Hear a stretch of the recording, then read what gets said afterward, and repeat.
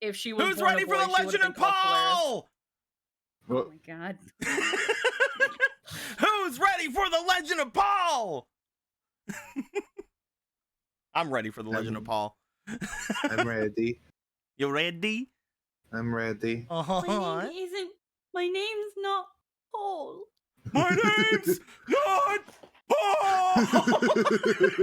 No, this is Polo. I have had to deal with my name being misspelled in a myriad of ways except correctly. Is this the Krusty Krab? And it is about time that I lose my shit. Tell them, Frank. It's time to stop. Is this the Krusty Krab? No, this is Polo. I'm not a Krusty Krab. And what is this dawned contraption? This dawned. Dawned. This is great. This is good. This is good times. I'm glad we're all here. I'm too used to improving as Paul. This dawned contraption.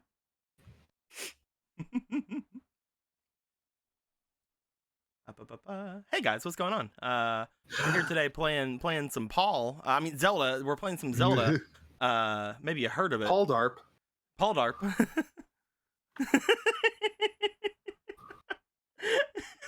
I just love it. It's just like it's just the time for Paul to get with Gallon. Oh my god. I'm sure there's someone out there named Paul who wants Gallon. I'm sure there. You know what? I think that I would be insulted if there wasn't. I'm pretty sure there's one person of every name that wants Gallon. Yeah. Let's be real. Yeah, this is very much as is intended. Sprechen Sie Witch. To Paul. I'm taking that.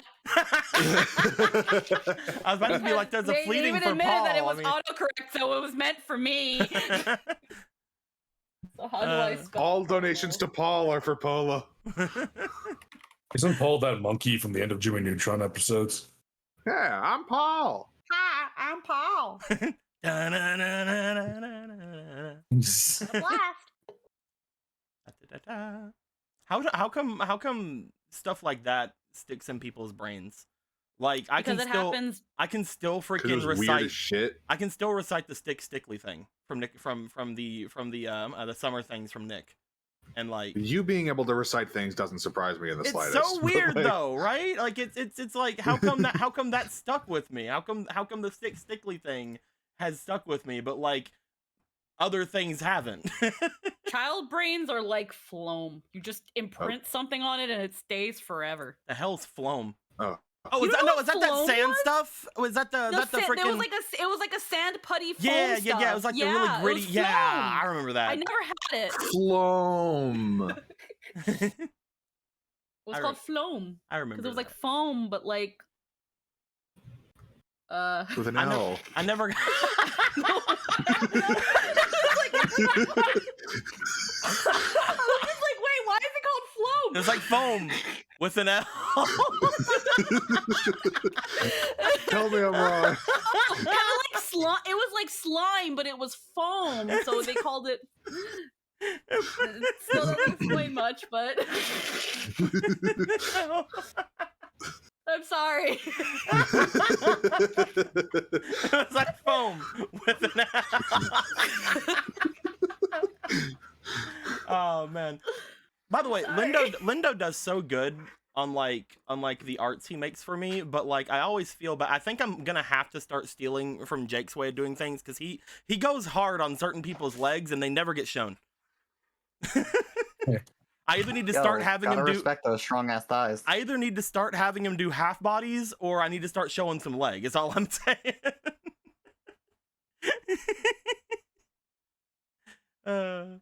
There's some pretty good ones that he has recently No, given never to me. show legs, says Lindo. Never show legs. You But it's leg day. You go way too ham on the legs for me to never show them. It's leg day, motherfucker. Every day's leg day in Lindo's book. Oh man. But yeah, hey guys, welcome. How you guys doing? Yeah. We have a couple of things to do today. A couple of things on the docket to do. Yes. A couple of which are going to be catching up with some things we have planned on doing, and mostly just potentially getting everybody ready to move on, because I know how much they love staying here in the city. But eventually we have to move on. We have to keep going, right? Like I got to stop them from staying in the city. They love it so much. So we'll see how we can do that in a little bit. How have you guys been doing since the last game? Since all the heckin' do's and don'ts, getting used to your last time here in the city you love so much. You're saying that we like being here? I'm telling you, It sure is a city that we've been to for half of the campaign. Maybe Ow. more. Ow. And yet we still don't know where half the shops are. Okay, I believe you. I mean, what the fuck is that even from? I don't know. Did you find that? Oh, I man. remember seeing it in like a Kingdom Hearts in a nutshell thing. Oh yeah, that's the dude who does like the Monster Hunter ones and like the Smash Bros one and all that crazy bullshit. Okay, I Christ. believe you. Okay, I believe you. sometimes I wanted that to be a button. Okay, I believe you. It's so good. And then also, of course, I had to get the Filthy Frank one. It's time to stop. Well, yeah, that should be a staple. You Mhm. look like a thirsty bitch. Oh, never before have I been profiled so well. Anywho, I've gotten a couple new buttons to play with. Hell yeah. I will not abuse Hell them. yeah. I will play with them. Abuse the fuck out of them. All right. Just really abuse the buttons. Just do it. Yeah. Abuse them. Use them and abuse them.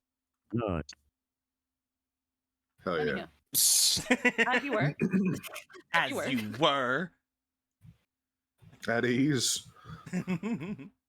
But yes, I think that it's a good time for us to say goodbye to Big Chad. Goodbye, Big Chad. We're out of here. You know, we don't need you anymore. Blah blah blah, all that good stuff. And We are currently, I guess the first shot is as tradition is going to be over something completely unrelated. As we were looking into the bath time, showing Ronan and dog Gorthos from literally like 40 or 50 sessions ago. Yeah, that's just never going away, and I'm fine with it. Yeah. Because we didn't get to show them off at the end of last game, because there were different things going down. We'll probably go over those before we start today, but we'll save it till after any sort of recaps. Does anybody want to do the recap today, or am I going to be rolling? I can do it. Go ahead then, Squeaky. Okay, so last time we reconvened once again at the house because we were still in Castletown. It's great.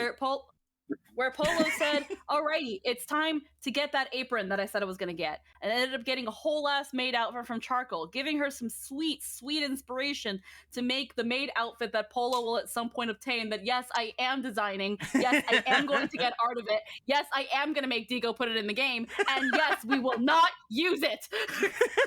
It's going to be used immediately. It'll be used immediately and then maybe never again afterwards. We have to find reasons. We have to find reasons to keep you in it. I'm going to make a I am designing a sheep-based maid outfit. No one cares but me, and that's all that matters. I care. Yeah, this is factually incorrect. Holy fuck. Give me my fan Don't service. die. Oh, my throat just, okay, anywho. Oh, that didn't feel good at all. Anywho. Okay, so, Ronan and Ilbra came back, and they had the ingredients to make the bread. And Polo made that bread with some marmalade on the side. But oh no, Polo, the clock's almost gonna strike midnight, and the magic is gonna wear off. It's a good thing you're not in fucking Cinderella. Instead, you're in Zelda. But the drawbridge is going to be going up. You don't have a lot of time. You don't know where your dog is. So it's time to hop on the Magic Frog and fly across the city on a frog. Hero! I'm holding out for a hero. Yeah, no, initiate Shrek 2's I Need a Hero sequence as we traverse Castletown in rapid speed to jump over the drawbridge, scare the shit out of the guard, and land with our bread. And I mean, maybe we popped a seam or two because the maid dress that Charcoal's letting us borrow is a little bit on the faultier side, but it looks cute. Also, everyone was wondering why the fuck she was in a maid outfit, but it's no time to explain. Also, it's a prototype. Polo takes the bread to the Bishop of War, and they have a lot of conversation. They have conversations about what could have happened with Polo's father. We learn about Polo's stepmother, Veskar? I think it was Veskar. Mm-hmm. And that she was actually really obsessed with Polo's dad and might have been the one who killed him out of being a spiteful bitch. Because goddamn, how dare the love of her life fucking rebound and take on a human wife. She probably would have been fine with the breakup, but it's that he went and found another bitch. Where the hell are you? And had a kid with them. We don't know yet, but it's probably that. And the Bishop of War was like, yeah, I also make the contract to keep the king alive. It's also because of this contract that the king has not gone and as such, I can't find the rest of you. we're here in the Castletown map still. Oh, okay. I was trying to find it. Oh, you're turned sideways. That's why. Okay. Yeah. So the Bishop of War points out that it's also because of this contract that is keeping the king alive. That is also the reason why the king has not gone on a genocide campaign to kill every fucking demon. Because he was really considering doing that. Either way, they talk a little bit and Polo says, well, Demon Con's gonna be happening and we don't know where Matilda is. And the Bishop of War said, huh, you don't say. Well, I'm just gonna open the door and break off these chains because I could have done this the whole entire time. I could have left at any moment, but you see, I'm a man that likes to hold on to my deals. Either way, he makes his way to the king, but we're going to put a pin on that. Because meanwhile, while that was going on, Galen decided to take Ronan because he couldn't find Kuro, and that they were going to go with Gru to do this weird fairy jar mud, you can't do that anymore thing. And they go there, they talk to this weird freaking bony dance troupe that is covered with clay mud, and they speak death rattle the whole way through. And through some bargaining, Galen was able to convince them, hey, just fuck off this fairy fountain. There's one in the desert. Go to that one. No one cares about that one. It's going to be a bit of a trek, but just go to that one instead. give Gru his money and just fuck off. The entire And it time, there's happened like to a work. Gallon lifting up the side of the video bar, pointing down to the backstory episode where he found that one, and it was completely fucking worthless, giggling the entire time. And and they're like, thanks, Gallon. Thanks for telling us about that. Thank you. And thank you, Ronan, for being here too. We appreciate your presence. And Ronan said, wow, thank you. And and as they were about to walk off, they shook hands a couple times, but they were, because of the weird fairy mud being anti-magic, a weird defense mechanism sparked in Gallon that he didn't realize, and that was how Gallon obtained the occultist class. And now he has finally unlocked his 3rd class. I hope everyone thinks it was worth it. I think it was. It was kind of cool. Arma was there too. She didn't do anything. Either way, they decided to go straight home afterwards. Then we go to Marco, who wants to go check up on Hosier.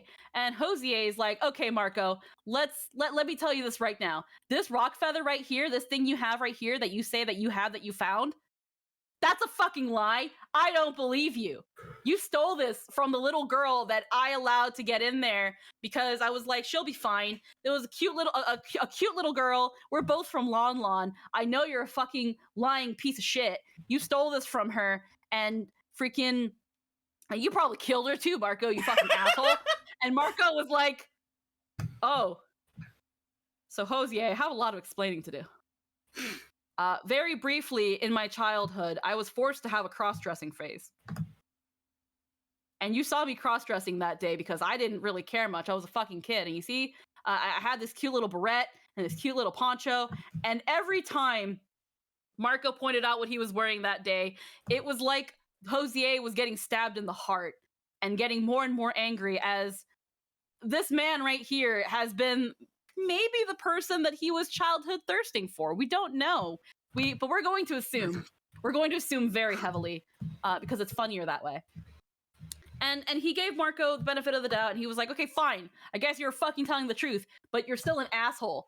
And here's your stupid feather back. And here's the stupid hair clip too, because I kept it. I kept that girl's hair clip. It's not creepy. Shut the fuck up, Marco, you asshole. And that was that. Hosier is now trying to tell himself that he is not gay, but it's okay, Hosier. You're not gay. You're probably just bisexual. It's fine. We're accepting here. You'll be okay. You'll get over it. Anyway, Gorthos also went to the castle that day, but he went earlier than Polo, and he went to go see Theodore because he's got to get this fucking ring done, and he needs an inscriber. And he heard that Theodore was set inscriber, and he said, Theodore, my man, my bro, my buddy, my pal. I heard you're an inscriber. I have a job for you, and I know that you sure do like you some info. And Theodore said, I like me some fucking information, buddy. What do you got to give me, brother, old pal? And he was like, there's some shit going on in the town, and I think it's pretty crazy. And he was like, yeah, okay, yeah, that's some spicy information right there. You know, I have this camera. No one knows how to use it anymore, but I remember it because it actually turns out that I'm a ghost. But before I get into that detail and that spicy information, I also have here a picture from the Sages of Life's Instagram account that also shows someone that looks like Polo's brother Vega. Do you know who this might be? And we were shown to this sexy beast who is it's Polo's other brother. it's Polo's other brother. You can't call him that, Squeaky. That's your brother. I don't know, man. He looks a lot like Vega, except for the fact that he's got longer hair, weird horns, and a whole different ensemble. But no, that's Polo's brother. No. I want her to feel bad.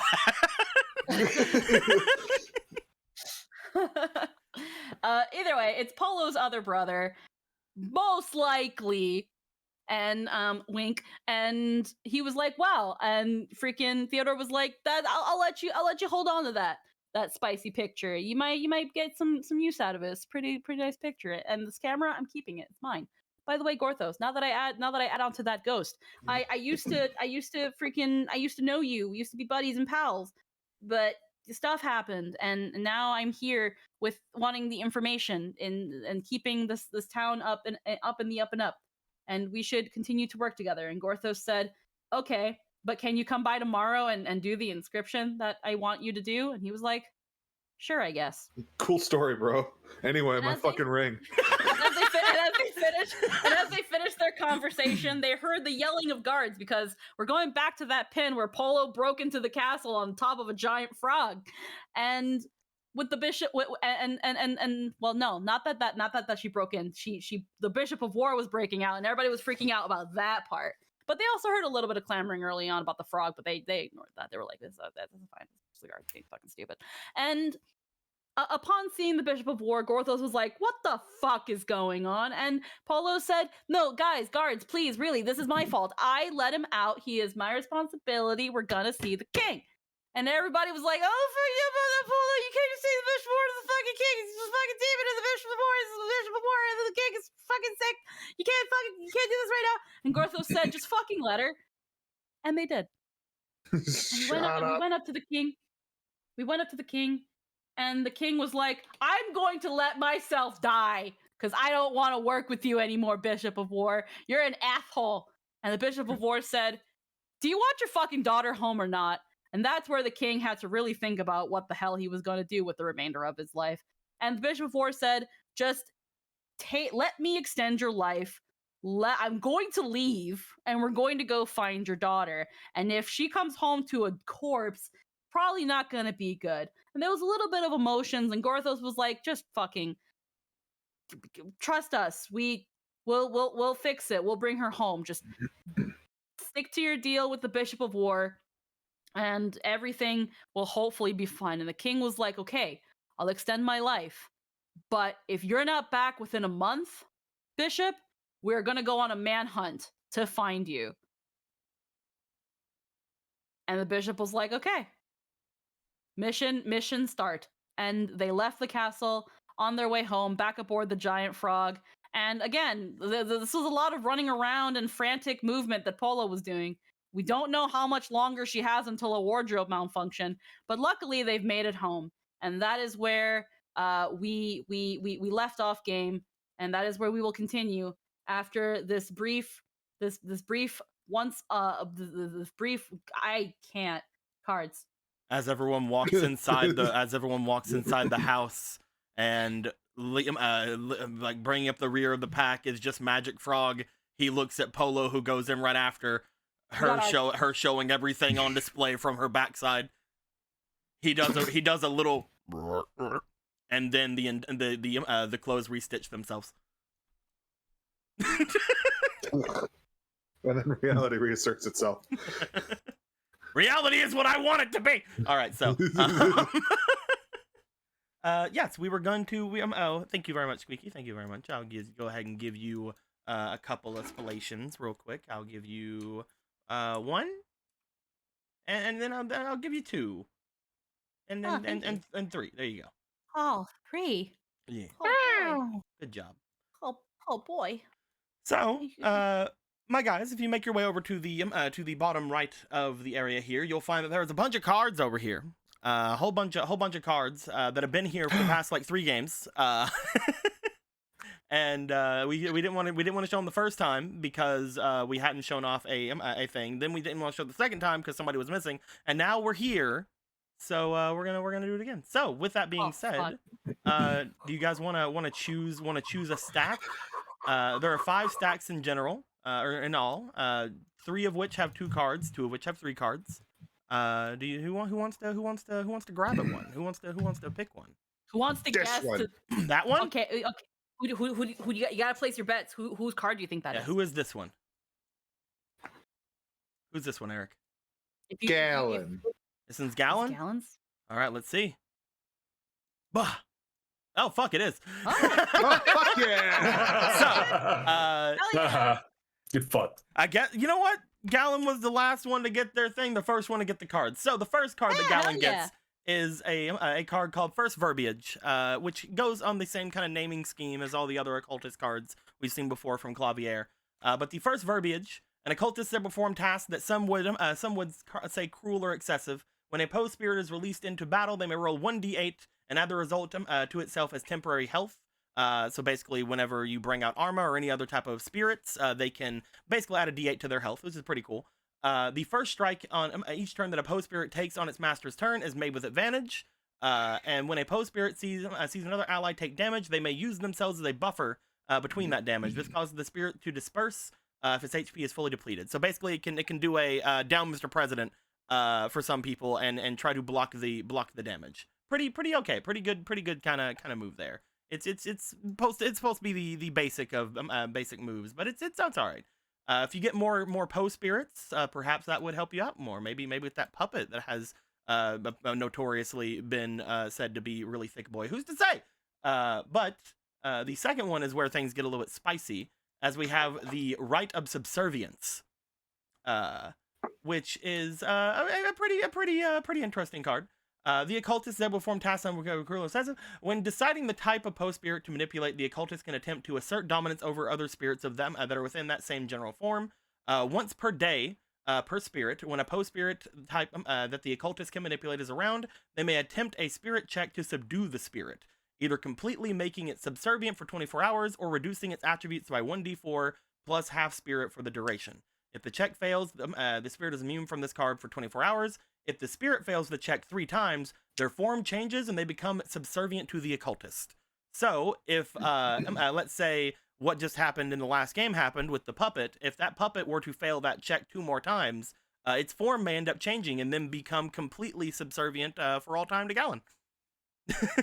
Holy Moses. Don't worry, I'm a good guy or something. Yeah, it's fine. It's whatever. Hey, Mr. Go Master. I will bring up that right now the type of spirits that that Galen can manipulate without plot intervening are sword spirits. Some people that are similar to Arma. So anytime you guys could find some sort of spirit of some sort of a weapon spirit or sword spirit, then that is something that he can do this with. Otherwise, you can do it whenever the plot dictates you can, such as again when the with the certain type of puppet spirits and things of that nature. Basically, ask me, hey, can I try this? And I'll be like, yeah, just roll it with this, we'll figure it out. We'll just kind of play that part by ear, but mostly sword spirits. Here's your two things, my boy. Both of them are basically, you can use them whenever. They're both basically passives. They don't have any sort of Doritos associated with them. It's okay, I have enough Doritos. Exactly. Yeah, A whole fucking bag. That was a Doritos. part of me whenever I was making your cards. I'm like, I kind of want to make his cards here not have any Doritos so they don't work with his fucking other crazy bullshit with his Doritos from his witch stuff. Well, you've already said I can't use Metamagic on anything except witch cards. I know that I forget that a lot of the time though. Because I'm a dumbass. Man, look at all these I deeply recommend, my man, that you get a fucking notepad and a pencil. Dude, I can't keep everything up in my brain. The other day That's what when I'm we were in, telling you. when we were in He's 5 telling darts. you. The other day when we were in 5 darts, I literally forgot that one of the things that a card could do was stop monster effects, and neither me nor Emerald even noticed until the end of the duel. The thing though is that I remembered it for other cards, but my one card that I wanted to play, you see. And I'm was just like, like, "Ah." herpy derpy derp. It's a card I made. I'm just completely forget it. It's fine. All right. Well, Good job, Eric. You know what? You chose it and you guessed right. I'm gonna give you a fleet. Or not a fleet. I'm gonna give you a spallation. There you go. Good job. Thank you. Who's next? Who's gonna choose next? I'll choose All right. this Ooh, Spider-Man. Who are these? one. The polos. This one's are polos. Let's see. They is, yeah. Oh my god! It is polos. Okay. You guys fucking cheat. I'm kidding. No. Go ahead and give you another Marco. Blah, blah, blah. Hell yeah. So I saw what that card was, so I'm going to put it over here. I believe the one to talk about first is the one right here. So Polo. Not, I was wrong. It's this one. Polo. First things first. The reason you have 3 cards and the others have 2 is because you also have this, the High Demon State, which is basically the plot card you are going to be getting for this different area here. The demon has opened up their senses due to a self-established vulnerability to climb to far grander heights. Demon heritage now triggers at half health. This is as opposed to a third health, which is written on your other card. And while under the effects of their demon heritage, they can sense magic around them at a glance. regenerate 1d4 health each turn, double any stat checks they make, not just attacks, not suffer exhaustion because of their demon heritage, and add 2 squares to any movement. However, if you are ever defeated in this state, you will suffer immediately 3 levels of exhaustion, plus 1 for each hour that you do not rest afterwards. So you could literally just fucking die if you were ever defeated in high demon state. Can't wait. Fucking kill myself. You know, fun. It's fine. Join the exhaustion club. Other than that, we have a couple of things. One of them being what your tamer class has given you. You have the Emerald Eye Orion.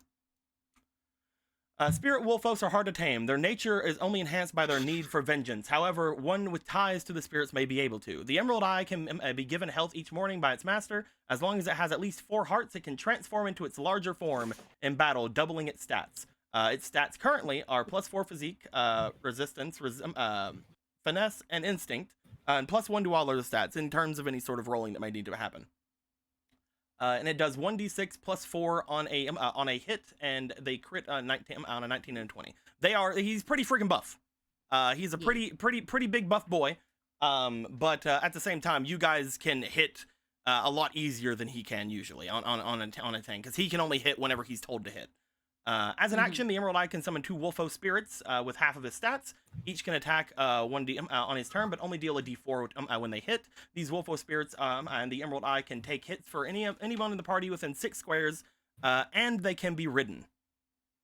So you can ride them. You can ride those boyos. You get on them and ride them around and do fucking run around. Need to move faster. Borrow a Wolfos. Yeah, just borrow like a little Wolfos. You know, it's fine. It's Deja vu.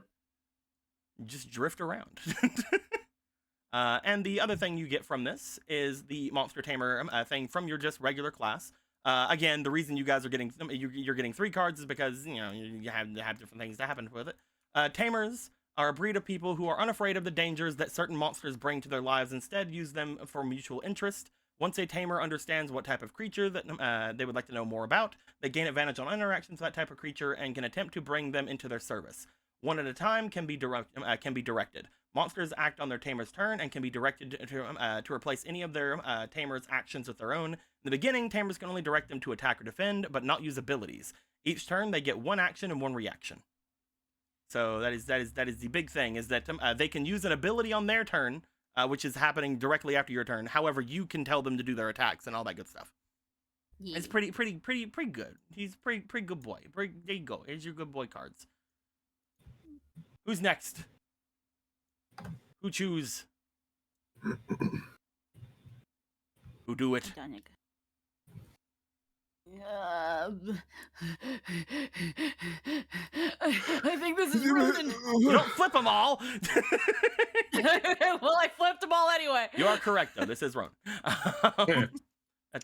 First things first. The reason you're getting 3 cards is because you got the thing. You got the freaking little crystal-y thingy, Ronan. You got the thingy. It's true. So you have now River Zora magic. The River Zora have honed their magical talents for an advantage in combat. The River Zora have a natural resistance to magic. They resist all magical effects other than electricity, which they are hit normally by. Because of this, their natural bodies are neglected and are weak against metal weapons attack. You don't have that because you're not actually a River Zora. The River Zora can replace any number of their attacks with a fireball, 6 squares, so you can do it up to 6 squares away. This attack hones in on the target when fired, giving each fireball advantage to strike. This does 1d4 damage plus magic. While holding this trinket that gave Ronan this power, they are immune to the dry condition. You cannot be dried. You will remain moist forever. You are moistened. You are forever wet. Hell yeah. As long as you keep over a close. Anyway, it's just constantly sweating. You as well get the Monster Tamer card, just as Squeaky did. So that it's basically the exact same card. Squeaky, hers is for spirits, yours is for beasts, basically. So you can try to go up to different beasts and try to get them on your side, or Squeaky can go to different spirits and try to get them on their side. The spirits that Squeaky goes for have to be specifically like monstrous kind of spirits. They can't just go up to Arma and be like, mine, I take from Gallon, bye. But you know, they're more specialized with their thing. You can just grab any whatsoever. Just go up to be like, "Hey, bird, you're mine now." With that being said, you do have a specific card, just like Squeaky Dad. You have Magic Frog. Magic Frog. Mm-hmm. Yes. The frogs of the Lost Woods are natural explorers, and they end up in some crazy places and situations. Their best trait is somehow living through said encounters. The great Magic Frog, having been lost at a young age, he devoted all of his time to the study of the magic arts. He can cast any spell that he sees, but forgets it right after the battle. He has +4 to magic, experience, resistance, diligence, and +1 to all other stats. The Magic Frog may attempt to cast any spell that has been cast during the battle. He can attempt to grapple opponents with an attack with his tongue within 6 squares. He has a +4 to that attack. And then he can restrain any of them in his mouth with another grapple. So if you wanted to, you could literally give up 2 of your moves to just have him eat someone. He can eat someone and then cast a spell if you wanted to. Yeah. I mean, he'd have to cast a spell on his turn, but yeah. Yes. With his little action. But yeah, there you go. You have your little things here. I'm gonna give Squeaky their inspiration. There are 2 left. Who's This one, Gorthos. That Let's one's go. Gorthos. All right. Oh, fuck. You're fucking right. Oh, Yeah. We'll have to see if you guys can get the last one. Fuck, I could never guess it. So, Polo. So the things we are getting Zelda. here is we are first off getting Gifted Strength, which is a redo essentially of the one that that Clavier had, but we'll go over it again. The vassal of a great divine spirit gains the ability to call upon a portion of their master's strength when it's in dire need. Any stat check made by the vessel can be rolled with the vessel's highest stat +1 by using a use of this ability. You are going to have uses of these abilities. That's why there is a Dorito around. So I'm going to move this Dorito over here. This may be used as a reaction to apply to saves as well. As an action, you can release an amount of your patron's power from yourself to attempt to stun an opponent with a magic versus spirit check by using one use of this ability or a stamina. Use of this ability can be recharged upon making an offering to your patron. So you can get more uses of this other than the one you start with by being like, Zelda, can I give you back rub? That's ridiculous. No, that's ridiculous and unrealistic. Zelda, Gorthos has made you this battle axe. Oh, thank you, Gorthos. I love it. It's just It's just Twice as big fire as with a her. bunch of other weapons. I'll put it with all of the other amazing gifts. there's this treasure trove of like fantastical fucking magic items. She just Like a goes chip- over, she opens a chest, puts it in, closes it, waves her hand over it, the chest disappears. Marco's like, so that's how those chests get in the dungeons. I see now. It's like a fucking her reaction's like this is exactly the same as a kid who gives her macaroni yards for their parents. Like, oh wow, I love So it. that's how it works. With that being said, the more unique and more fun card that was given into here will also potentially have a Dorito to it, but we'll figure that out. We'll see what that's all about. Devoted Smite. The vassal of the great divine patron gains the ability to call upon a portion of their master's strength to protect their bond. Upon striking any form of attack, you may choose to use the use of this ability of any ability you have access to deal an extra 1d4 holy damage to your foe. This can stack, which means you can use more uses if you would like to. You can just super holy strike something if you'd like to. However, it will use again a lot of your Doritos. After using this ability, the vassal may attempt to a spirit check DC 13. If they succeed, this ability gains a use that can only be used to smite. So you can get like a little lopsided Dorito on here to only smite with. You can't use it for any other means. These uses do not disappear until they are used. You can stock them up as well over like the course of 30 years and super smite someone. Man, just like in 5e. You know, I've never been more happy to have charges for disarm until now. You know that thing I've never fucking used? Yeah, I'm gonna get some use out of it now. Yeah. Arts we have finally getting used. Pog. All right. Anthony, it's your turn to pick.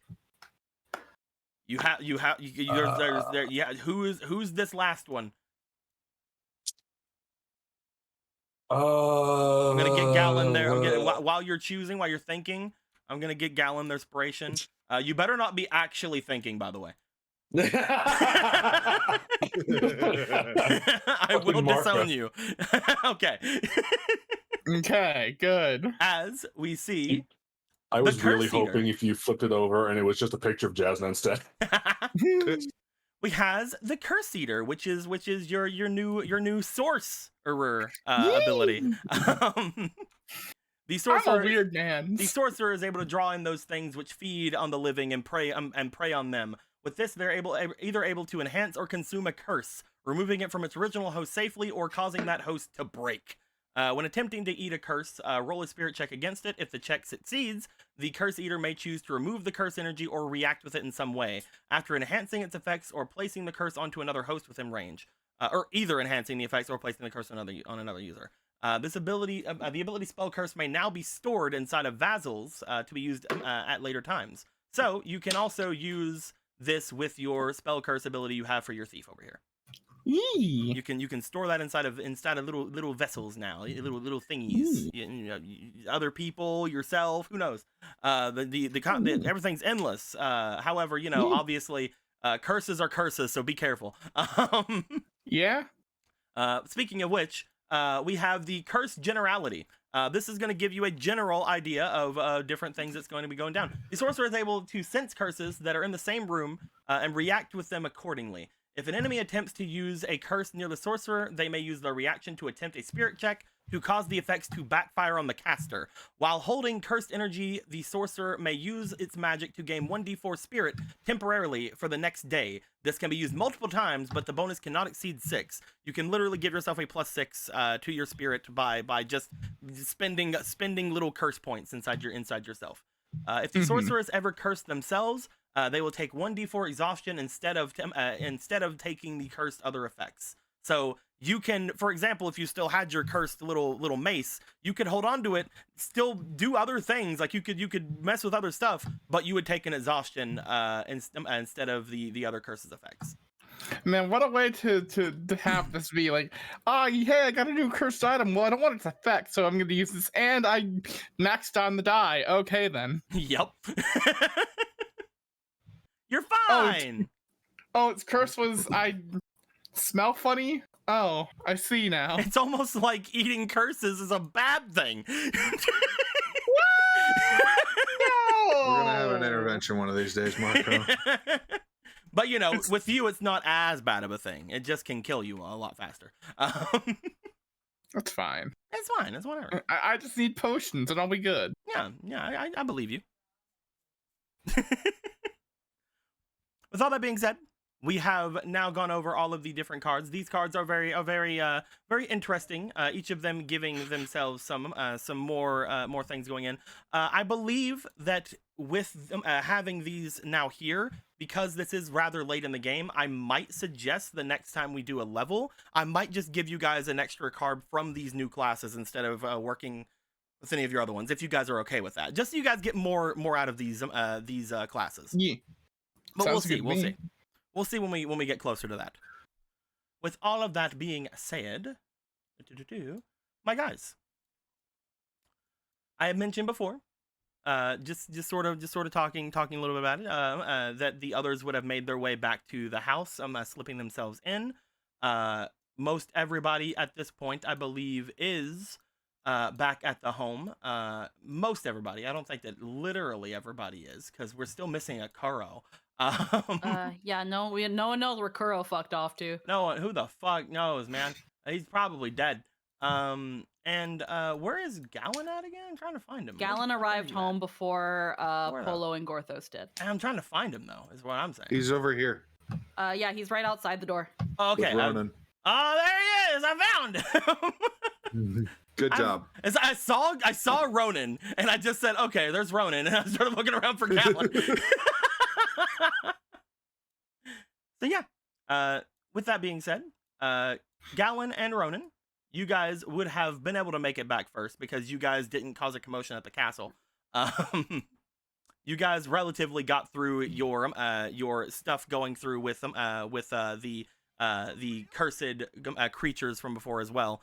So whenever you guys would make your way back with Gru in tow, Gru would stop outside of your guys' house. He would basically look around, like over towards you guys, bringing out the bottle as well as the cracked bottle that he had gotten as well. As he looks to it, hey.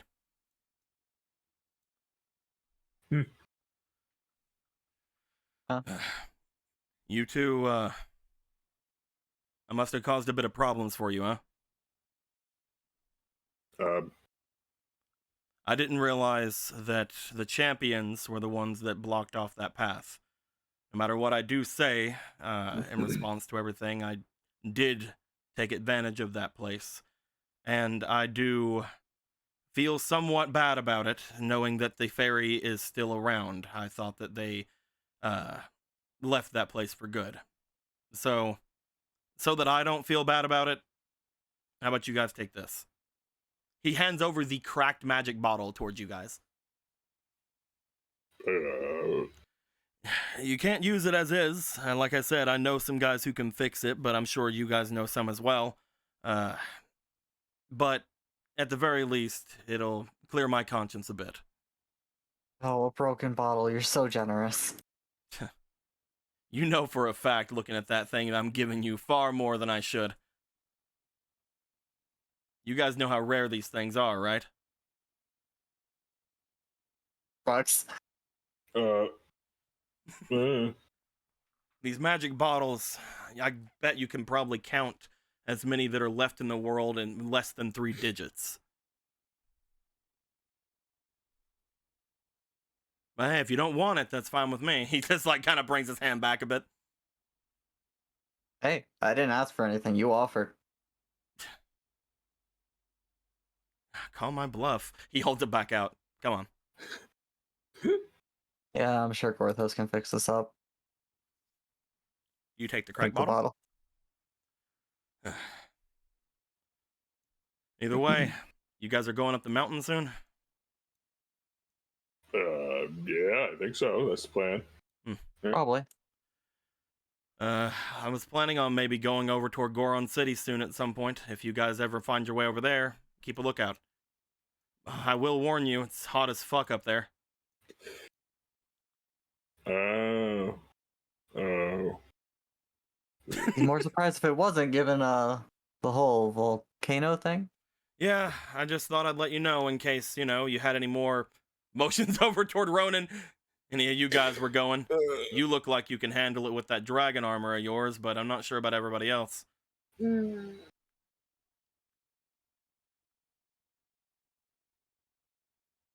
We'll figure something out. I heard there's something you can do. If you have some really cold ingredients, you might be able to resist it somewhat. You'd have to have a potion maker around you or somebody who's really good at cooking, though. Just a hunch. I think you have those. Okay, It's like he can good. see right through us. Good to know. Put something really cold in a pot and see what happens. He starts walking off. Cool. Thank you. Puts a hand out out over him and just sort of waves. As he walks away, heading off deeper down into the south of the city. Do you guys have anything you want to say to him before he leaves, or you want to you done with him? Get out of here, you nothing fucker. for him. Get out of here. He's you free to go. Hey, Little I jerk. didn't ask for shit. I know I caused him enough grief. I took away his cash cow. Fuck I. It seems as if he felt bad about the fairy thing. He's like, I thought it was abandoned. I'm sorry. Fuck. As that You need happens, to tell yourself to sleep at night, bitch. I'm gonna sleep really good. I've cleared my conscience. Fuck you. What a nice man. Oh yeah, heart of gold. You would notice, Gallon, as you are walking around, it does seem that Arma is staying out a lot longer than she usually does. As she's just sort of floating out beside you now. Little ghostly form, little ball, little eyes looking at everybody, going find them all. Anyway, you guys go inside. Yeah. As you guys do, you would note that out of everybody here, there does appear to be some people who have vacated the immediate area. Those who are in the main area now, from what you can tell, appear to be Charcoal has made their way out and about as they are now in their process of awake in the awake time. You do notice they have the bunny ears. As soon as you guys come in, they go ah, and then. But you would also notice that Rock is up, seemingly drinking some tea over on the over at the table. And one that you haven't really seen up here very often as of late, you would note that both Faraday and Atalanta have made their way up as well. Both of them seemingly just having a little bit of a drink break with everybody. As you guys walk in, those are the four faces that would meet you. All right. We should probably talk about at some point what the Zora should do. I remember promising we would do that, and then it completely slipped my mind. I'm right here. Because they don't know what to do. I should go whispering to Gallon. I'm playing.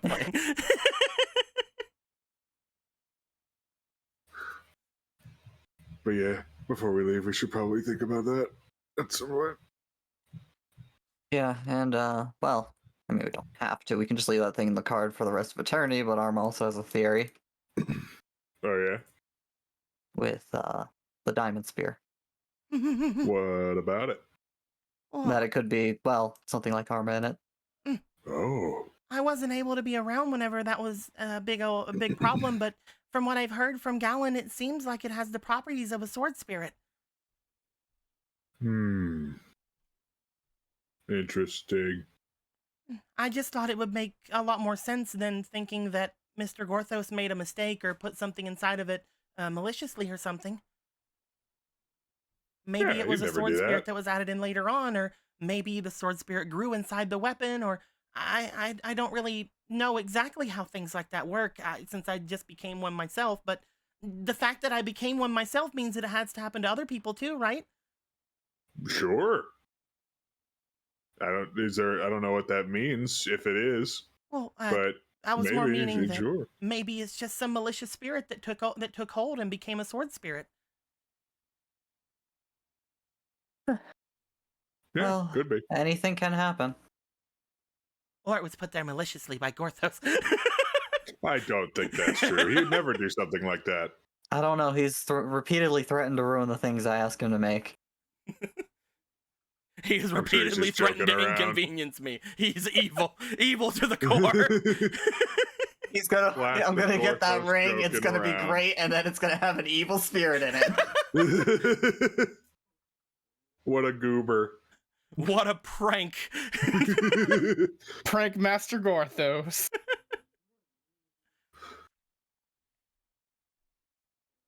Huh.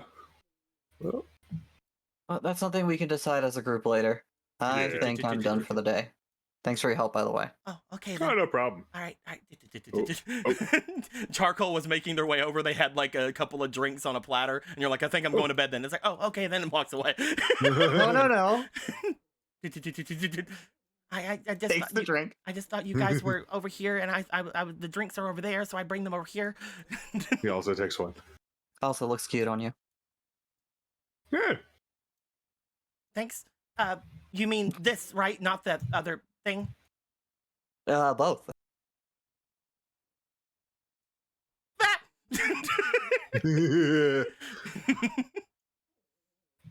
She darts into the other room. You notice that as she darts away, she does stop very briefly to hand down a drink toward Nimbus, and then dives inside the room. This is like a fucking baseball player, like sliding into the kitchen. Nimbus just sits there on the ground, his usual spot, and he just like takes it. He's just like, oh, and drinks.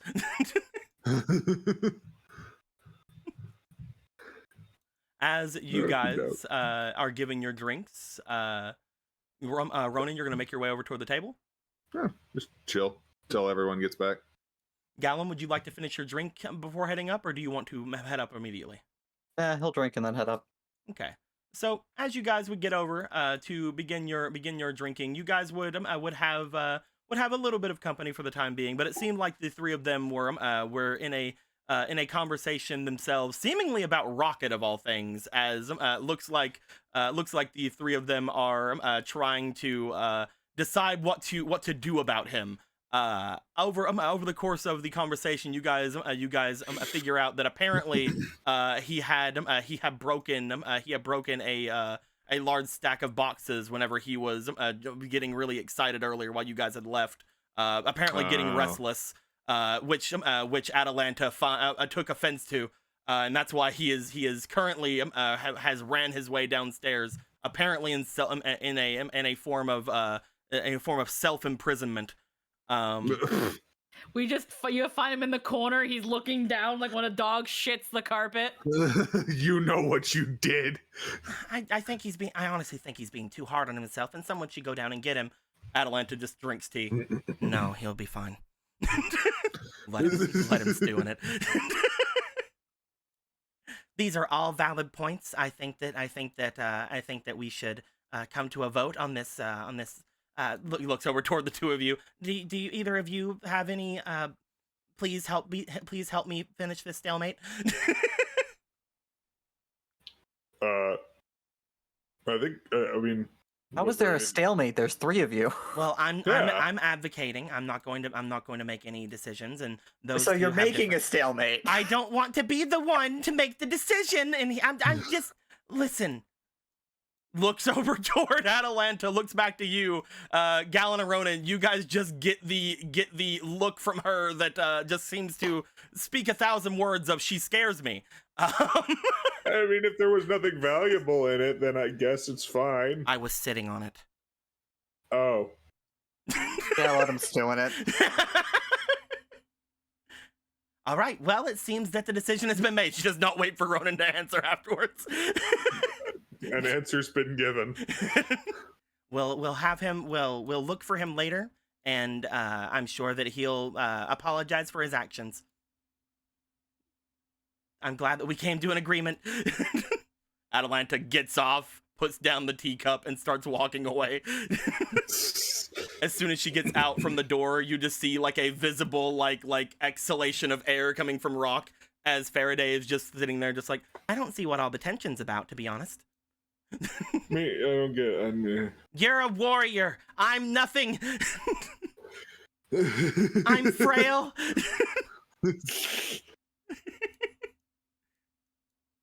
Faraday shrugs. Meh. As you guys are sitting and having completed the oh so hard task of coming up with a punishment for the dog, eventually you guys do see that the door opens behind, as the others would start to pile their way in as well.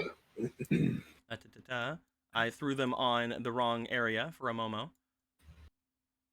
But yes, stepping inside, you see immediately first is a Gorthos, followed by a large man that you have not seen, followed by a Polo, followed by a Argo, and then squeezing,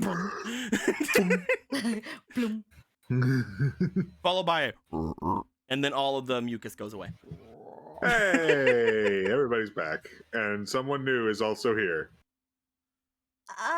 That is the largest Zora I've ever seen. I can explain. This is the You largest never met frog. Zora. This is the largest frog I've ever seen as well. Oh yeah, that's Magic Frog. He's great. You say you never met Gora. He just looks over you. Oh, you mean the kings of the lands below? Yeah, I've never went to their domain.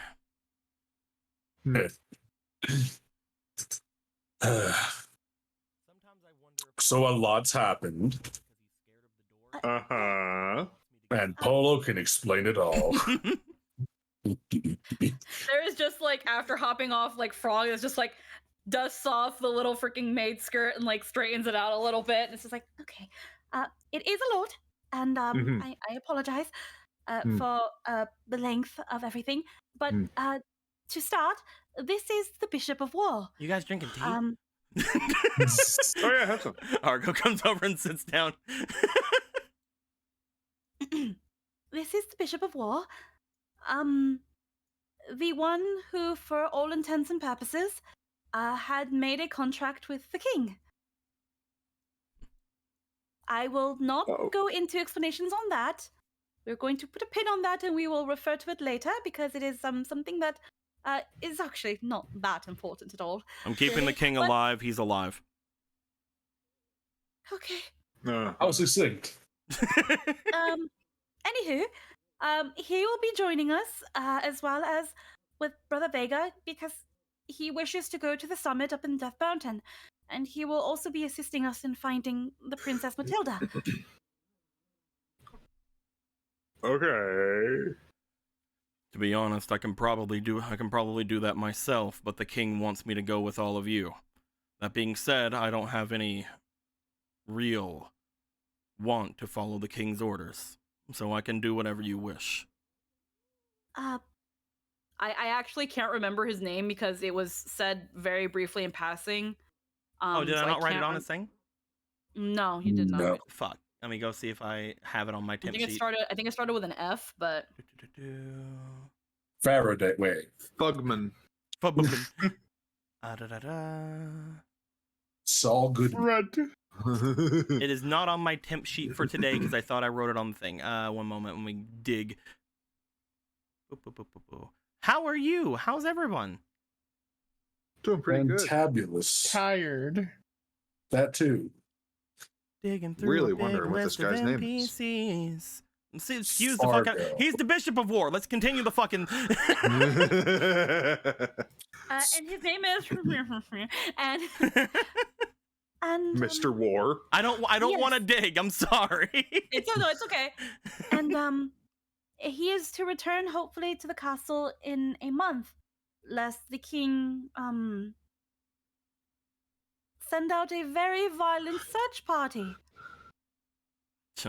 and maybe try to genocide us again.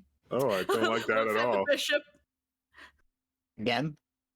Well, ever since the incident with the queens, if I am remembering correctly, Your Grace, the king was ready to genocide every demon he could find, if not for your contract. You are mistaken. He was willing okay, to good. kill everyone in my troop. Oh, okay, good. Okay, good. That is still bad, but not as bad as demonic genocide. It is because that I gave myself up that I was able to save most of my men, but also it is because of that the different stations have been given quarter for demons in Hyrule. The fact that when 2 or more of us move, that most cities become agitated is because of those rights that were created those years ago. That being said, he has not made any hostile moves toward our kind. In fact, again, it was my men who made the move against him. Mhm. They're lucky that all of them can breathe. Most of them probably can't. Mhm. So, yes, he seems to have some knowledge. At some point, if Brother Vega is still here at home, I can probably introduce you to him, if that is what you want, Your Grace. He keeps looking over at you every time you say your grace. You realize that you have been calling yourself a princess, right? Yet you Yes. refer to me as your grace, as if I hold position over you. Looks down. Looks It's up. like, you know. He does have a point. Looks at everyone. Yeah, I was kind of wondering what that was about. I thought it was the best way to stay cordial. I am a nobleman. I am one that held my own land before all of this and had my own armies. Bishop is a title that I did hold at the time. That being said, if you truly have a position of princess, you can call me sir, if you'd like to give respect to my position, or you can just refer to me as bishop, or whatever it is you wish to. Your grace is Bishop. not Sir Bishop. Sir War. I will accept whatever you wish to give me. It's just weird to hear you say your grace. If that is what you want to call me, however, I will accept it. Well, it's because bishop is also what they use for classing in the religious entities, and they are referred to as your grace. Yes, that's what I was. Yes, you understand where I'm coming from, sir. When do clergy hold position over royalty? Depending on the royalty, judging by the history of certain We've never had nations. royalty, so you make the decisions. There has literally never been a demon king ever since, well, anybody's recent memory. Let alone a demon princess. I believe you would be the first of that. Congratulations.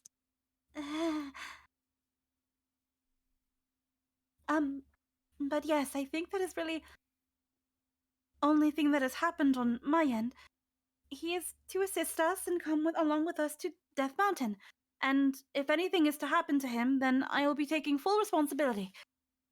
So I'm sure he will behave so that I don't get in trouble with the king.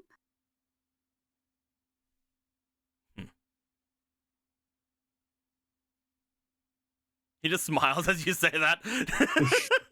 Please? Oh, the summit should be fairly uneventful. Maybe. The demon summit that happens every so often is usually on a set schedule. However, if what is true and Antares is dead, I believe that is what has rushed this one up as close as it has. That being the case, we could assume that we can find many different allies and enemies there. If any of them have seen the daughter of the king, then we can hope to find them there. But if she does attempt to force her way into such a summit, we will most likely have some sort of issue. If she's looking for demise, he looks down towards you, and apparently he is not coming. Where would she then go? I don't know. You said that they might await until Demise's arrival. I am going in his stead. It's a little weird to think that they're waiting for me now, even though it's not me. I'm not they're worried waiting. about them. My mission is to find Matilda. If she is waiting for Demise, looking into Demise to try to cure her father, and Demise does not show and instead you show, I do not know if she'll even show herself at all. With the magics that she's learned, I believe she could hide her presence in any number of ways. Either way, we must keep an eye out. I don't really care what they're talking about at the summit. They didn't specifically come and ask me to join, now did they? Probably didn't know that you were being contained in Hyrule Castle for the last decade or so.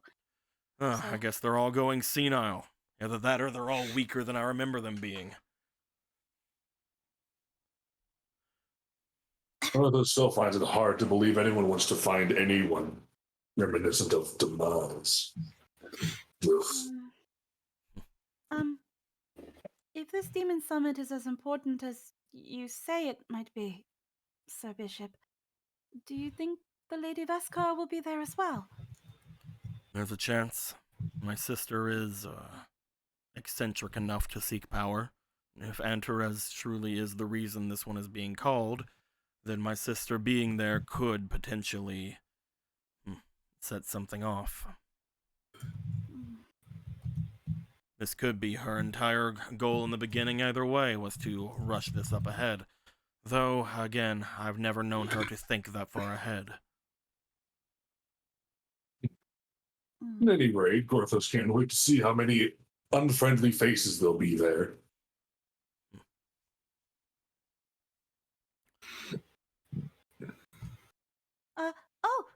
Gorthos, were you able to find Mr. Theodore? Oh, yes. We talked. We exchanged tales and anecdotes. He'll be coming around tomorrow morning, fairly early, to aid in the finishing touches of that item Gal wants. Oh. He also is a collector of ancient artifacts. Of course, those didn't think any pictographs still existed. Pictograph? As Gwilthus explains, imagine that small device about yay wide, this big, this tall, and it can capture a moment in time and preserve it. Portrait? You've also seen pictures before. You've seen them in the Sage of Life's room. Yeah. It's Oh, like a painting. Yes, but of, pocket portraits. in a sense, it's much faster than a portrait. In fact, he gave Gorthos one just before he motions to both Polo and the Bishop of War. All of that happened. It's fairly interesting, Gorthos thinks, of this particular pictograph. Why, yes, it's the Sage of Life and his demonic companion. Is his likeness obscured, just like the ones in his tower? Yes, the Sage of Life, but not his compatriot. Oh. Gorthos swears he might have seen him somewhere before. He can't put his finger. Where could it? Perhaps you might know, Polo. He holds out the pictograph. It seems like he's leading into this. Like Faraday's just like leading up. I think he knows Gorthos something. is indeed leading into this. Okay, good. All right. If you are I'll just keep drinking my tea. sure. She just kind of like He just holds it up. hesitantly pushes up her glasses, even though she can see clearer than fucking anything because she's still in demon mode. The glasses may actually hurt your vision. Spider-Man. Spider-Man. Fucking turns up the glasses, squints. Oh, okay, screw this. Takes them off, puts them on her little corsage thing, and it's just like, Wait a minute. That's my brother Hadar. That's where Gorthos saw his face before Vega's. Yes, but that makes no sense. We assumed, I guess, but brother Hadar is supposed to be on the mountain. That's what Gorthos said. How long ago was this taken? Just before everyone's minds got a bit scrambled.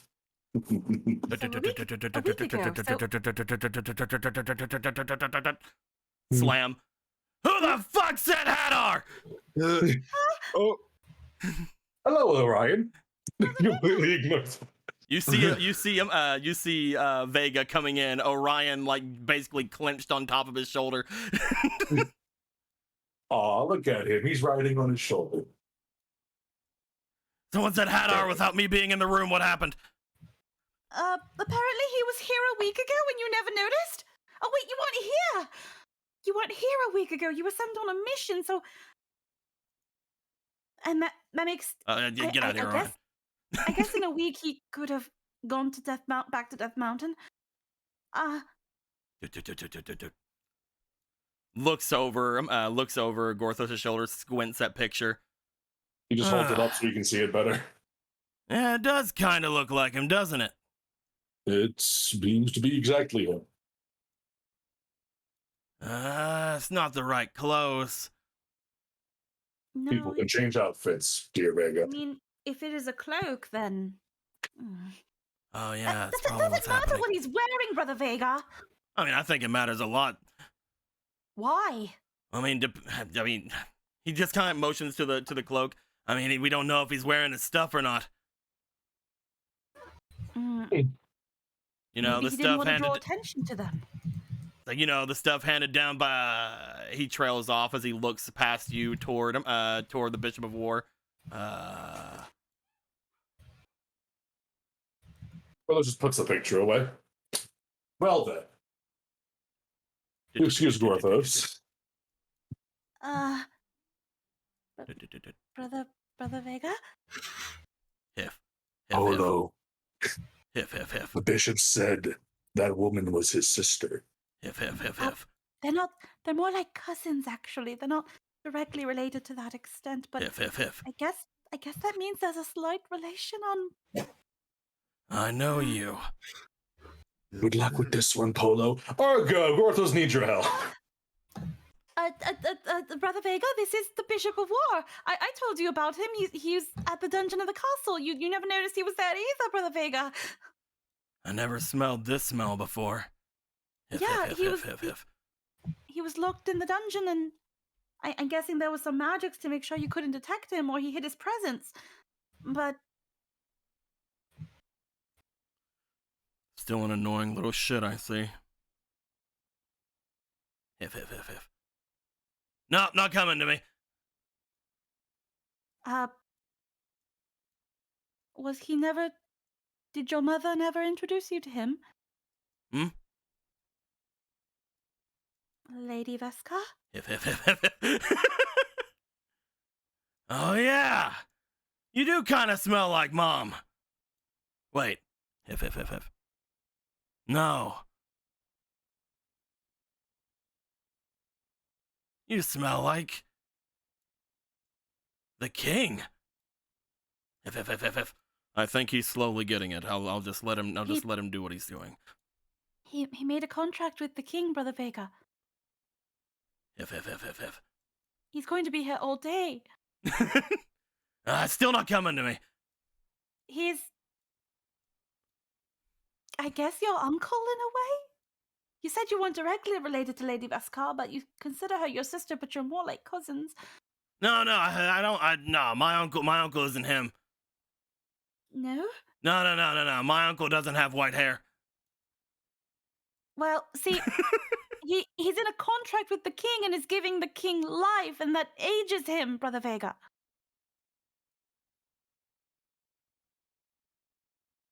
No, it's still not coming to me. You idiot. This is the Demon King, huh? Yes.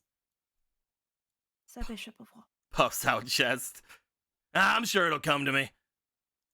If you guys talk about Hadar without me, just make sure it's something good. That way, whenever I come rushing up, wait a minute! Rushes over.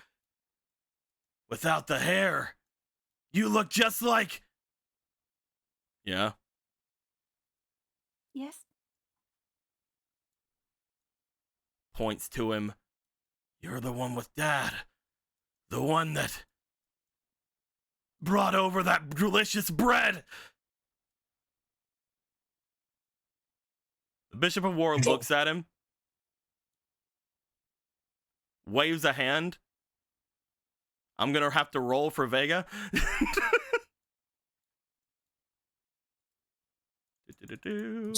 It's almost unbearable how stupid he is. Oh fuck, Vega nat 19s. Okay. As Vega disappears, only to immediately reappear because he fucking nat 19'd. What just? I tried to banish you, but apparently you don't want to quit. That was. Whoa. You teach Quarthos that. Maybe there is something to you after all. I feel a sense of actual pride. Strange. Is there more of that tea? He starts walking away from Vega. Polo, what just happened? I feel nauseous. Oh, okay. Maybe. How about you sit down? Yeah, I'm gonna go sit over on that on that beanbag over there. That's magic frog. Ronan. Vega goes and sits on Magic Frog.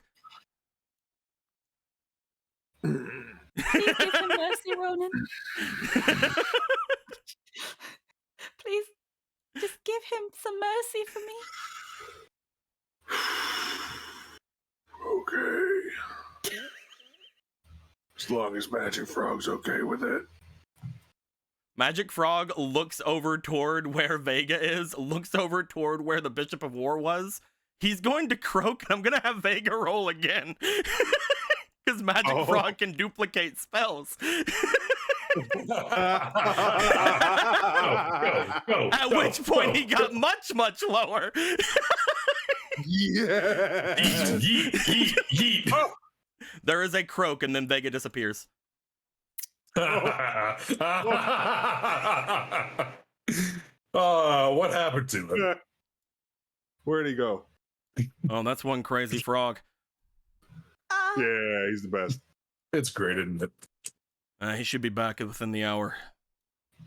Where does he go? Where did Magic Frog send? Where did he go? He shrugs. I've never been banished. Oh, that's gonna be an interesting story. You just see the Bishop of War looking to Magic Frog like, I couldn't fucking do it, but this thing could. What a good frog. Listen, he's got 2 million years on your ass. Yeah. Oh, he's as old as I am. Okay.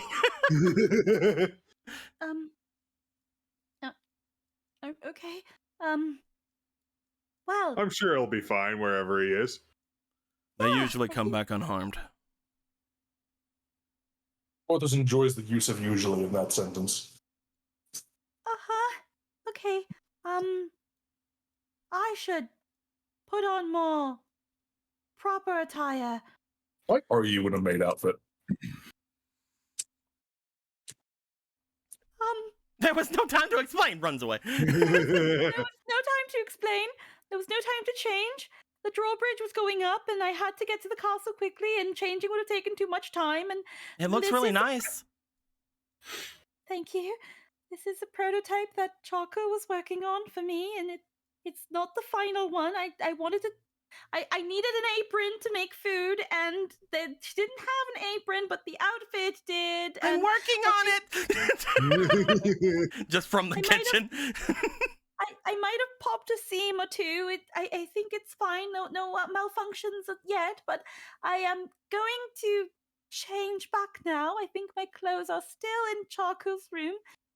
And if anybody has any need of me, she realizes just in case the skirt has a malfunction, she just like puts her hand to hold on the skirt like on her butt, and it's just like, and if anyone should need me for any reason, I think I am going to retire to my room and continue with some concepts because I was working on things. Yeah. Okay. You make potions and stuff, right? That's like a thing that you do, right? I dabbled in potions a curious bit once ago, but then I kind of appreciated cooking more. So I Oh, I see. But he said cooking as well, didn't he, Ronan? Did he? Yeah, he said if you had somebody who could make potions or somebody who was good at cooking.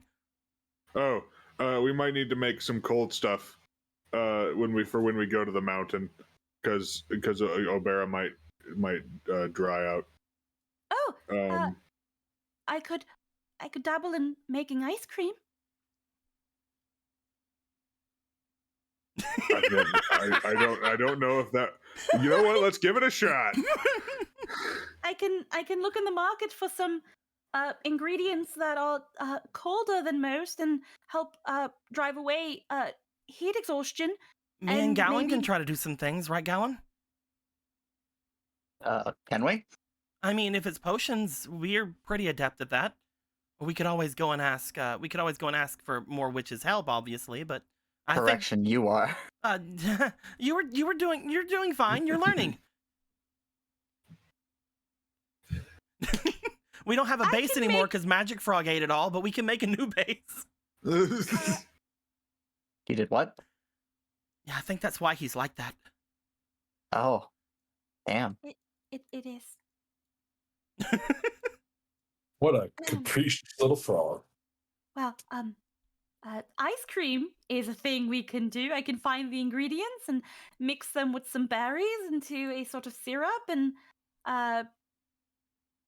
we don't have snow. We can make snow. I will put that in my list of things to do tonight before I assist Charcoal, because we're going to work on things together, aren't we, Charcoal, as well? I'll also mention it was specifically the Goron village that was said to be extremely hot. If you guys were to make your way there, you could also sort of potentially think that maybe the Fire Temple as well, but probably not everywhere in Death Mountain. So you might have some time before you have to worry about it. You know, we just have to avoid all the pyroclastic flows. No one seems to have warned you about it going to Demon Con, basically, is what I'm saying. Yeah. I will dabble in some recipes that we can utilize cooling ingredients, whether it be ice cream or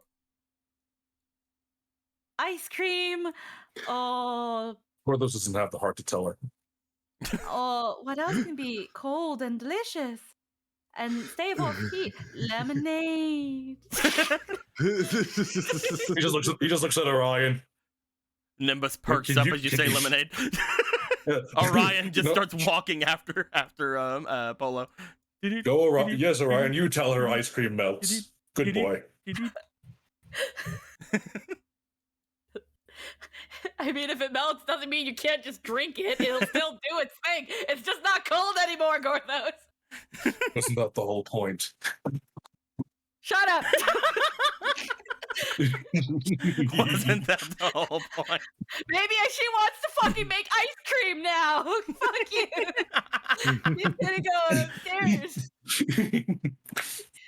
God, introduce you all to the wonders of ice cream, and you say, Polo, it's gonna fucking melt, you assholes. As Polo leaves, and as he listens for Polo to get up to the top, the bishop does turn to all of you. As I said, I'm not here to try to make any of your lives difficult. I can do everything on my own if I need to.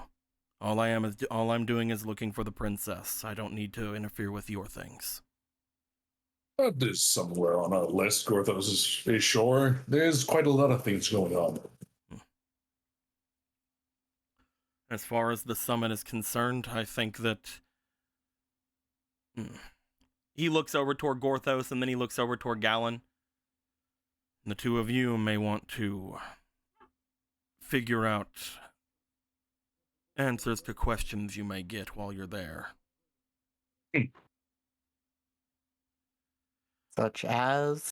Well, the idea of the male Gerudo does spread far and wide, and a lot of demons do seem to share some sort of kinship with those of the sand, even if it is just their long lives having known one of them or another. More likely than ever, though, it would most likely be talking about your witch heritage. As he points to you in Argo, witches and demons kind of go hand in hand, usually. We are a magical race in a lot of different ways. That being said, most witches don't attend the summit. They usually stay away whenever the summit is being called. Over at Spectacle Rock, I believe, is their favorite haunt.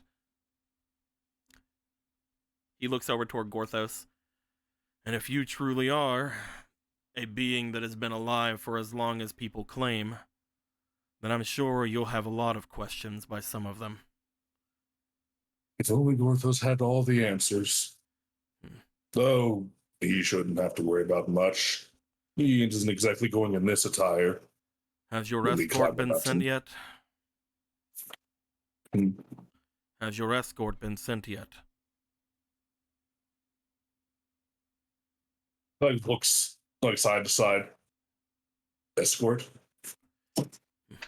If Polo is going to be representing Demise, I'm sure that means that they have some sort of word of it by now. Volcircuit would have sent some sort of escort. If they've not made their way here yet, then you shouldn't worry. I mean, there's Clavier. He's hanging out downstairs. I don't know if he counts though. Does he? Clavier. Is that some sort of connection to Volcircuit? Yeah. Perhaps they think that they already have an escort then. Either Makes way, sense. like was mentioned, I doubt that they would want to do anything without first hearing from Demise. Yes. You should have plenty of time. Perhaps. Gorthos thought that name would be long since buried by now. At least he hoped it would. Those who would take the name Demise, knowing very well how influential such a title would be, they would take it only knowing that they could back it up in some way, shape, or form. Otherwise, they would not live very long. The name Demise brings up a lot of competition amongst us demons. If someone truly is going by that moniker, You could either assume they are extremely powerful or that they will not last very long to be much of a footnote in your story.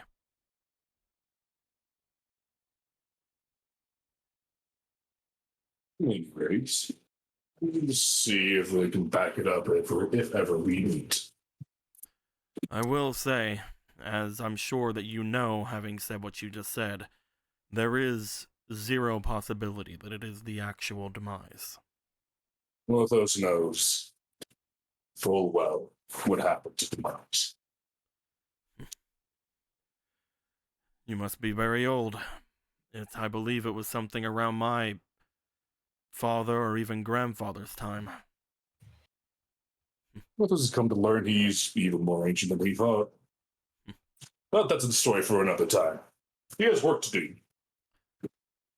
He looks over toward Gallon and Argo once again.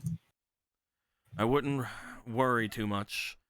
I was just more meaning that there may be some who have known Gerudo in the past. If they have, then they may look on you either more favorably or less favorably.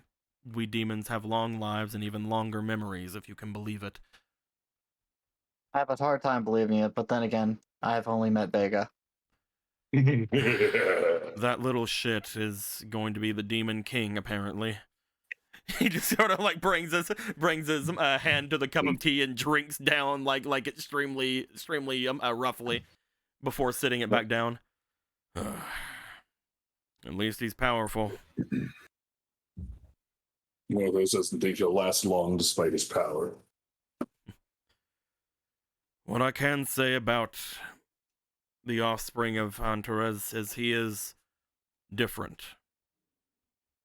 Whether that's good or bad, I don't know, but if he is willing to put his life on the line, calling himself the new king of demons, and he is looking to change perception of how we are, then maybe something like that is needed.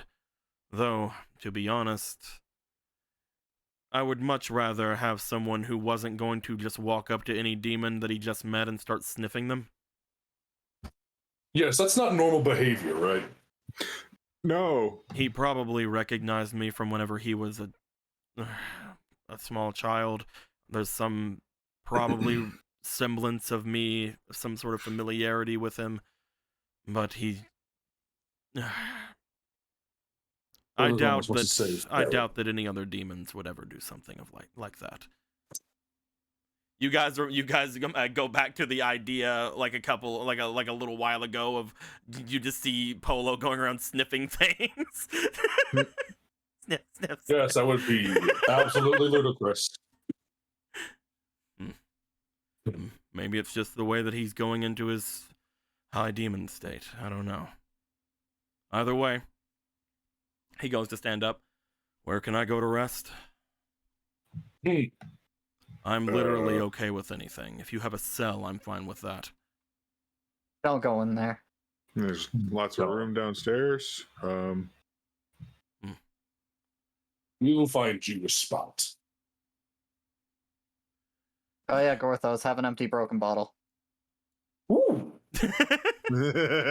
Gallon just plops a freaking bottle on the ground. Gorthos, looking at this, again, you would know more than most. You and Marco will be the two that would be the most aficionados on these type of items. But as soon as it's brought out, you see that there is a bottle that has been cracked in a very odd shape and way, as if it has kind of cracked in the center of it, as if something very hard or something crazy touched it and broke it. You do not remember in your knowledge seeing something broken in this way, that kind of a magical item broken in this way. This thing can hold lava. Curious. Very curious. How did it break? You know that golem thing that we were warned about? Gave it a good squeeze.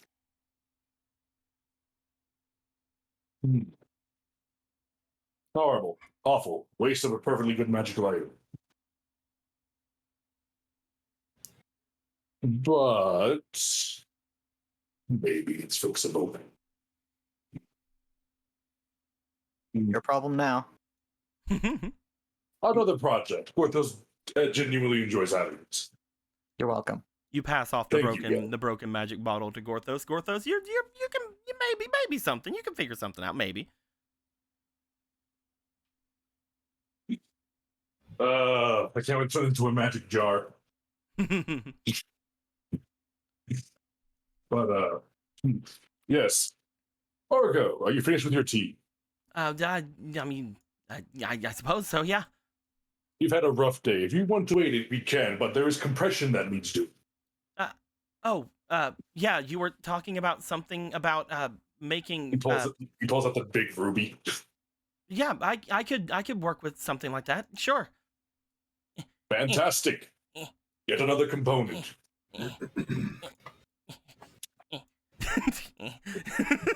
Like reaching across the table. Hand. Oh, thank you. He goes to stand up. This, the bow, the bottle, the dagger. So many things for Gorthos to do in so little time. When does the forge will be ready?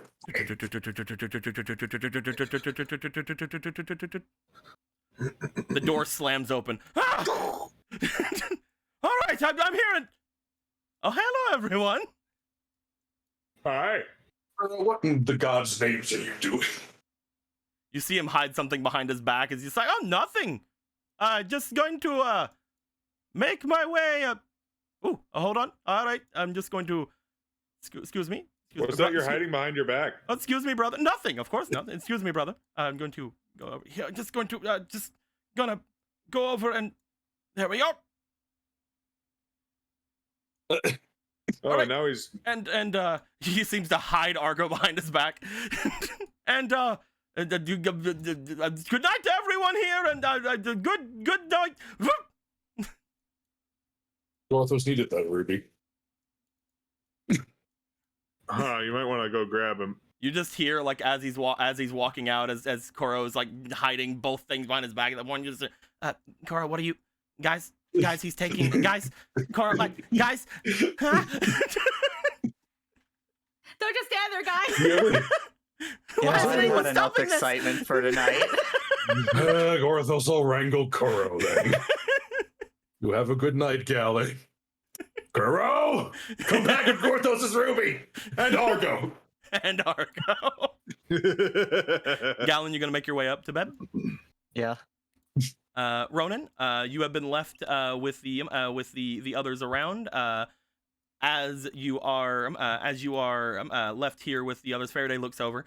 And so, what is the plan from here forward? For us, I guess it's get ready to leave. Yeah, I hear that you're going toward this summit, so I'm not sure if you need any assistance with something like that. If you do, I'd be more than happy to come and help, but it feels as if you might have quite a lot of people coming already. Yeah, we do. Also, we still got to figure out what to do with what y'all should do. I touched base a bit with a couple of our warriors that are here. They're apparently clearing some paths open in the dungeon that we had just came from. According to Marco and I, for some reason, my brain isn't working and I can't think of the dog's fucking name. Rocket, there we go. Why is my brain not working? Anyway, according to Marco and Rocket, there was a some sort of a heart around there. We haven't touched it, but it was something that he said that all of you needed to be around for. So they're trying to figure out better ways up from the debris that was made by that creature and out to check on all of your supplies. So if you wanted, we could mostly leave that to them. I could stay here and wait for them to be done, or I could make my way with you, or you could mess around with Adam. I don't entirely know what he's up to. The others aren't being very, inclusive when it comes to him at the moment, as I'm sure you would understand. Yeah, he mentioned that. Yeah, I don't know what to do about him. So are you guys gonna be kicked out of the Knights or something if you don't report back or something, or like I don't know what that deal is. According to Adam, he assumes that the king is currently up on Death Mountain over at the Fire Temple, and Right. the rest of us have not been given too many orders other than to follow what we were doing with Adam. So I had actually brought something up with him the other day, knowing that you all plan to do something about it eventually as well. I was thinking that if you would allow us to, we could perhaps go and collect your things from the dungeon and make our way from there to the river domain. Are you sure about that? I am extremely worried about the king. Everyone does always go over the fact that he is currently making a fuss about the dam, wanting to destroy it and destroy all the fields south of Hyrule, but everyone seems to also forget that we have a climbing tension with our sister tribe as well. I don't want to think that that's what's happening. There's a dog barking over there. Rocket, shut up! Rocket, is that you? People don't usually remember that we do have a rising tension with our sister tribe as well, and I worry that the king being as close to the river domain as he is, something may be happening soon. So I wanted to be around just in case I could be useful. And if Adam wants to atone for anything, I think that would be good for him as well. So what makes you so confident that you're going to show up there and they won't just try to kill all of you? Well, first off, we are strong warriors in our own sense. I know that you probably don't think so with how I did not hold my own in our fight before with you Adam. guys are good. Adam was another story. Let's not use that as a standard. We are more physically adept than our sisters, and we do have Adam with us, so I do believe that if we made camp outside the river domain and waited for all of you, that we would be able to not only get you all of your things, but also be around just in case we're needed. As long as you're sure they're not going to try to attack you. They might. I don't see that there being entirely no reprehensive force for that. At the same time, I do think that it is worth it. If you have no other use for us, that is. If you wanted us to do something else, I'm perfectly fine changing my thoughts, but my thoughts were taking them over there. It sounds like a decent plan. Maybe don't camp right outside their door. Maybe like a little ways away. I'm sure we can somewhere find something on the path, but yeah. From my talks with Obera as well, apparently they are having some problems with some Lizalfos around. What we could do is we could attempt to attack a Lizalfos camp and maybe even take it for our own. Sure. You guys can do that, no sweat. I'll see if I can't get her to aid in some sense with that. The River Zora are a lot better off at fighting the Lizalfos than we are, but at the same time, we do have quite the outsourcement of very strong and capable people in this place. I'm sure we can find some ways to aid ourselves before heading out. Yeah. All right. We were also told something else. Ruben had said that he had tried exploring the cave up to the north from where you had all fought the Goma. Mm-hmm.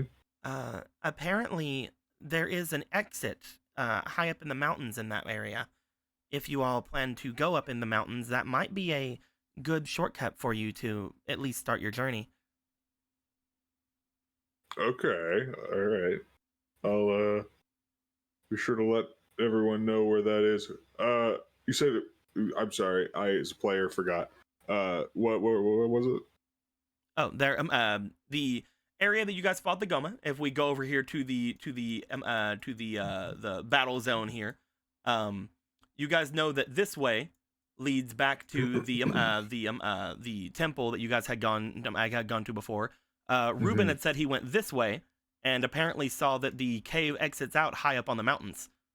Oh, okay. So just go back through the dungeon and then... No, go the opposite way of that. Oh, rather. Yeah. Yes. Yeah. Okay. I understand. Yeah. Okay, yeah, I'll let everyone know about that, and that should make things go a little easier. But yeah, no, this plan sounds good to me. Good. I will go and let everyone know then. I think it might help out with some camaraderie between us as well. If Adam does stay with us, then we could perhaps use him to show how useful he can be without the diamond spear being attached to him.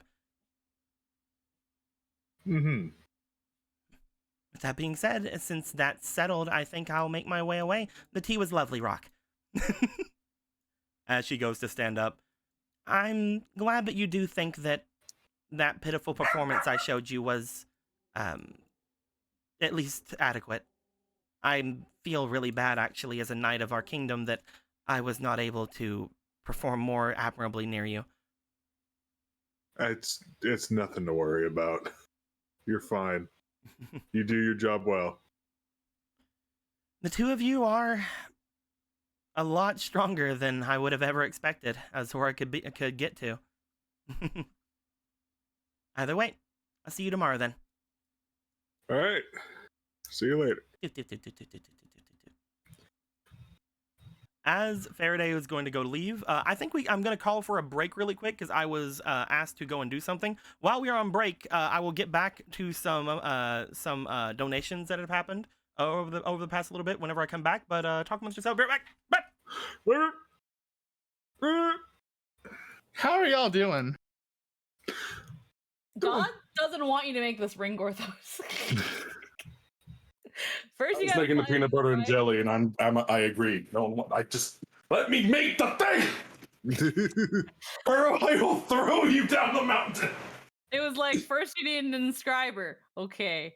Now you gotta contest the ruby. Okay. The person and the ruby has been kidnapped. That's it. I'm getting me big And body. I'm That's it. getting, I'm getting me mallet. That's it. I'm getting me column. getting me. You gotta figure out what you're gonna do with that column, dude. I'll figure that out after I finish the fucking ring. It's a tiny metal loop. Let me make. At this point, I must apologize for Vega because they're fucking stupid. Well, we expect It is. I think he has to manually remember to breathe sometimes. I You know. the thing. It's surprising he can breathe and talk at the same time, but it's it's that thing of like, again, Polo doesn't remember him being this stupid. Like, okay, Hadar's the smarter one of the two brothers, but holy fuck. Mm-hmm. I can't wait for them to both be stupid. It's just Hadar has common sense. They're both gonna be Both stupid. equally like Stu not, but They just right now, Hadar's the one with the brain cell. Just Vega's never had it. Before Hadar left, he took the single brain cell. You see, they had a battle on who could get the your father's brain cell. Yeah, And they have to share it between them. the last bet was on the brain cell. God, I'm so happy Magic Frog succeeded where the Bishop of War failed. I'm so happy about I that. cannot remember the fucking bishop's name. It was like it started with an F or something like that, and yeah, no, it just was not written down. I don't remember. Did I write it down? I don't think I did. No, it's not on his Nelson would have token. been there for it. I don't want to say his name was like for Jim. For Jim. You know, for Jim. Bashark. It's definitely a weird name. It was definitely a weird name. I can find out his name's fucking Fred or something. Was it Franklin? for some reason my mind keeps going to Effluus, but or like fucking what's his name? That's his character. I know a sphere. I keep going to those names for some reason, but I know that it's not either of them. I remember it was Faramir. Is it? Oh wait, no, it's a different fantasy setting. Never mind.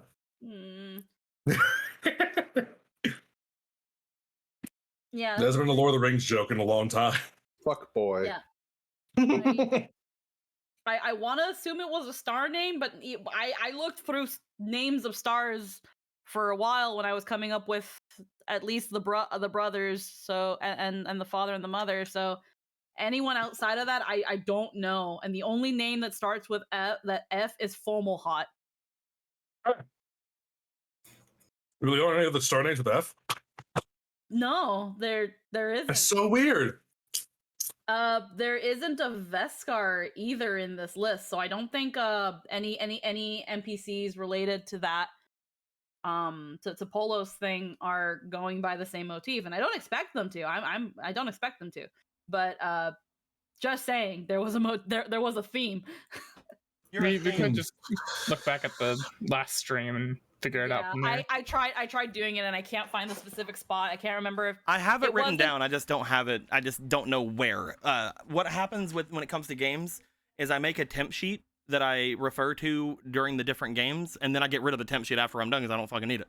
And I didn't put his name on the temp sheet this time. I just put Bishop of War as I usually do.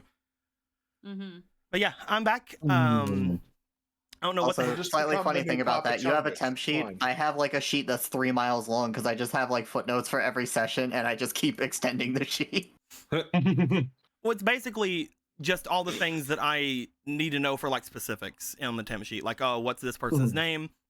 How much is this thing worth? What's in these shops? Blah blah blah, stuff like that. Yeah. That's what I do. Again, I just keep extending it.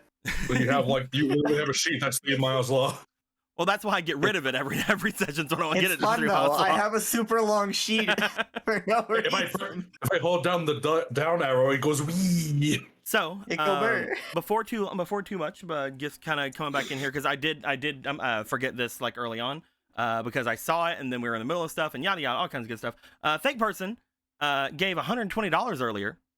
Ooh. Said to Gorthos. Oh, that's gonna be a couple of fake cards to Gorthos. Jesus fucking Christ. Yeah. Wow. Yeah. Yes. Yeah. Let's go. God help us all. Bloom, bloom. Heck yeah. And then Bladesinger will. 4KHD had given going through some real life things. Thanks for entertainment, inspiration, and Marco. Thank you very much, my dude. Much appreciated. Nice. I'm sorry you're going through some things right now, but thank you very much for your stuff. You don't. If you're going through some things, you shouldn't give us stuff. Yeah, but thank you. I'm giving them to Gorthos instead of to Marco. That's how Woo! much of that kind of goes. It's fine. I can go fuck myself. Fine. I can stay over here fucking myself like all RP. It's fine. There you go. Well, we know what you're fucking watching your boyfriend sleep. It's true. We know what you're fucking.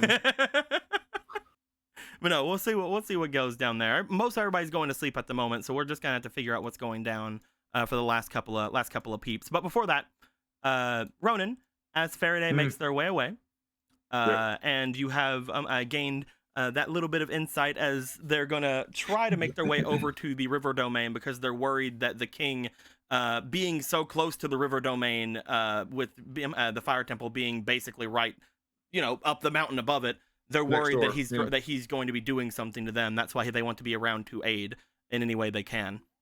Mm-hmm. As upon hearing that and upon Faraday finally talking about their whole thing, sorry I fucking couldn't help.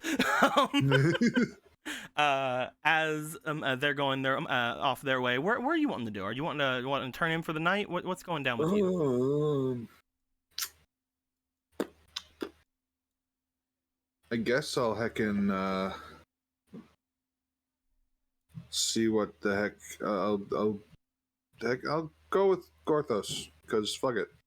You're gonna go see what Gorthos is doing with Kuro having taken Argo and fucking running.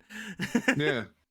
I might need to help wrestle Argo back. Well then let's go over to Gorthos. As Gorthos, you would have made your way down from where you are. As you do so, trying to find whichever way Kuro had gone with the Argo boy.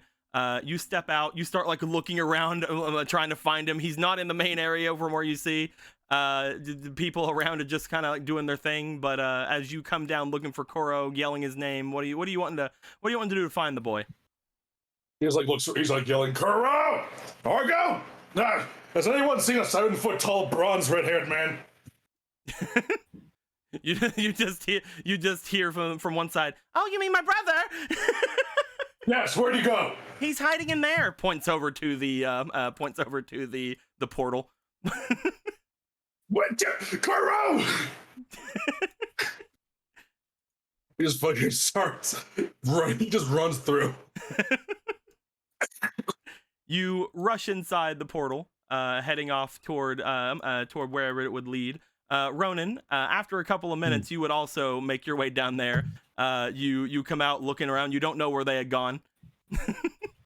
Has anyone seen a small angry skeleton man? Oh, you mean Gorthos? Yeah. He went after my brother. He's in there. Okay, thanks. God dang it. It's like a Rocket, Three shut Stooges up. skit. Shut up and go in your punishment corner. Also, music hasn't been going on for a while. Just Oh, hell. Yeah. Oh, my God. That's what the dog was warning you about. The music stuff. Father, music. The music. The music. Ah!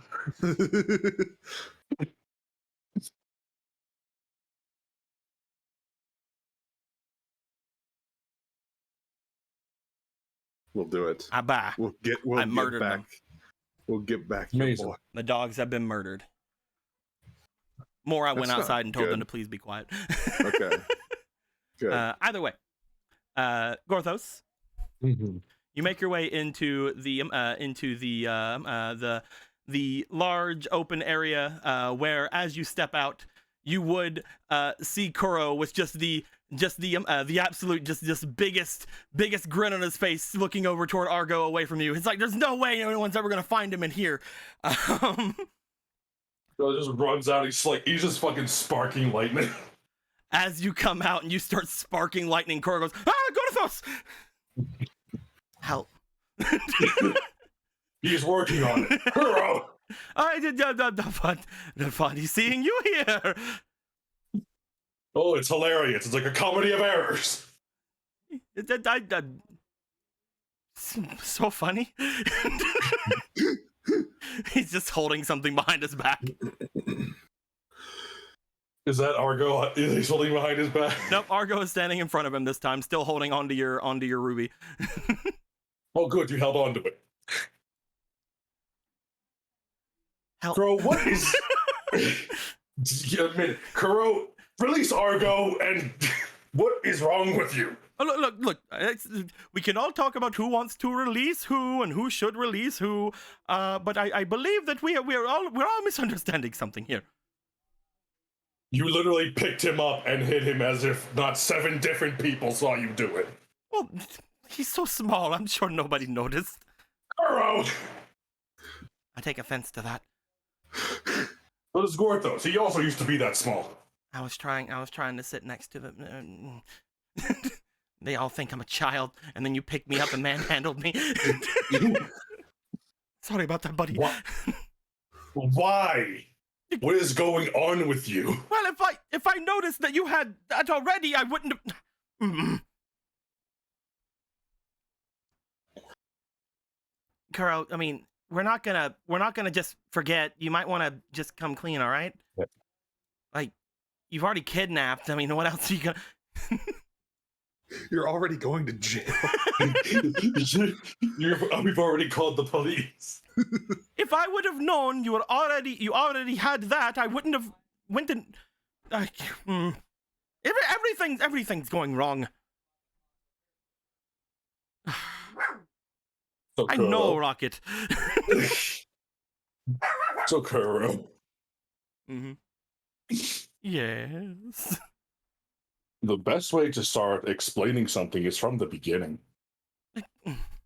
Well, so you might not have noticed, because I was being super stealthy and sneaky. When you were talking with Galen earlier, the other, you remember that? In his bedroom, you remember, and you were there. Orthos is not that senile.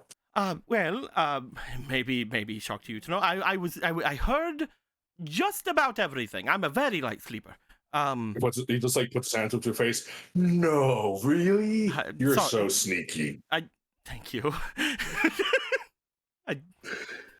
It's a gift. But either way, I had thought that you were asking Galen for the you were talking about you were talking about rings and he was talking about polos and there was a bunch of I should have known that you would have already thought about it all, and I messed up, and you can both just go and do what you were gonna do. What have you done? I wanted to help, so I went and got this here. He brings out from behind his back what appears to be a much larger stone in his hands. If Galen was here, he would recognize it as being the other large stone that was in the that was on display before over in the hecking item shop whenever he was there. As he holds this much larger ruby out in front of him, he just kind of like scratches at the side of it for a second. I thought that you might want something to go onto it, and I thought with Argo I could have him help, and they said something about compressing it at the store, and I'm like, oh, that sounds really fun. But you already had one, and I mean, look at that thing. It was probably like the size of a house or something. It's compressed so much. That is an impressive stone. Argo, can you make it smaller? Kuro, I haven't done anything to this one. You compressed it. No, he literally just handed this to me. Well, Gorthos, this one is much bigger! He like shows over the one that he's holding. Kuro, Gorthos knows, but he needs you to think for a second. Do you think anyone could lift their hand if that was sitting on top of a ring? Oh no! The shopkeeper said something about making it tiny and making it small, make big things small. I was thinking that I would go there and I would get it and I would start like hacking at it and breaking it, but the guy's like, no, this other guy came in and tried to buy something and mentioned something about that was you. You guys must have done that. Yeah, sure. Either way, I had this other one, and I thought that it would be nice to put it on something that was.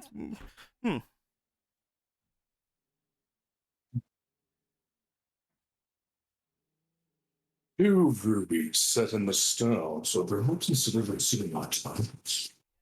The engraving Theodore should be able to interpret that.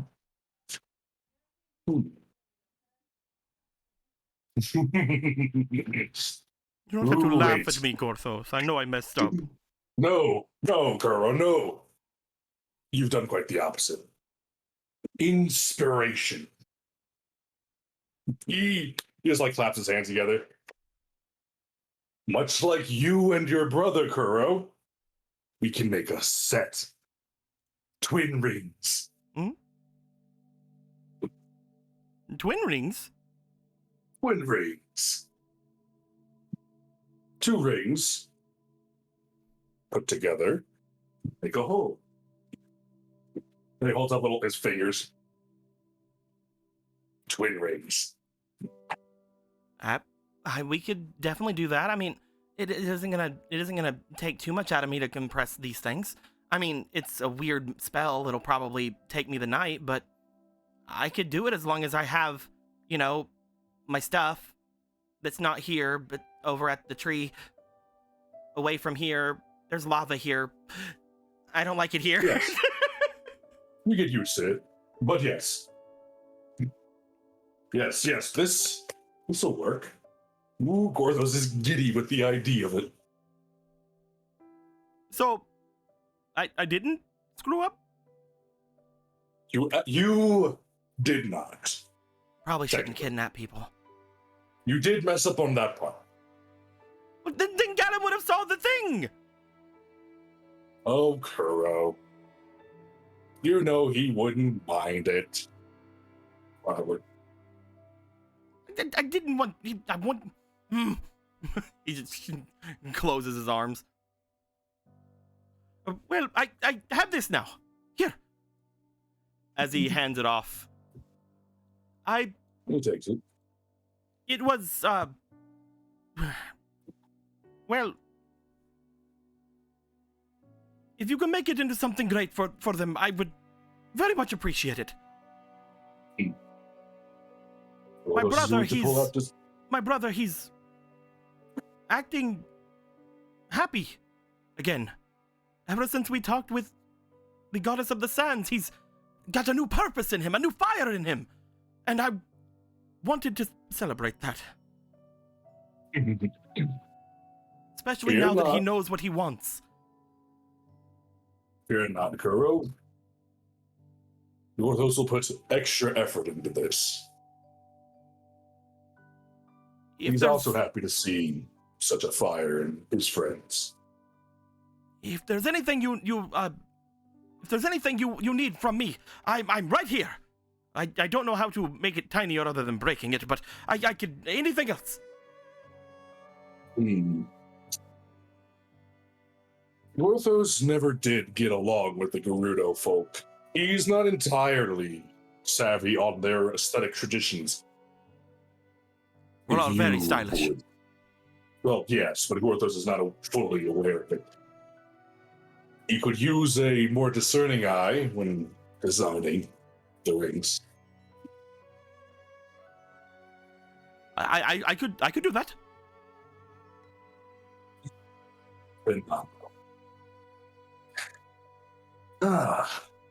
This will be a grand project. So I'm pulling another all-nighter then? Dorthos wishes it didn't have to be you. I'm just playing. Let's go. Let's get it over with. I'm fine with that. I need you guys to be in tip condition, though. I'm gonna have to have you guys give me some things at some pretty precise times. All right? Especially if we're doing it for 2, we should probably start sooner rather than as soon as he's saying that. Ronan, you come bursting in. You see the 3 of them standing outside the lava. Oh. Hey, guys. Ronan. Help, Ronan, he kidnapped me. We've gone over to this. Runs over and grabs him.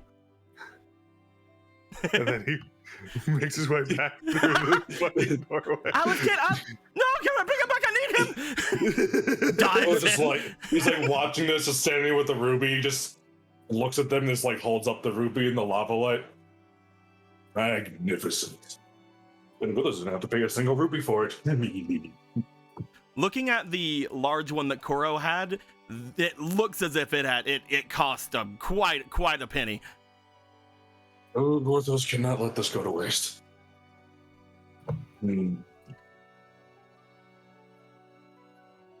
Yes, this will definitely work. Yes. You still need to find someone for northern designs. Go find Vega. I was thinking about Vega, then I realized, He just got yeeted out of the house. But no, it's also, I'm going to ask Vega for aesthetic recommendations. I'm going to ask the Bishop of War for that. There you go. Yeah. Ronan. Vega's like, I don't know, make it a ring. You are... What can I put on a ring? A gem? That'd probably work. Yeah, a gem, probably. A pretty cool gem. Not a shitty one. Okay. You should make it out of metal. You are the most unhelpful helper Grothos has had, and he has had many helpers. Ronan, as you yeet Argo away from everyone, eventually Argo does let you know through his laughs of his own that it was a misunderstanding. Oh, okay. And I put him down. I could still use some more help though, if you don't mind. Sure. What's up? Apparently these 2, as Kuro just dives in, like hits his face on the ground. Well, just very calmly walks probably over him and just moves on. I'm gonna have them try to help me get some ingredients and throw them in a bit of a brew just at the correct times that we might need them, and I could use an extra set of hands. Sure. We're trying to Okay. make these diamonds. We're trying to make them really little. Okay. Not we're Why? all rubies are diamonds. It's So- whatever. Technically not. All rubies are emeralds. Technically. Yes. Sparkly rocks. Sparkle, sparkle, sparkle. Sparkle, sparkle, sparkle. Fuck yeah. Why you gotta get him tiny? So Well- they can fit on someone's ring. Well, it's also whenever Oh. you bring gems like this and you compress them, they still retain the fact that they were large gems, and the larger the gem is, the more stuff can fit in it, especially when it comes to magic. Look at the size of this one. It is almost as big as Gorthos' head. This one, not that one. He just points to the one in the corner. I mean, the other one's still rather large as well. It's basically one of them is the size of like a fist, and the other one's like the size of like almost like half a head. Like one's a melon, one's a fist. Nominal things will be made with these. You said you wanted to go and try to collect the Bishop of War. Yeah. So I've been meaning to ask this, but I haven't found the time. The inscriber part. What part of that is required for the ring making process? The And designing. basically, Designing? yeah, designing as Okay. well as from what you know of inscribing. That is how different effects are given to the rings. They can hold magic because of the gems and the things like that are in it, but the inscriptions are what gives the rings power, basically, like what okay. they like tells them what to do. By the way, You want- no one ever asked, but you know how craftsmen have 3 different things they can do? Yeah. Koro's an inscriber. We didn't know that. Thanks. We didn't know that. I know. I just wanted to bring it up because he's also he's mentioned that he's made magic items before. I So thought he was an enchanter. We. he is a tailor, enchanter, and scriber. Yeah. Thanks for the pictograph, Theodore. Appreciate it. So, Diamond. cool. I guess I can make one of the rings. I'm gonna need some more help with the other one. Do. Kuro knows how to make Gerudo style things. Hmm. We will say with this that you would make your way up to the Bishop of War, asking for any help with northern styles and things like that, which he's just like, fucking whatever. Come with us for this team building exercise. Hooray! Team That's building. the spirit. Didn't this guy just come over and kidnap your friend? It's complicated. We've gotten over that already.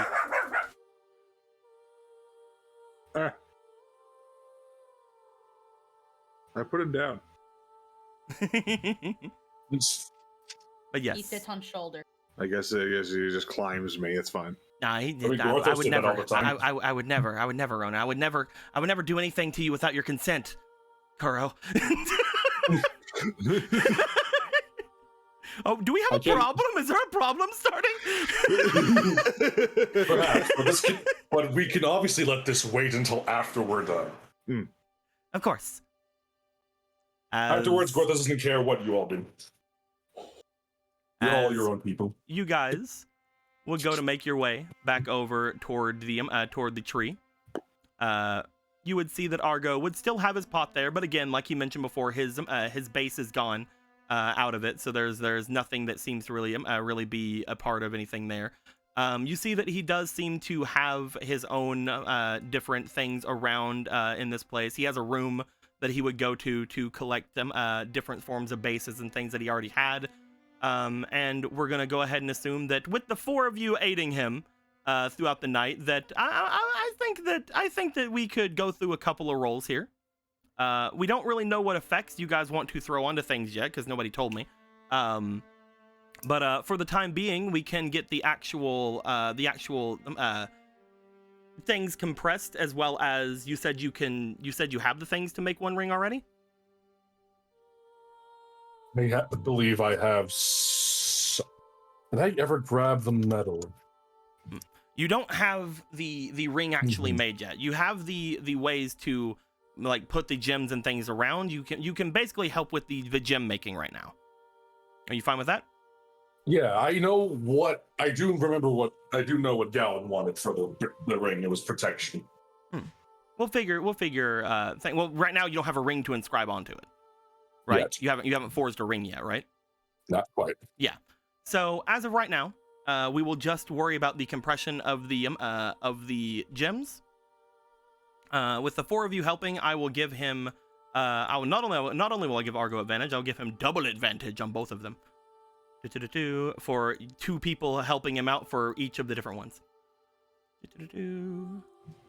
We'll start with the first. This will be the fist-sized one. The big fist. He might have to spend some more time on this one. We'll have to see. Oh no, he got a fucking hell yeah. All right, cool. And then we will go with the head-sized one.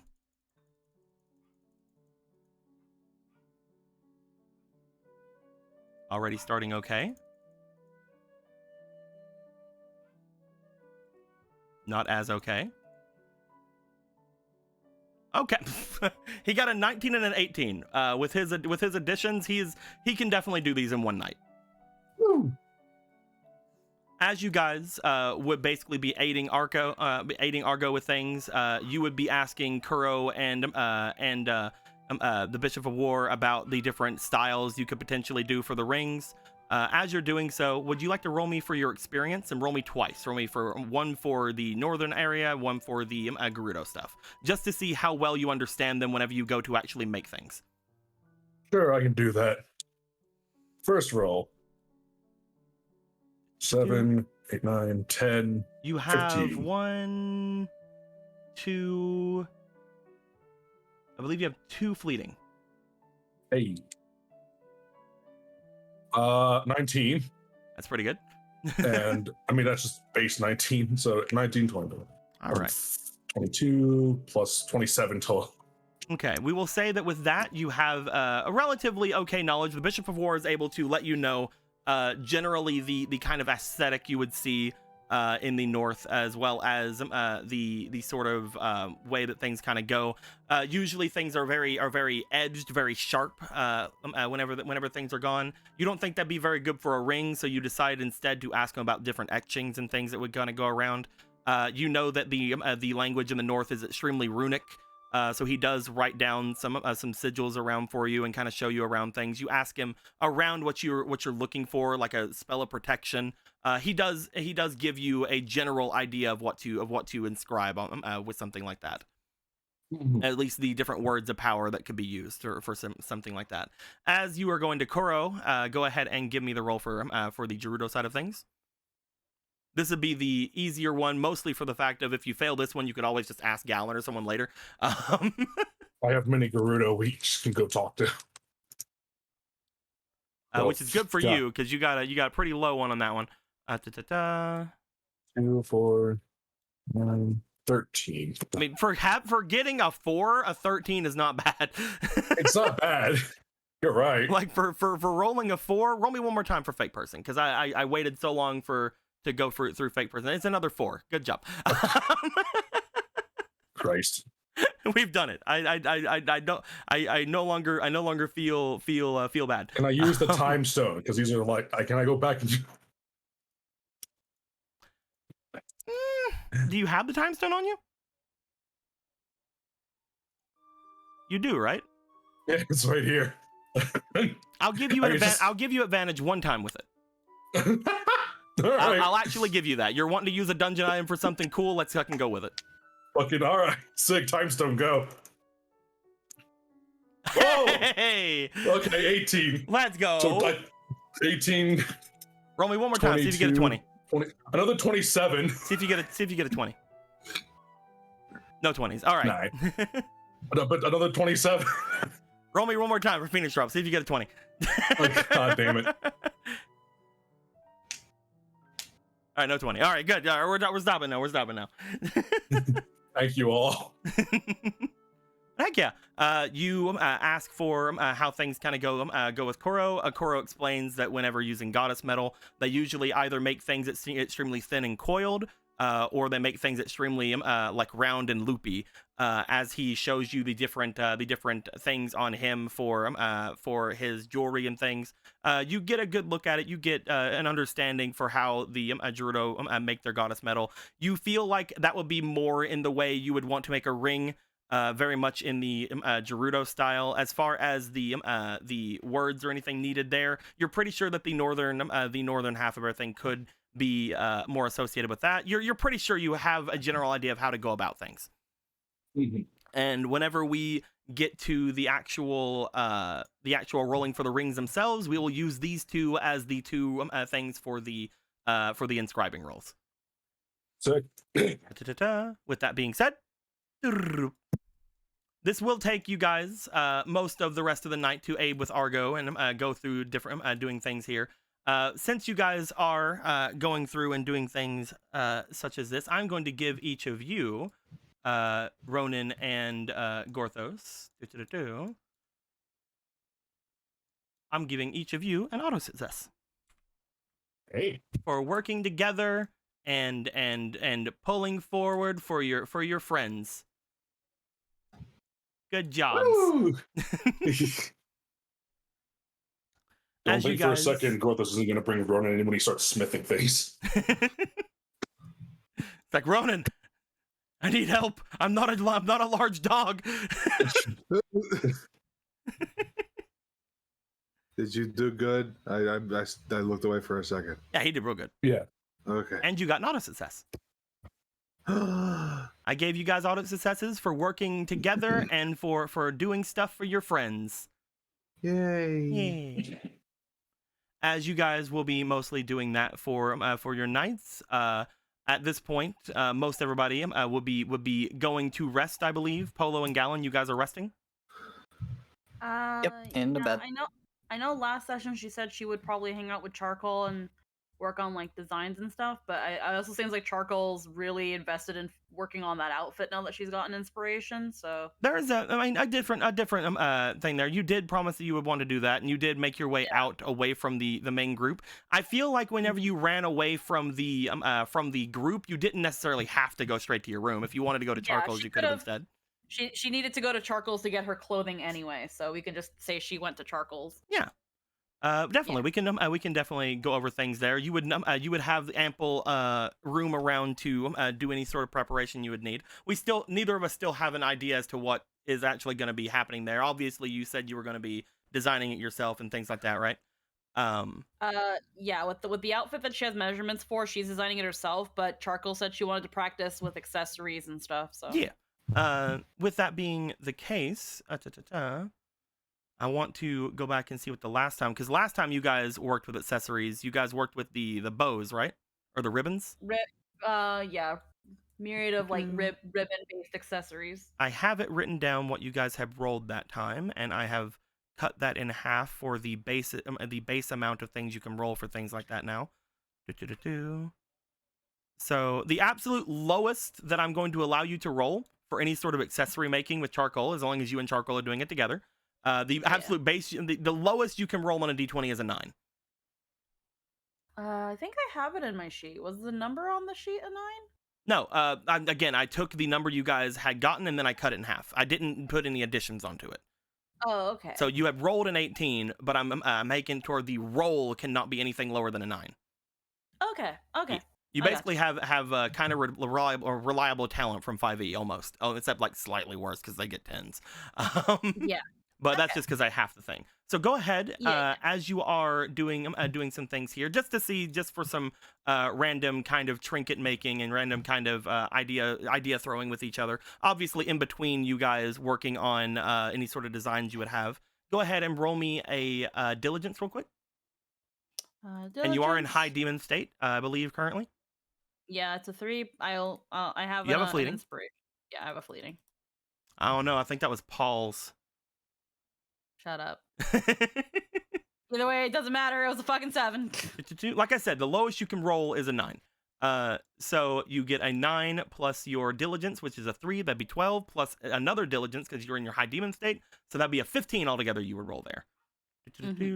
I would say that between you and Charcoal, you guys are messing around with stuff. You would notice that she is extremely invested in things once she comes back from the kitchen. She is definitely, upon seeing that you are wanting to work with her, she gets right back into the mood you had seen her in before. Upon going into the things more often, because of this, you feel that she is doing her best, but you are a little bit distracted because again, you are just now getting used to your high demon state. You're like look over every now and then. You're like, she's distracted. I could totally eat her. You're still kind of getting used to the ideas going through there. So I would say that for this, you are able to do some work, and you are able to make several of the basic hair accessories you had made before. So bloop bloop bloop. I would say you over the course of time, you're able to make a couple of basic hair accessories. These can be sold, these can be used, these can be done whatever you wish to. They can be used as a base for other designs. You would have to just find a way to carry them because currently you are holding quite a lot of things. Yeah, should probably just leave them with Charcoal or leave them in her room. Yeah, that's fine. Probably use them as a base for something bigger. You're pretty sure upon looking over them, because you had appraised them last time you had made these, you're pretty sure you could get at least a silver rupee each for them. There was also a thing for Paul, but we'll add that to the next time. So as the two of you are doing this, we will say that this is the time that you would be dedicating to creating your new outfit that we may see later, because you want to get it made. And over the course of time, eventually you would go and rest up. Yeah, she'd go to her room and go to bed. As everyone would make their way to rest, those of you who have worked through the night, you guys will obviously be a little bit more tired than the others.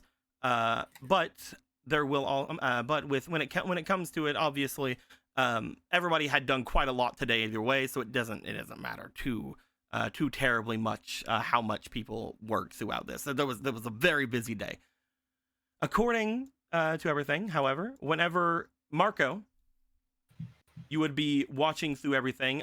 Early in the morning, you would be shown to see just like you would have seen the other night whenever you were watching things. Eventually, being escorted back onto the grounds, you would note that Slaverman as well as Rock Thunder would be brought back and working over in the area off to the side.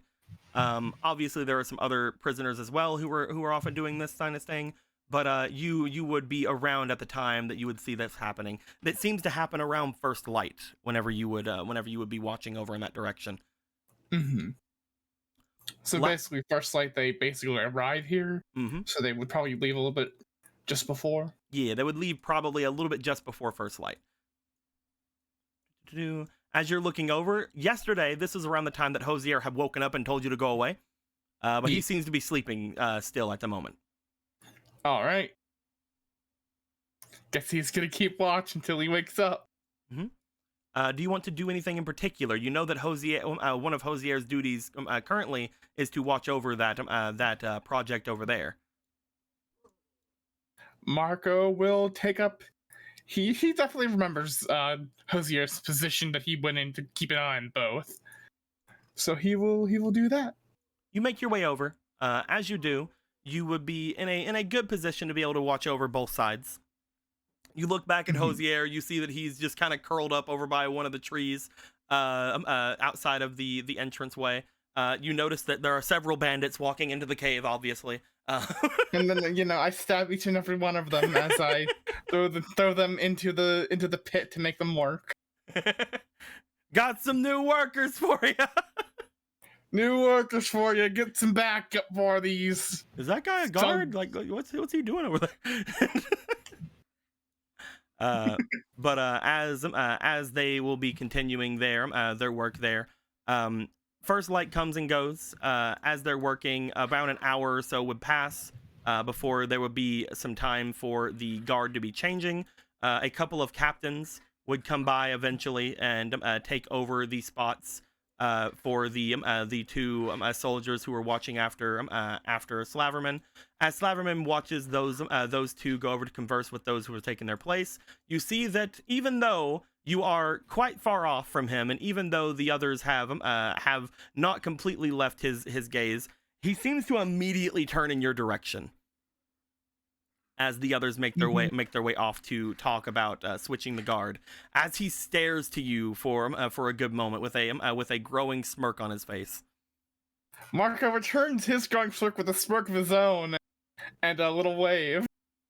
You give a little wave. As you do, you would see that the growing smirk seems to stick with him for a moment before immediately he would turn back, almost like clockwork, as if he's seen this quite a few times, as the two people seem to immediately turn to him and make his way over. They seem to get over to him just in time to not see him smirking off to you, and he seems to be continuing his work. He seems to have all of these expressions and all these things that he's doing on the dot, like clockwork, like immediate. Mm-hmm. He And knows all just throughout when they're this- not looking. He knows just when their backs are turned. Mm-hmm. So he has basically timed everything down to the millisecond, is effectively how he's been doing this. You start to wonder why, but then you do remember the things that Polo had told you more recently about how she has been going off of her instincts lately, how things have been going extremely slow for her, how things have been going extremely strange for her. You do look over towards Slaverman, and again, that glow in his eyes seems to be almost a constant due to this. You remember whenever he was fighting with you guys, whenever that glow had came around him, that was whenever he was activating the demonic blood that he had taken into himself. It seems to be almost a constant with him right now. Interesting. And all throughout this, he's basically not talked to anyone beyond, like, guards or something? He would be answering them whenever he's spoken to, but mostly he's just laying tiles. You would note at this point that the job itself seems to be mostly done.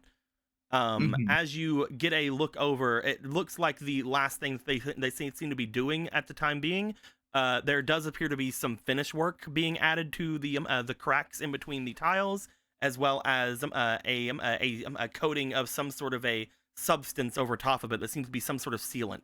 Eventually, they bring Slaverman out, and they all just sort of stand out on the side and watch as Rock Thunder seems to be going back and forth with this sealant, just going back and forth over top of everything.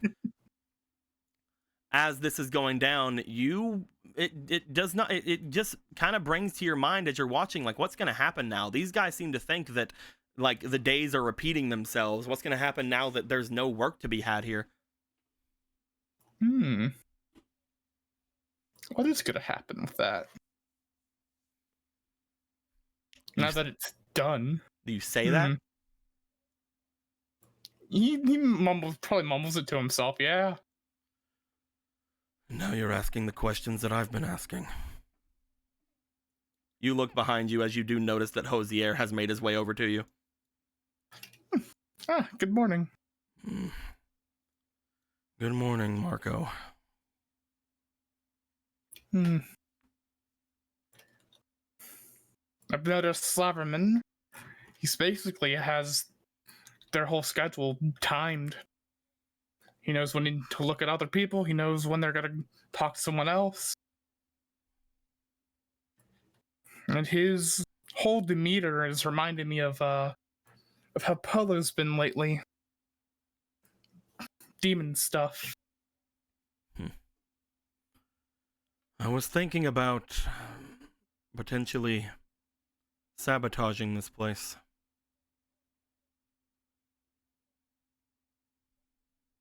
I don't entirely know what's going to happen once everything's said and done, but every time I look forward, I see that he's been waiting. He's been memorizing, he's been doing whatever it was. I don't think he's going to make a move, but there's a part of me that just wants to continue to watch him work. Go over there and shatter all the work that they've done. But I will be immediately caught. I'm the only one allowed up here whenever everything is said and done. There's nothing that can be really said about this work. Not to mention it is needed. Mm-hmm. I've rested up the past couple of days, though. I think that I can remain vigilant at least a couple more without having to worry about going into the state that I was in. That's good to hear.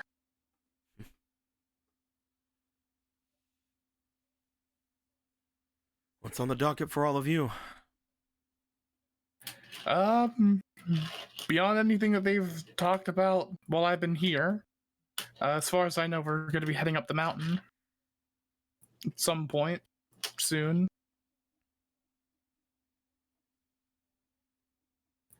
Apparently, we're going to be going to a meeting of demons. That'll be fun. What are you doing? What are you doing? I don't know. What am I doing? What am I doing? I hear him doing something back there, but he's just sitting there wagging his tail. I don't know what he's up to. Oh, he found. Okay. Never mind. I'm sorry. He has his bone thing and he's chewing on it. He's basically broke it in half. Oh no. Either way, if you are planning on doing much of anything left in the town, I don't think that being here is going to be too beneficial to you. That is true. I probably should head back, see what's happening since I've been here. They like to have meetings a lot. Here, take this. Hmm? He reaches into his bag. As he does, he pulls out what appears to be a vial of that same bluish potion that you've seen him be taking the last couple of days. Mm. You've been up all night. If you plan to do anything today productive, then go ahead and take it. Alrighty. Marker will down the potion. Haha, it was poison! No! Dramatically falls. No! Alright, I guess you're playing Hosier now. Yep. That's how it my works. Machinations. Whenever your character dies, you take over as the person that killed them. You see, this is my double Mobius reach around. You see, my real character was Hosier the whole time. You thought it was Domran, then you thought it was Marco. No, it's the long con.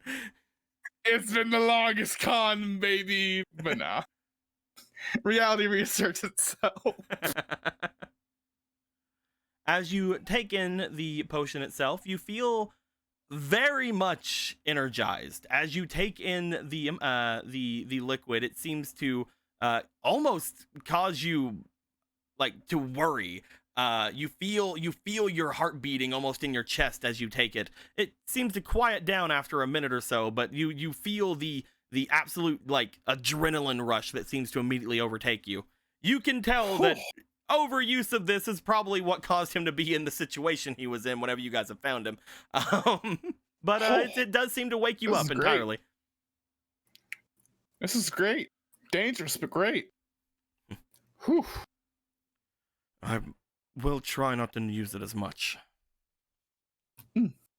Though I think that now, more than ever, I need to be more vigilant. Definitely. Just try to, I don't know, check in every once in a while.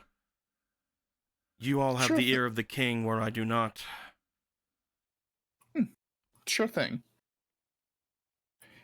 Sovereign's obviously been waiting for something, but if he didn't take his chance before this was done, what else could he really know that's coming? One of my thoughts were maybe he's been waiting for it to be done. Maybe he's waiting to see what the others wish to see from it. I don't entirely know, but there was a time that he had set his sights on kidnapping the princess from the castle, was there not? That is true. Maybe he was never after the princess at all. Maybe he was after that hero. Either way, the king had first wanted this to look for that hero, did they not? That is true. My only thoughts are, perhaps he's been gotten word of that and wants to know for himself. Hmm. Sucks to be him, though. The king doesn't give a fuck about the hero anymore. I don't know that. Hmm. Nom, nom, nom, nom. You think I'd get in trouble if I cursed him? Hmm. I think you'd get in trouble if you went anywhere near him. Oh, really? They want to eliminate any variables that can happen. They don't even want me close to him. I have to remind them every time I even walk over that this is my station. As I mentioned before, they all seem to forget every single time I remind them of anything. Yeah. What a fucking pickle. That's what you're here for, isn't it, as a champion? Figure out what's going on already. Kind of turns away as he says that. Will do. Will do. I'll catch you later, Hosier. Keep up the good work.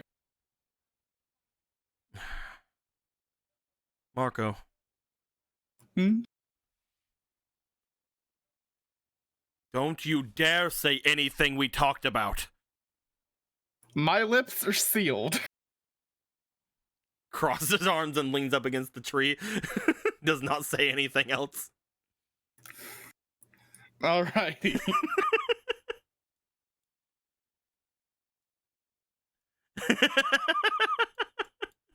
Skid down and away.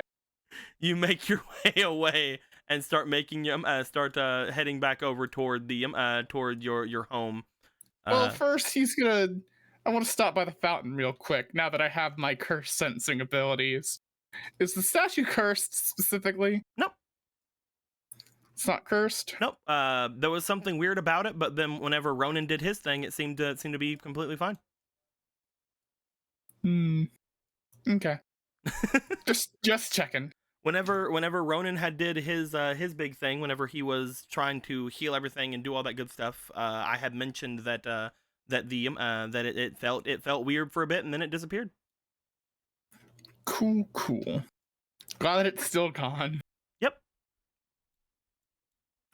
Then he will go home. You go to make your way home. You step into the door. Upon doing so, you would be met with the sight of what appears to be Magic Frog, leaning forward, doing his snoring. Underneath Magic Frog, you see this sticking out. Feet first or head first first. or what? Is he just asleep or is he just? He appears to be asleep. Yes. Well, as long as it's comfy, I guess. As Magic Frog is sleeping on top of Vega, you make your way inside to check out the different places. Not everyone is awake at the moment. Eventually, those who had stayed up for a good period of time in the night would have eventually made their way to some sort of a bed. As things had gone on, however, Gorthos would not obviously have needed to go to bed. So Gorthos, you would hear the door opening. You would also have peeked outside from where you are, not having Argo staying in your pod over here anymore. You see Marco making his way in.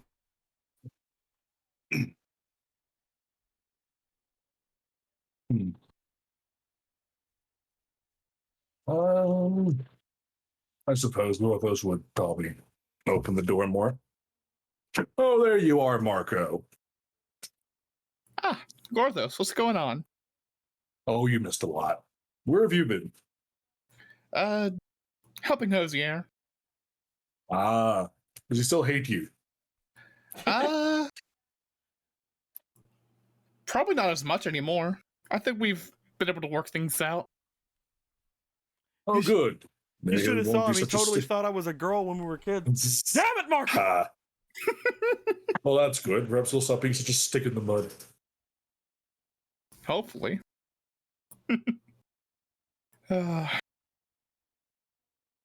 Uh, hmm.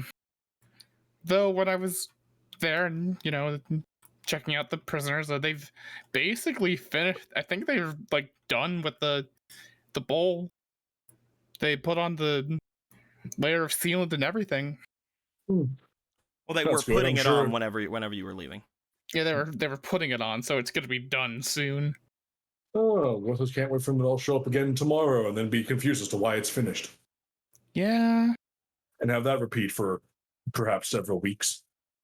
Also, it's worrying that Slabberman seems to have timed their reactions and stuff. I think he's waiting for something, probably for. I mean, Hosier's thinking that he was waiting for it to be finished, but so much to do. We do not have 1,000 copies of ourselves. If we did, what would Gorthos do with 1,000 of himself? Get 1,000 bodies. Probably take over Hyrule and establish a Gorthos ruled state. Marco. Prosperity. And adventure. That's horrible. Gorthos doesn't want to run a government. I can see it now. The Council of Gorthos. It would improve decision making for many nations, considering what Gorthos I don't know. is You're witnessing. pretty bullheaded.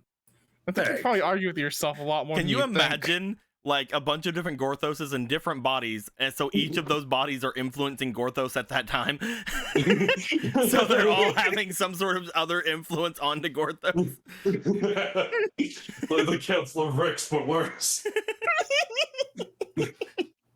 So like this Gorthos, this freaking Hylian Gorthos would be like a lot more Engi, but then there's like the Kokiri Gorthos is a lot more like adventurous and understanding. Then there's like the big, everybody's just having some form of fucking different stuff on them that like makes their decisions different. It's like fucking Moon Knight and shit, man. It's like wait, would it be multiple copies of the same bodies over and over, or would you have to find more hero bodies to possess with your several Gorthoses? It's too early. It's too late in the night for Gorthos to be thinking about these kind of things. But anyway. Besides, no one wants to skip. No one wants to stall for a ruler. We can barely tolerate people like Polo and Vega here, or anywhere. You should have seen how many times Gorthos got almost ran out of towns when the Helmet came.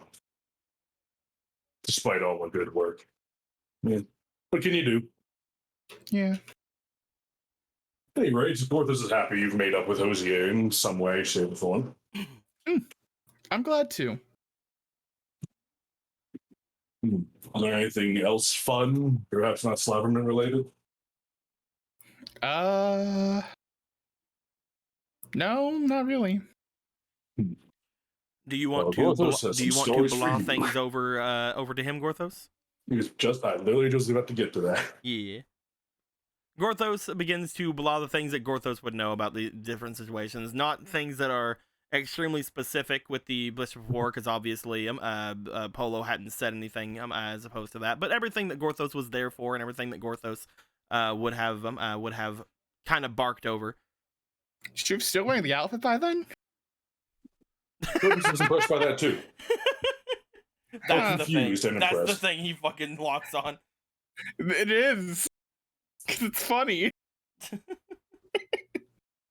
But another demon to tag along with. He Interesting. says he'll behave himself. Gorthos has no reason to disbelieve it. Not like from the sounds of it, I don't think there's much we could do if you decided to say fuck it. Yeah, Gorthos could take him. Maybe. Oh, your shining confidence in Gorthos makes him feel so much better, Marco.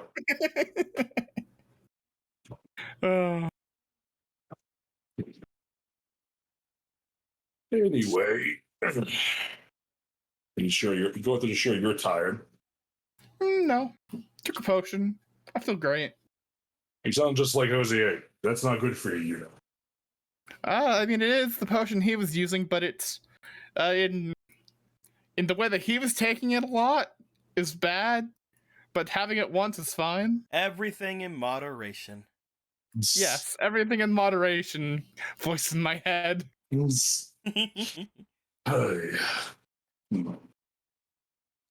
As you guys are speaking inside of here, you guys do eventually hear the door opening behind you. As stepping out from the kitchen area, you would see a Shefos. Hey, As Shefos Shefos. would step out, he puts a plate onto the table, looking to the two of you. I heard you were awake. Thank you. It's appreciated. Shefos, do you need to sleep? I slept a lot yesterday. All right. That. How are you feeling?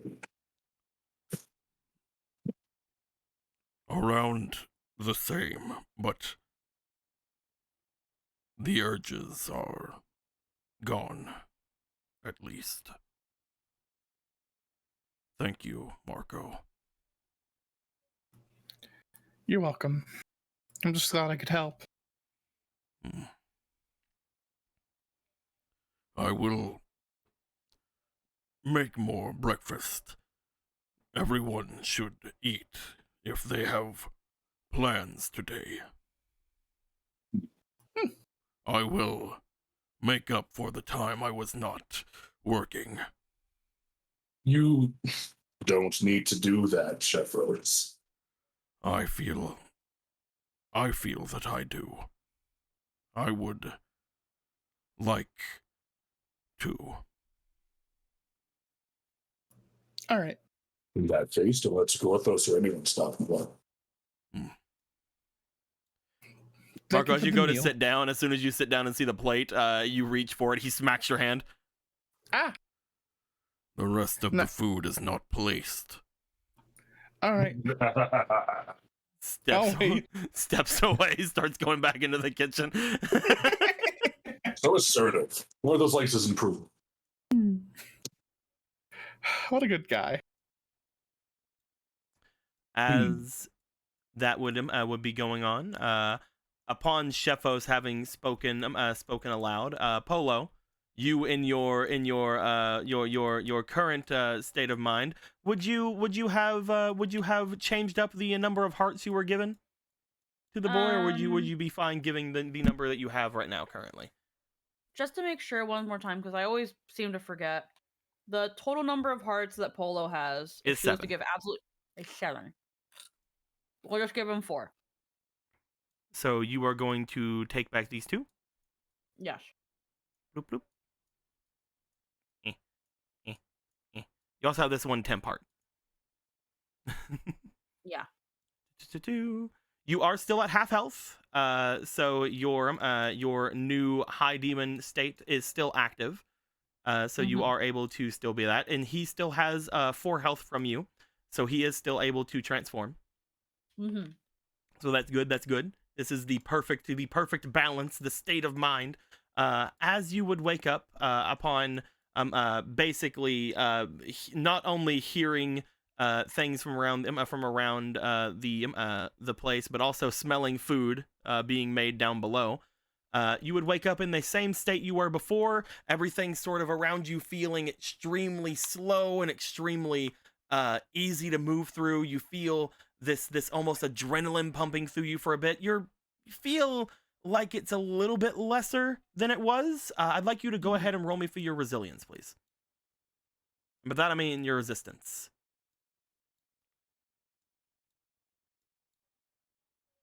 That's from 9. Yeah, one more if you had that. Yeah, that fleeting. Yeah, 12. 13. It seems better than it was yesterday. You don't feel as overwhelmed as you were yesterday. Maybe it's because you didn't give everything over to Orion, or maybe it's just you went through the entirety of the time with it yesterday with it. It's still definitely there. If you focus too hard, if you focus enough on it, you feel like you can definitely still sense the things that you were sensing, but it doesn't seem to be all encompassing at the moment. As you sit up, you see that Orion kind of sits up looking over to you. Pet. lays down. Yeah, sleeping in does sound good, huh?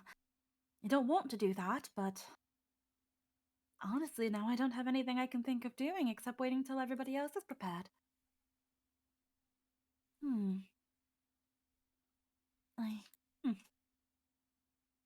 Come to think of it, I haven't taken a bath. I didn't take a bath yesterday. Now that I'm not knowing that, I feel a little bit dirty. Let's go, Orion. Let's use the big bath. Surely no one will be in there this early in the morning, right? Everybody's there. There's a party there. Yeah, if I make it now, then there's a good chance I won't run into anybody. There's a Let beach us ball go. there. Let us go. We're going to make our way to the baths. You go ahead and start making your way outside from where you are. As you get down the stairs, you would again be assailed by the smells of activity in the kitchen. But you again would be like, "Oh, I want to take a bath. Oh, a bath is great." So far, you would not have seen much of anyone going through. As you make your way down into the depths of this place, you would immediately come across a section of this place that is mostly still teeming with some people. Most people are sleeping, from what it seems, but there are some who are currently awake as far as people are concerned in this place. You see that the Zora are seemingly gearing up as if they're ready to go back into the portal. Off to the side with them, you see that Atalanta looks as if they're ready to go off into some sort of battle as well. You look over toward the pillar that Gorthos had brought in and wanted to do something with. As you just see, Kuro is just up against it, like lazily laying up against it, snoring loudly. And other than that, most everybody else in the room seems as if they are asleep. Okie dokie. You might want to continue to make your way. We're gonna continue to make our way.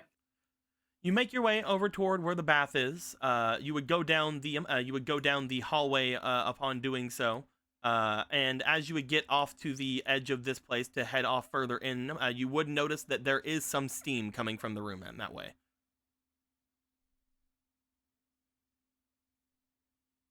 Oh, I guess someone beat me to it? Hear a growl from Orion, just like, how dare they? You'll have to kill them now. It's okay, Orion. If someone beat us to it, then that is just what happens. We can still give you a bath, and I can just go upstairs. It's perfectly fine. You step in. As you do, you kind of give a cursory glance inward. You don't see anybody inside. Hello? You hear footsteps coming from the way over where the boiler was, as you see a large Zora man stepping out from behind the boxes, looking over. Hello. Oh, good morning. Oh, I saw the steam, and I thought somebody was probably already here in the bath. I'm sorry. Did I disturb you? No, I was heating it up. Feel free to go ahead. Thank you. Adam appears to start making his way going past you. As he does seem to stop and look over towards you as, again, Orion kind of growls at him. Hush. Sorry, he's just the wary type. I don't mind. Should I do anything about that dog man? Rocket? Is something wrong with Rocket? On my way here, I noticed that the door to your prisons were open, and I saw that he had made his way inside of one of the cells. But why? From what I had heard from Faraday, apparently he had broken some boxes and wanted to exile himself. I can get him out if you want me to. I can see to him. It's I'll go see what's wrong. Thank you. Thank you, Adam. Mr. Adam. It'll be a little bit of a delay, Orion, but we'll have our bath just yet. Let's go check on Rocket. Do. She's gonna make her way to the prisons now, I guess. You would step back in and make your way up from where you were. You would find that the door to this place is somewhat still open. Stepping inside, you see that there is still a man chained to the wall from the inside of here. You see that he is currently without dressings. He is in his undergarments. And as you go further in, you see curled up in the corner of a opened door. The cell is not closed. You do see a Rocket curled off in the corner of the room. Rocket? What? Is everything, Huh? What? is everything okay? Polo, I'm fine. Why are you here in the dungeon? Hmm? Come on, get out. Okay. He stands up lazily, starts making his way over. He gets to the doorway before he goes, oh, no, I can't. He steps back. He reaches over and slams the door shut. As he does, all of his equipment and clothing seems to disappear. Just turns away. He is standing Holds there. Orion. He is standing there in his underwear. Bill turns away, holds up Orion to her face. Bark. I can't leave. I did bad. What do you mean? I did really bad. Okay, well, what did you do? And we shall judge accordingly, since we are the masters of the house. What did you do? I was playing and I crashed into the wall, and then I broke a bunch of boxes, and I made the little Kokiri lady fall. Okay. Did you at least apologize? I ran away and said I was gonna lock myself away, but I got scared whenever I saw the bars, so I didn't close them last night. Okay, you are dismissed of the charges and you are free to go? Oh yeah? Yes. Your sentencing shall be apologizing to Miss Atalanta and not doing something this stupid again. Roll me charm.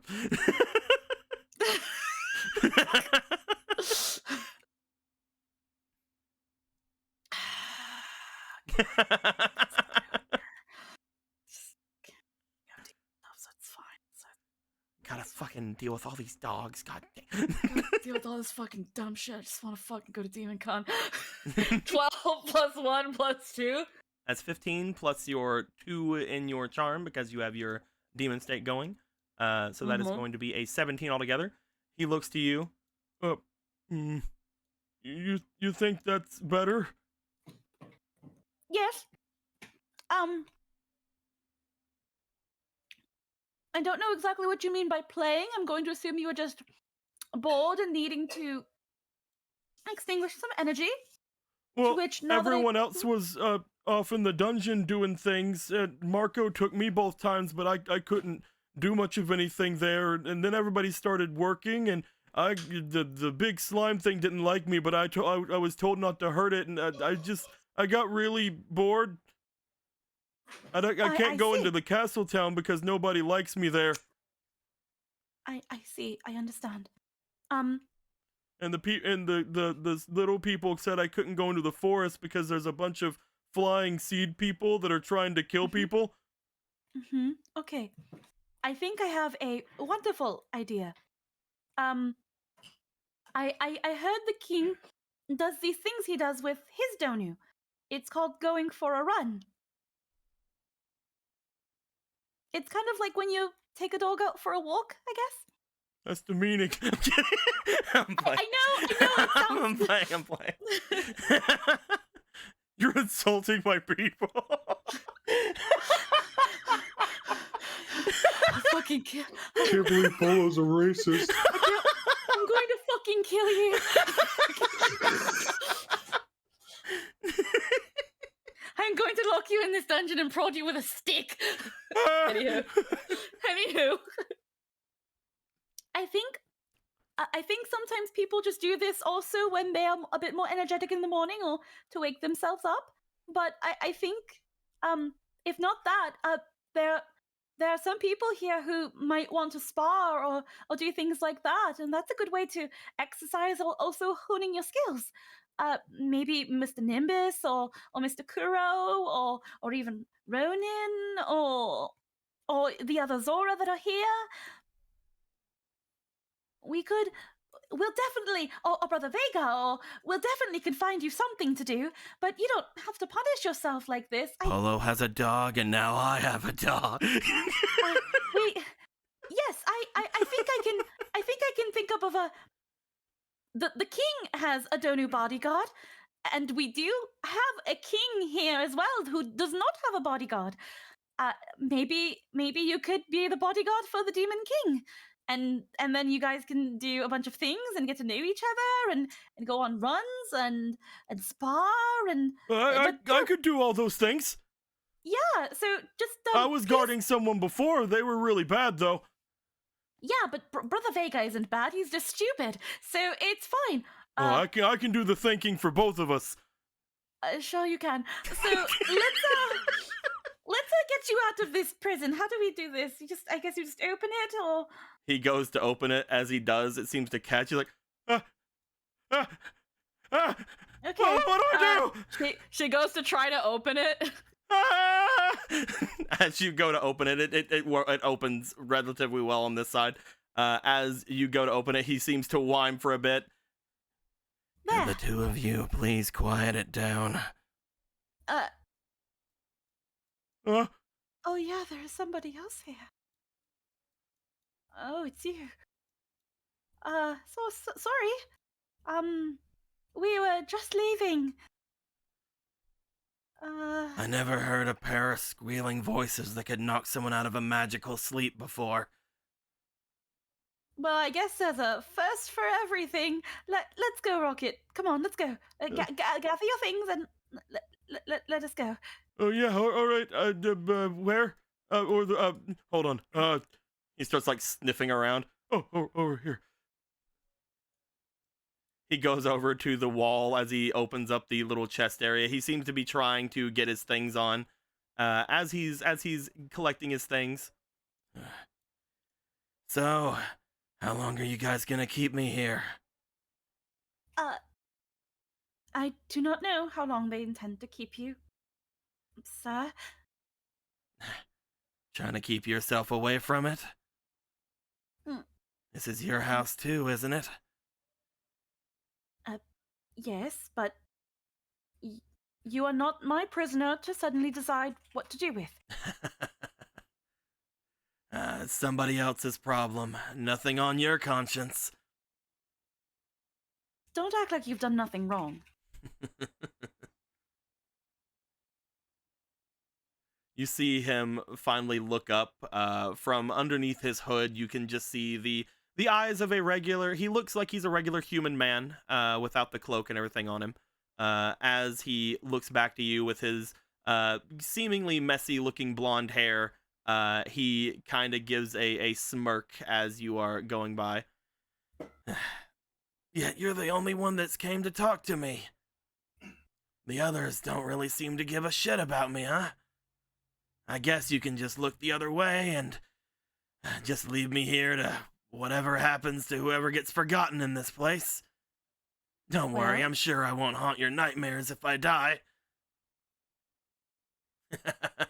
You'll find a demon's conscience is a bit harder to bend than those of other people.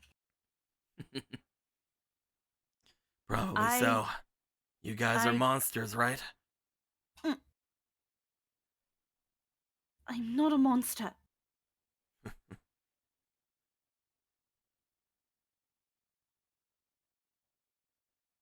You're just made of harder stuff, then. Is that what I'm hearing? We're just a little different.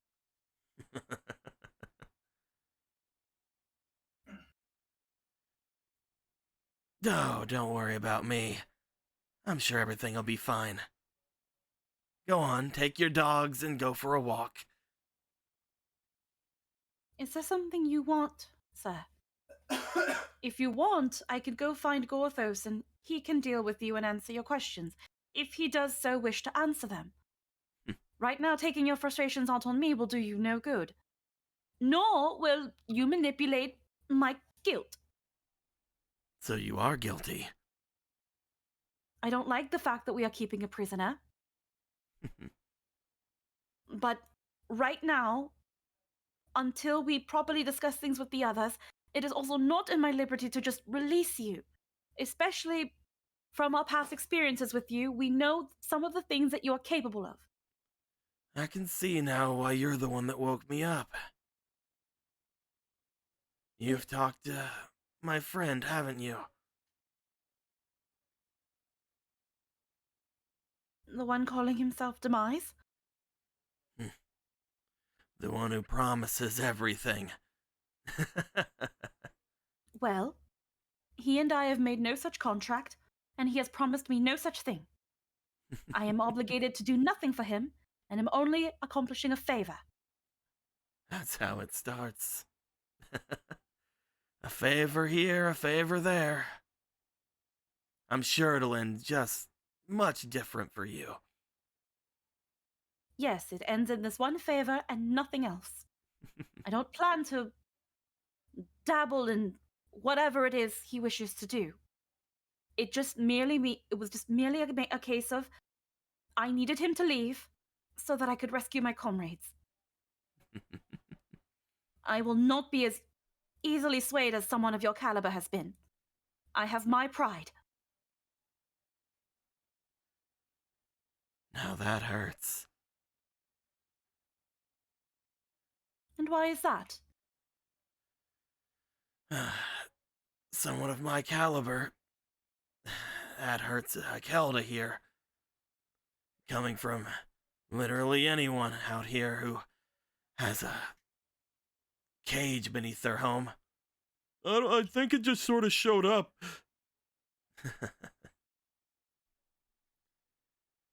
Try to be careful around Demise. Unless you want to end up as one of his playthings as well. To just be discarded at a whim from talking to a demon.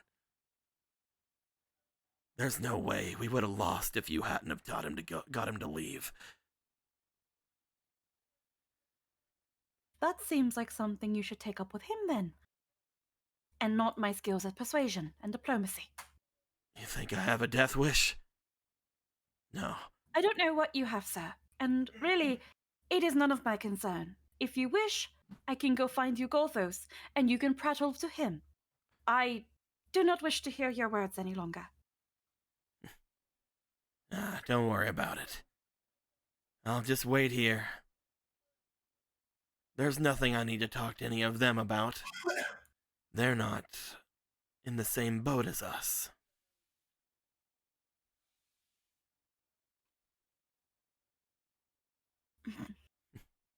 He tries to lift up a hand to say goodbye, but he is chained. As you see him lift as much as he can and sort of like wiggle his fingers over to you lazily. Ta-da. Or not ta-da. Ta-ta. Good day, sir. I refuse to be anyone's plaything. Good There you luck. go. Come, Rocket. But looks around, finds the slidey door, closes it. Sorry, I didn't know that me being here would cause you problems, Polo. It's fine. It's not your fault. It's perfectly fine. I'm stronger than I look. And while I do not like that we have a prisoner here, and I will talk to Gorthos about it, I also refuse to let what he says get to me. He looks back down the hallway. There's steam coming over there. Were you heading off to the bath? Yeah, that's what I was going to do until I was told about your predicament. I'm sorry. I'll just go eat. You don't have to worry about me. It's fine. I can take a bath at any point. It's perfectly fine. I feel like all I'd be doing is mulling over all of this and probably getting myself into a bit of a mood. So if anything, if we can resolve your issue, that will make me happy. And not make me think like I did something bad. You didn't do anything, but I did the bad thing. And you're helping. Let's just go find Brother Vega Rocket. Yeah. We'll get you something to use all that energy on in no time. Thank you. If I had known that you were bored, then we could have easily found something for you to do earlier. So if anything, I'm sorry it took this long. And we'll apologize to Miss Atalanta too. I guess I'm just a little bit sad that I couldn't help you guys after you came and got me before as well. Back in the dungeon, I didn't do anything to help. And sorry. It's fine. If anything, in those kind of situations, it is better that people don't have to be used. While it is nice to have an army, it is much better to not have to go to war in the first place. It's not. That should be in a book somewhere. That's really smart. Well, maybe I'll consider writing a book one day. Memoirs of the first demon princess. Polo the First. Or something stupid like that. Let's go. Oh, Polo the First. He's just says after you're going off. The two of you walk away. Meanwhile, back at the bath, Adam's just standing outside like, yeah, she'll show up again. I'll just make sure the bath is ready for playing. Yeah, you don't have to worry, Adam. The things have now come up, and I will probably go in a couple hours. I'm sure that she'll be here in a bit. I'll just make sure that the bath is going. I don't fucking care. I don't fucking care. Just everything seems to want to fucking happen. Let us go and find Brother Vega Rocket. You make your way up to the last place you'd seen Vega. When you go up into this area, you notice that the Zora as well as Atalanta are gone because they were preparing to leave whenever you had gone by them. As you would make your way up into the main area, we will see the others who will be waking up. Gallon. As you would wake yourself up, you would notice that upon your eyes kind of opening for a bit, you see that there is an Arma standing, looking slightly worried / perturbed as she seems to be staring off towards your closet, and then looking back to you, seemingly like a bit of a jump when she sees you're awake. Good morning. Good morning. Full of energy today. Like looks off toward towards your closet, looks back to you. But you don't have anything important in there, do you? Close. Okay. Your brother came in earlier and seemed to be trying to sneak around. I didn't think it was a big deal because it was him, but he seemed to go in there and do nothing and leave. I'm sure it's nothing. Okay, all right. Sorry if I didn't think that I should stop him because he was your brother. Oh, it's fine. As she sort of like floats about you for a second. Again, having she seems like she has been around or out most of the time at this point. As you get yourself up, she seems to jump for a second and make her way into the dagger that is off to the side of your bedside for a moment. As you seem to stretch and wake up, what is it you would like to do in this morning? Honestly, the Gallon's out of shit to do. You want to go to make your way downstairs? Yeah. As you would step your way out, upon getting out, the dagger itself would fly over to you and latch itself onto your clothes as it would normally be at whenever you would get up. I would say at this point as well, Ronan, you would, having been working through most of the day, again, you guys all basically would have been sleeping pretty late because of the busy day you all had the day before, you would also be making your way out and up from where you were. As the two of you would mainly get yourselves up and at 'em from where you are. You would meet off in the hallway. Morning. Morning. You doing all right? Yeah, just, well, don't know about you, but I'm not sure what to do today. Yeah, I kind of get that. I only really have one thing left to do, and I think I was thinking about heading over to Pika's again to practice some more, but after that, yeah, I don't have anything, so I'm kind of ready to head out. Hope your practice goes well then. Oh, thank you. You want to come with, or actually, nah, that girl is probably there, so might be better. I'm honestly not sure if that means I should go or if I shouldn't. I mean, it's Maybe up I'll to be you. along later. Okay. And Ronan will start making his way on downstairs. The two of you would start making your way down. Eventually, you would notice that there was a bit of an aroma about the place. There does appear to now be fresh chefos cooking once again. You guys didn't know that you missed it when it wasn't there, but for the past couple of days, you've had to deal with Rock cooking, and she's all right. She's doing her best, but every time Polo has cooked, in between the times that Rock's cooked, like when she was making the bread and stuff, the smells would definitely show that there was a true cook around, and it made you guys even just like subconsciously miss some the smell of Chefos food. As you guys would step inside and see most everybody seemingly around, you would see that Marco and Gorthos would be up and at them. The table beginning to get more and more things on top of it. Eventually, Chefos would be coming out and placing more things down. Upon seeing both Ronan and Gallon here, he would look to the both of you. Not till it's all plated. Understood. Before stepping back inside.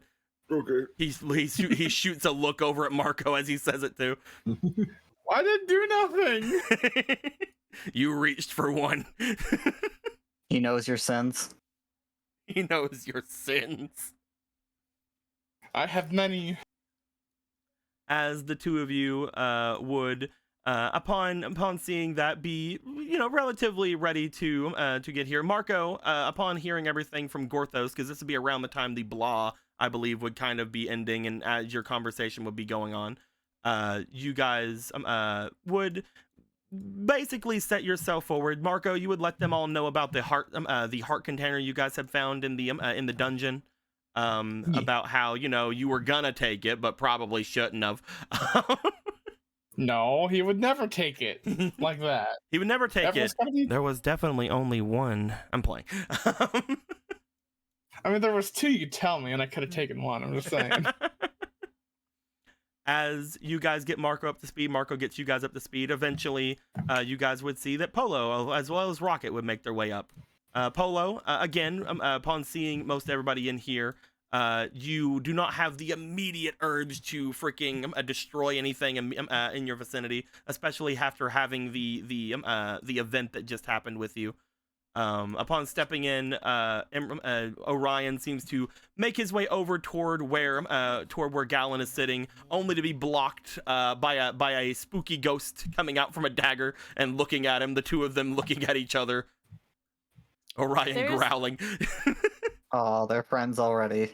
There's that thing of, as Polo walks in, she gets a sigh. She lets out a breath as she processes. Okay, that kicked in again, but not as bad. But she has a look of just overall frustration.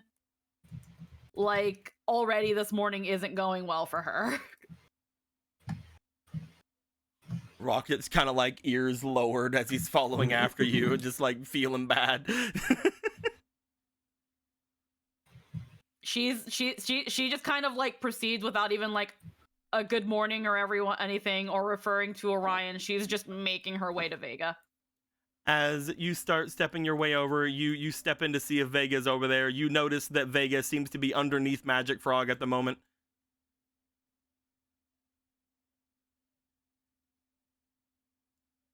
Brother Vega, wake up. Uh-huh. Hello, what are you doing? Crosses arms. Please. Ronan, you see that he tries to fight against Magic Frog but cannot push him off. Please. Hmm. Wake up, Brother Vega. That's what's going on? I didn't do anything. You haven't. I have found you a bodyguard. I don't want the frog. It's not the frog. I'm a dog, not a frog. I'm playing. She's gonna just walk up to Vega, grab the cape, and just pull. Come here. As you're like I trying wish- to pull, you just see Magic Frog step back. I really wish I could try to be. I really wish I could try to be in the mood, but I feel like I'm gonna have to do some explaining. What I do? I'm sorry. So, Brother Vega, I'm going to try to get to the point of this. You know how the King of Hyrule has a specialized Donu bodyguard? Yeah. Well, a king does need a bodyguard. Even if he thinks he is too strong to have a bodyguard, it is still a good thing to handle the riffraff that are not worth the king's time, correct? Yeah, that's what Hadar's gonna be for. Oh, but Hadar's going to be much too busy doing other things like maybe the treasury or the other diplomacy things, all the boring jobs like talking to people. Oh, you right? see, he really liked to do those things. That's why I was gonna make him do things he didn't want to do. Yes, he's going to be too busy for that, so he cannot be your bodyguard, Brother Vega. You trying to give me a dog? I'm a Donu. First off, it is a Donu. Second off, he is very strong and very capable. All he requires is a little bit of sparring here and there to help with some of his energy. Oh yeah. Yes, and I think you are just the perfect match. He's got a lot of energy, you've got a lot of energy, you both like fighting and sparring, and it is a good way to both improve and hone your skills together. He is now your new bodyguard. Thank you, you're welcome. She's just going to sit at the table and huff and cross her arms. I mean, Go on a walk. Yeah, sure. Hey, Frog, are you gonna do that thing where you croak and all this goes? You're okay. He starts walking off, still covered in like frog. I'm so bits. happy that Magic Frog gets my vibe with Vega. As Vega starts making his way out, he's just like, "Well, come on, what's your name? Rocket, King, huh? Hey, maybe this will work out." As the two of them start stepping out. Huh. Not the pair I would have expected, but okay then. So good morning, everybody. Morning. You feeling all right? Gothos, I would like to have a word with you about our prisoner. He's just eating. He's like, who? Not Oh, allowed to eat yet. How dare And you the eat? You're gonna get fucking yeeted. And the fact that just now he was trying to manipulate me and use my guilty conscience against me. I don't really quite appreciate that first thing in the morning when all I wanted was a bath. why'd you go into the cell if you wanted a bath? Because Rocket was in the cell. He did lock himself in there. No, he didn't actually lock himself in it. He actually locked himself in it when I went in, because he actually forgot to lock himself. But the point is that apparently he responded to our voices because, well, my voice because of my somewhat menial connection to Demise, and started speaking about how Demise is going to use me and manipulate me, and that I'm a monster. And this is not things I wanted to hear in the morning, Gothos. Everything he said is very wrong, Polo. I know What is that. to a point like him? His life was only worth one dead hand. I know that is all wrong, Gothos, but that doesn't mean it doesn't hurt my feelings. Well, Did you tell him he's a, sociopathic murderer? I didn't say that. I just told them that he is not worth my time and that I will refuse to be addressed as such. okay, Gorthos will go talk to him. Might as well, considering. Sheffo Please sets consider- down a plate, glares at Gorthos, goes to get other plate. Please consider what we are going to be doing with him, because it seems like he wishes to know as well. And I as well am not very fond of the fact that we are keeping prisoners. I know that in the end of the day, it is not solely on me what we do with the people that we bring with us and whether or not we imprison them for the misdeeds that they have done, but I also think that together as a conglomerate of comrades, that we should decide what to do once anyone is in this premises. I think I am being a bit too authoritarian, and actually I apologize for everything I have just said. I am going to now just eat. No, I mean, I think you're You're right. a princess, so I mean, it makes sense. I think it's I think it's high time we decided what we're gonna do with this guy. It's true. We should decide. I was thinking interrogate him, get what information we can out of him. Maybe if he knows how to make more of those bags, get him to. With those doubts, we're beans going to and get him to be so forthcoming with things, considering his position. But he'll try his best. I should also consider a memoir. I caught up with a very good quote, and Rocket complimented me, and I think it is a very good quote, now that I think about it. That's good. Oh. Porthos has time to kill before Theodore gets here, so he'll be busy. Sheffos comes back with the final plate, sits it down. As he sees Polo eating it, he does not glare at Polo. he just puts his hands on his hips like, Narrow those eyes. He will glare at the two of you. He's not glaring at Polo. As he sits it down, he then sits down. Your favoritism. You can eat now. Thank you. Thank you. It is very delicious, Sheffos. Thank you for your hard work once again. Porthos must go interrogate. The It's been a while since he said that. Expect me. Eat first. He can wait. Porthos should probably bring him food too, actually. Have you fed him, Jeffos? Nods. Whenever I was feeling rough before, I had brought him some food. But after I had gone asleep, I believe that Rock must have done so. Both very reliable people. Porthos appreciate you both. But the sooner Porthos gets this over with, the better. Besides, this will shed some light as to what we should do with him. He's not fond of having a prison cell either. You think you might need some help with that? Dorthos doubts he'll have anything to say that'll shake him. But if you want to come along, you won't stop you. Sure. You should eat. You're all far more active than Gorthos is. I already did. Glares. I'm playing. No, it's just the second he said the food is ready, he said, just went, you can eat. basically. Like an actual fucking orca just swallow it all. I mean, kind of. Oh, Yeah, sure. I'll come along. You just fill up the dorsal fin. Onwards we go.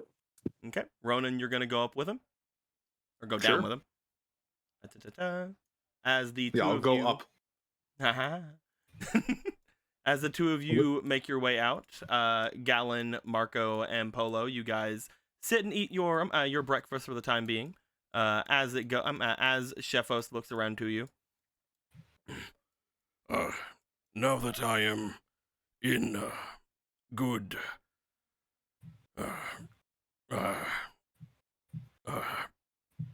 He Spirits? stops for a second. And you say spirits. He shakes his head like mind.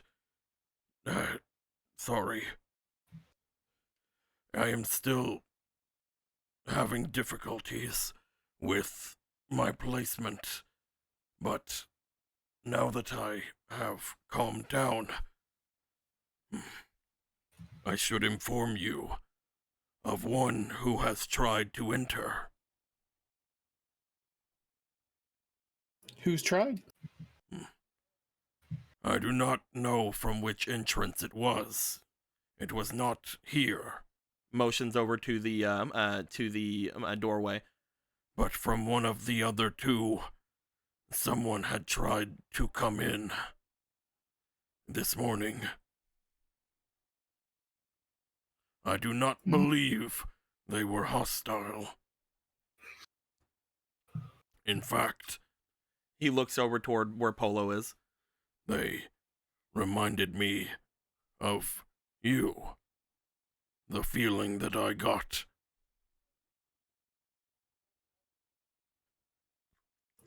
No one may use the entranceways without the Master's permission. Currently, that is all of you. I could not let them in. So I wanted to let you know as soon as I could. Well, assuming that it wasn't from the door from the mountainside, I'm pretty sure there's still the Zoro over there doing stuff. They probably would have sent someone to tell us about that. Perhaps from the tree?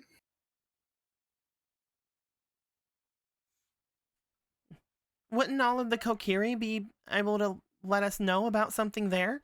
Maybe they knew them or they talked to them afterwards? Dog still barking at Spirit. Rushes over to where Polo is.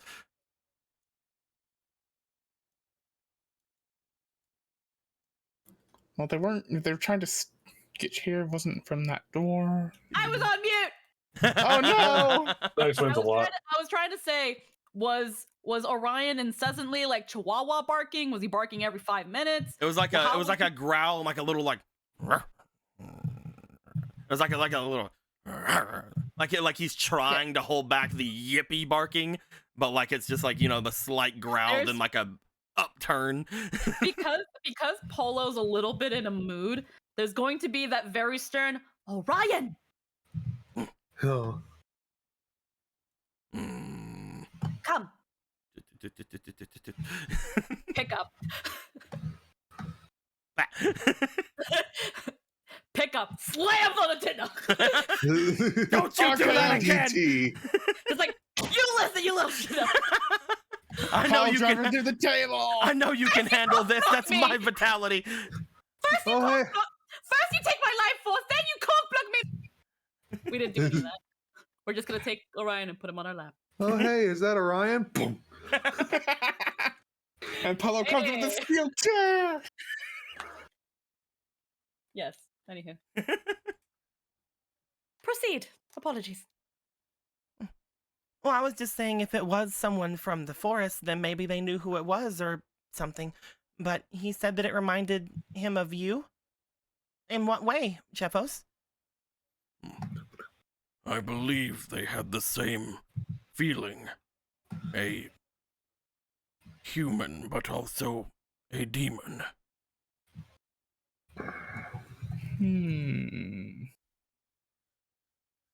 Interesting. Not like... He like shakes his head like... Not like Rock, but more like Polo.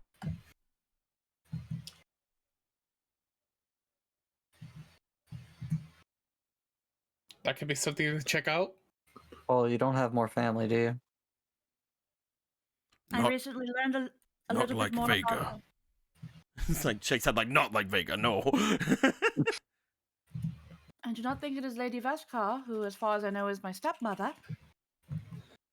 Well, I mean, wouldn't that make her completely a demon? Yeah, that is the flaw in that argument, isn't it?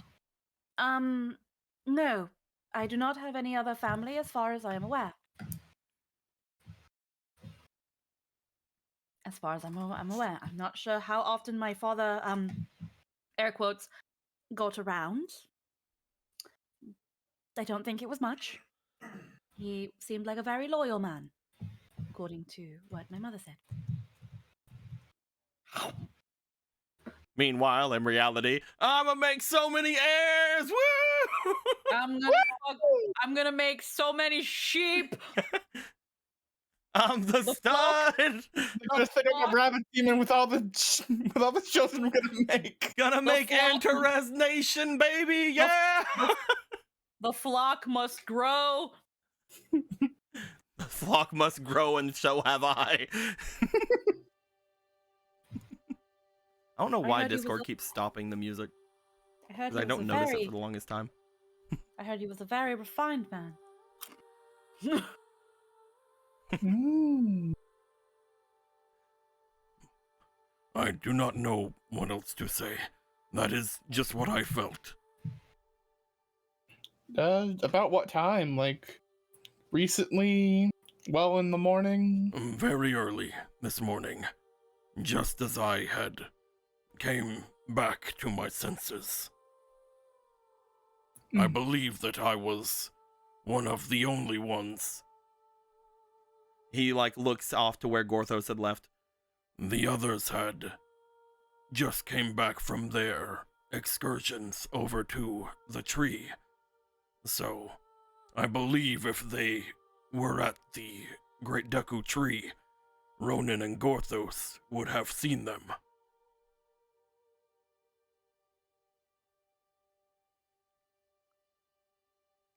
Huh. So then that doesn't make much sense. I guess we'll have to check the...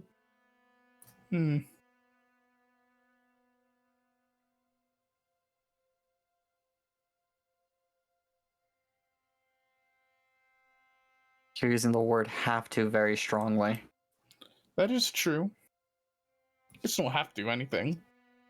I was just letting you know. You do not have to do anything. My Thank thoughts you. are that they are in that new portal you have created.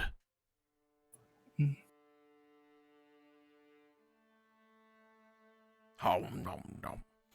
Nom nom nom nom nom. Nom nom nom nom nom nom.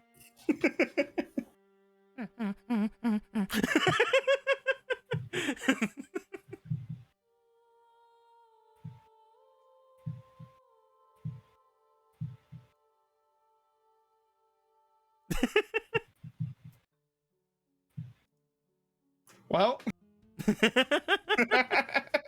I'm sorry, I had to face away for a quick second. Did I miss anything aside from Orion whining? No. No, we're just fairly certain that now that it's the presence came from the new portal, but we don't specifically have to do anything about it. Definitely. But Yeah. it's up to you guys. If you guys just continue to fill your faces, eat your fill, have your breakfast.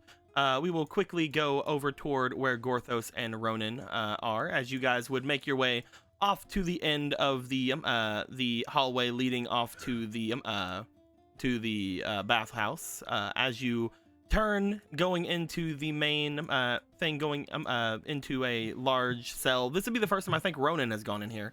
Yeah, Ronan, I've never seen this place before. you do see this large open cell-like room. Off to one side, you see a man seemingly latched onto some chains off over there. You see the sage that you guys had fought and defeated before, the one that was summoning all those dead hands. Please go take a bath, please. And as he is just sort of seemingly listfully like his head just staring off to the ground. Apparently, according to Polo earlier, he had woken up.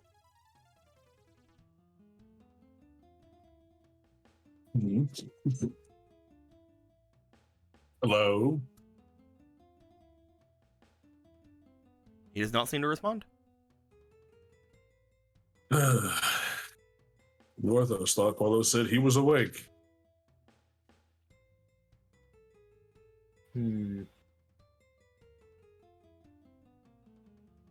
Wake up! As you guys again look into this this place, it does not seem as if he is awakening, as you would seem to assume from him. Gorthos, you do remember that whenever Marco had gone in, there was some sort of weird suppressive magic going through this area.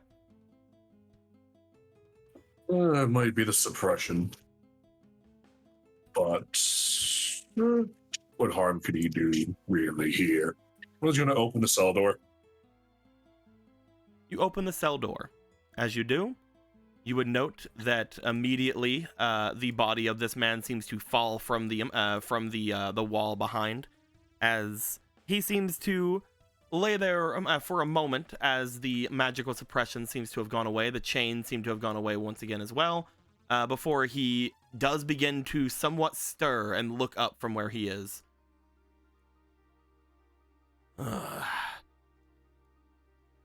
Again, I wake up without... Oh. She really did go off and get you. How long has it been?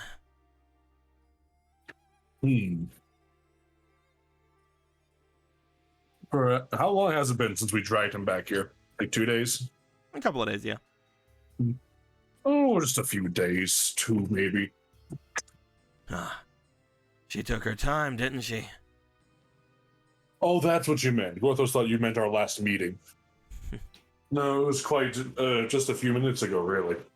Oh. I guess it did really eat at her. Oh well. It at least made things go forward a bit. He goes to sit up. Indeed. What kind of things? So, are you two here to let me out? What? Oh, I mean, we are friends, aren't we, Ronan? He smiles as he looks over to you. He's just like staring at him. He's not reacting in any way.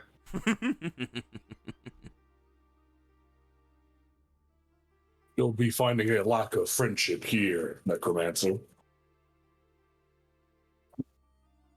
No, it does. Necromancer. Right, I guess that was what he called me, huh? We have more titles. I used to. Yep. You go inside? Yep. Aren't you bold? Gorthos is many things. Gorthos, huh? As in the great hero, Gorthos? Is there any other one named? I hear there's plenty of people named Gorthos throughout history. It's less people and person. Oh, I think the both of us understand it's more people. I mean, this isn't how I saw you the last time yet, either, was it? You were a lot smaller then. Gorthos has gotten a lot bigger, too. In a sense, it's people. I mean, it used to be people. Well, they had been long since put to rest. A peaceful rest, unlike whatever you do. Again, that's harsh. But true.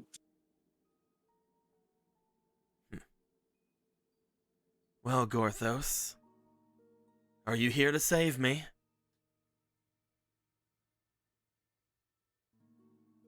Gorthos is here to understand you. Question you. Well, Well, if you then want to about question a sword, go ahead. Though I don't think I would blame a sword for any wrongdoings by its wielder, don't you think? Depends on the sword.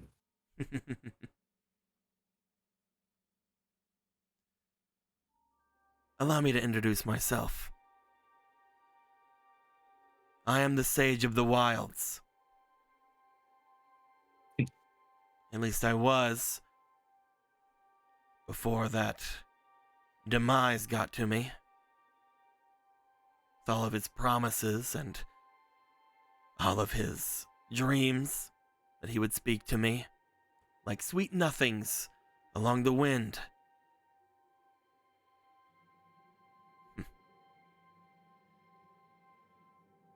And what could he possibly have promised a sage? The same thing he promises all of us. You think that I'm the only one that he has on his side? Others have suspicions of others. Though I doubt that I can truly call myself the Sage of the Wilds any longer, he has his ways of inching into your heart, making you go mad.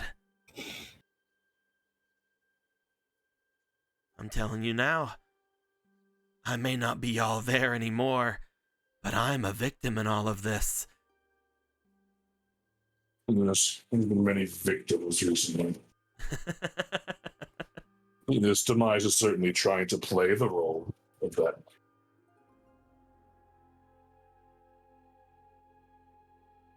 I'm not saying that I haven't done terrible things.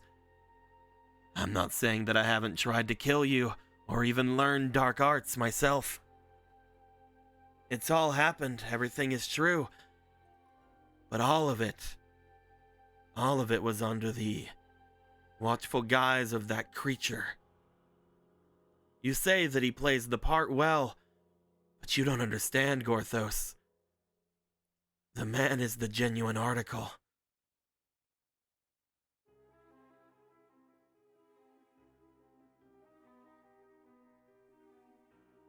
Gorthos knows that's impossible. Yeah.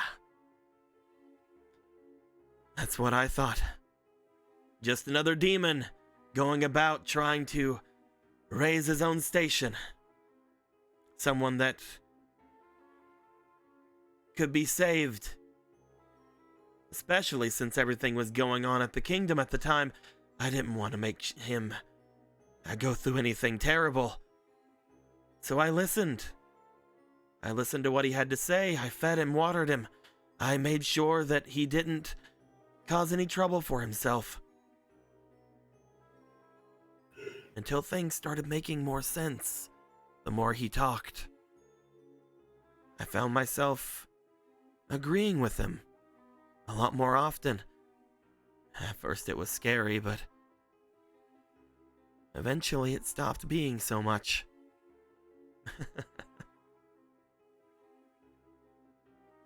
Yet here I am, after all the promises and all of the late night chats. He leaves me on a whim because some demon shows up and asks them to. Because some witch played a game she wasn't supposed to. Everything just ends right there and is over.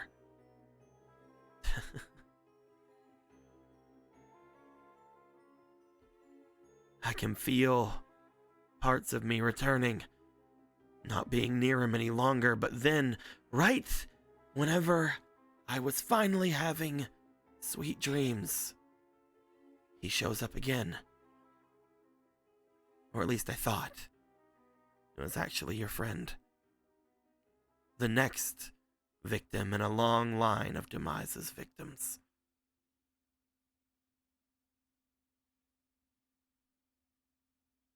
Which friend?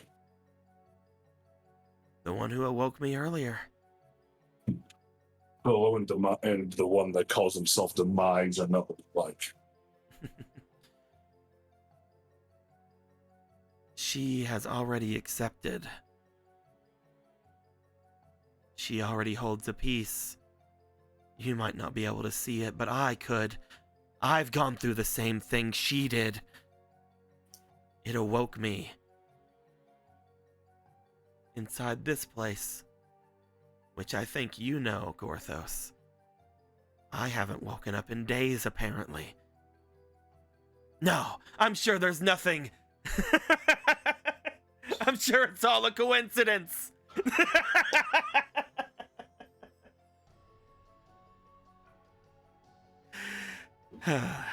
Just string me back up if you're not going to let me free.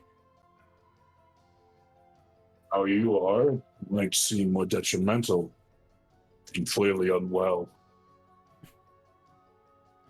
I just want to return back to where I belong. I want to... Back to demise. No. I'm finally away from him. I never want to see that demon again.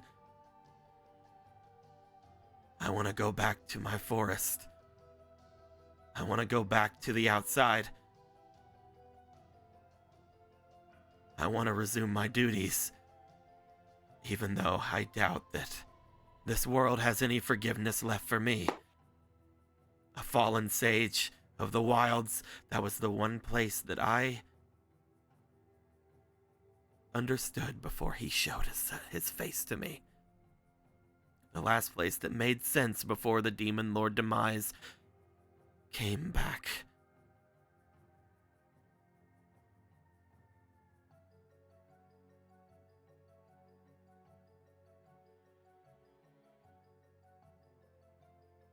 So if you're not here to save me, then leave me be.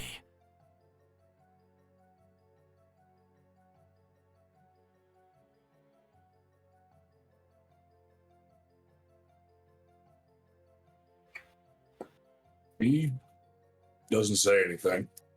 He just turns and walks out. And he just shuts the door. You shut the door. As you do, you would see that just like before, the binds seem to go around him. However, because he's awake this time, he seems to go up against the wall. He seems to have a lot more lenience to it. He's able to walk around at this point. Otherwise, he couldn't use the poop hole. But as he seems to see the slack in his chains, he does seem to step forward a bit.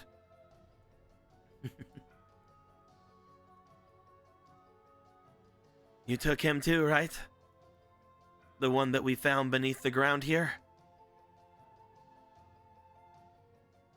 Ortho's freedom from your control.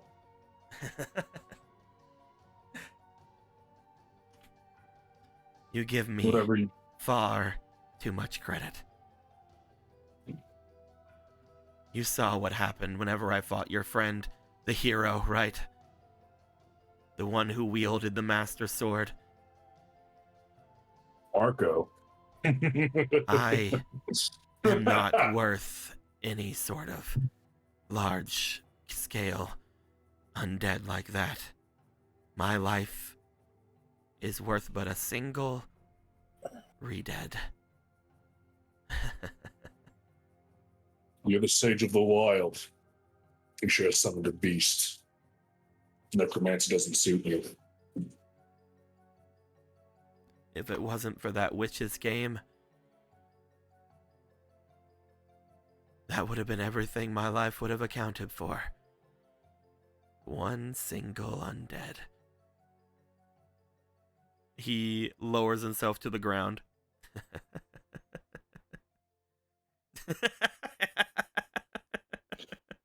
Did we, out of character, did he say what the fuck does he mean by witch? Did we get that?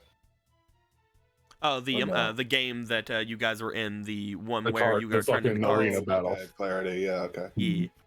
Because if he would have tried doing that without Clarity's thing, he would have literally gave up his life to summon that undead.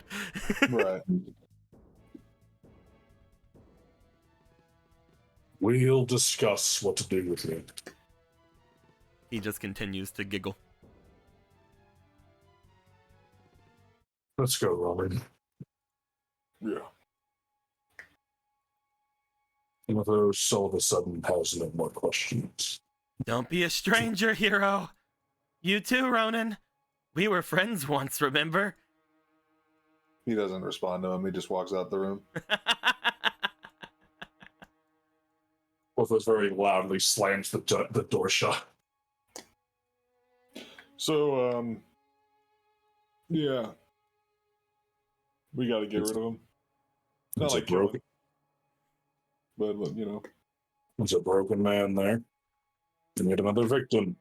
There's a certain feeling theme going on with the villains we're standing against recently. Yeah. There's one squad that which someone was just plain evil. He hates these moral dilemmas. Poor guy. Whoever this demise actually is quite dangerous, though. Yeah, I wish we there was someone who was just plain evil. Also, I wish Flaverman was fucking dead. He's so evil. Flaverman, am I a joke to you? Recently, that was an old We villain. solved thought that was one, dead. and then it became It a came problem back. again. That was Yeah, like it came back. That was like 3 weeks ago. DM, come on. Hey, shut the fuck up. Anyway, bitch ass. At any rate, Ronan, his madness aside, Northos can assure you at least, and anyone else who asks, Demise is dead. There is no demon king Demise in it. Okay, because I was. Okay, cool. 'Cause I was Northos killed him with his own hands. Neat. I was There is pretty unclear who Demise was until just now. Until you said that. a monster. The Okay. monster. At any rate, you should perhaps have Polo about that bauble which she gave. But Dorthos doesn't want to deal with this one. What's that? Dorthos doesn't want to deal with that person anymore today. Yeah, me neither. I don't think I'm going to be doing that again. That made me uncomfortable. Dorthos doesn't blame you.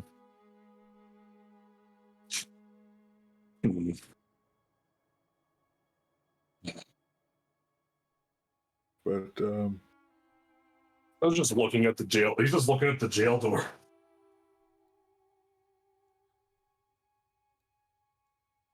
Do you guys want to start to make your way back upstairs? Yeah. You guys, after having spoken with him, would make your way up. This would be around the time the others will be finishing their breakfast. Gallon, Marco, and Polo, after finishing your food, you would see a very much not extremely well-looking Ronin coming up with a Gorthos who you can't really get expressions off of. At least right now.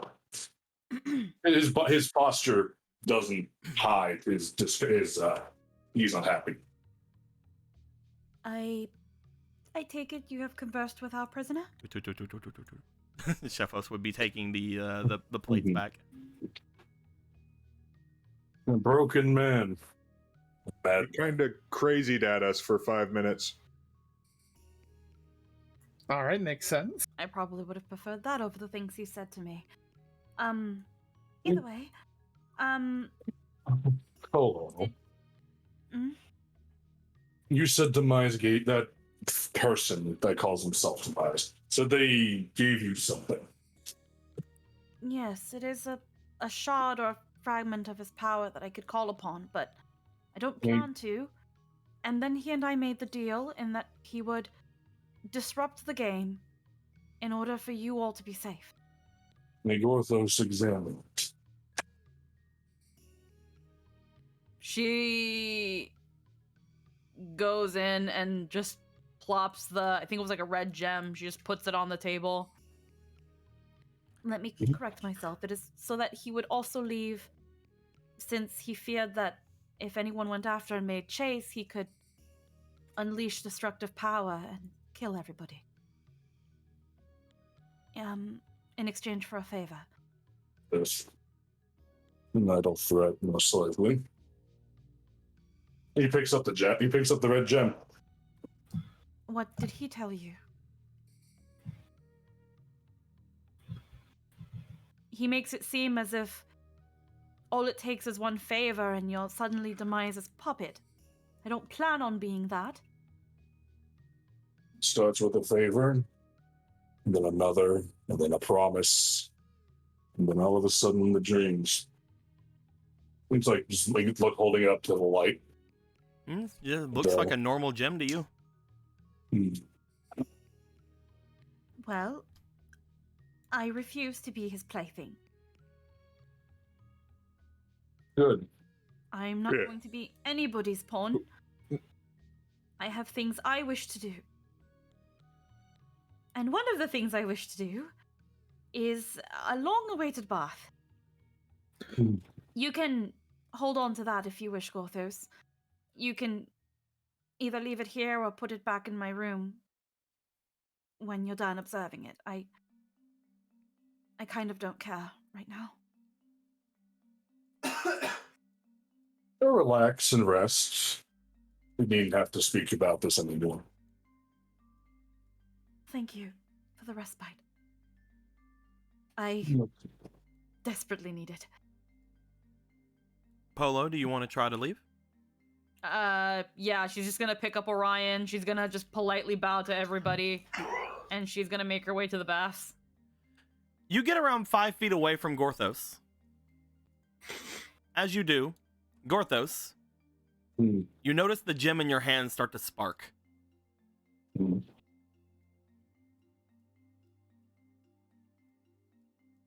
Is it violent?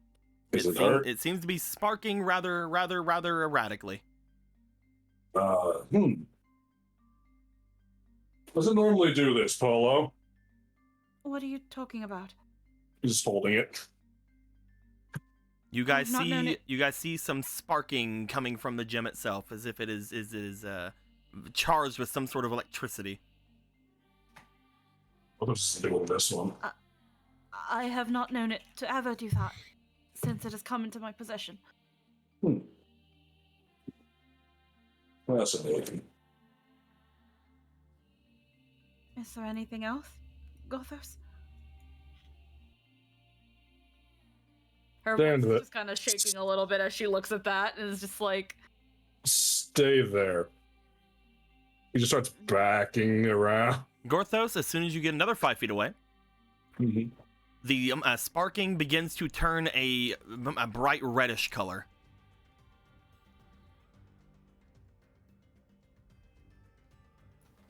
I don't think that's safe. No. He just steps 5 feet closer to Polo. It seems to just be sparking. It all starts with a favor.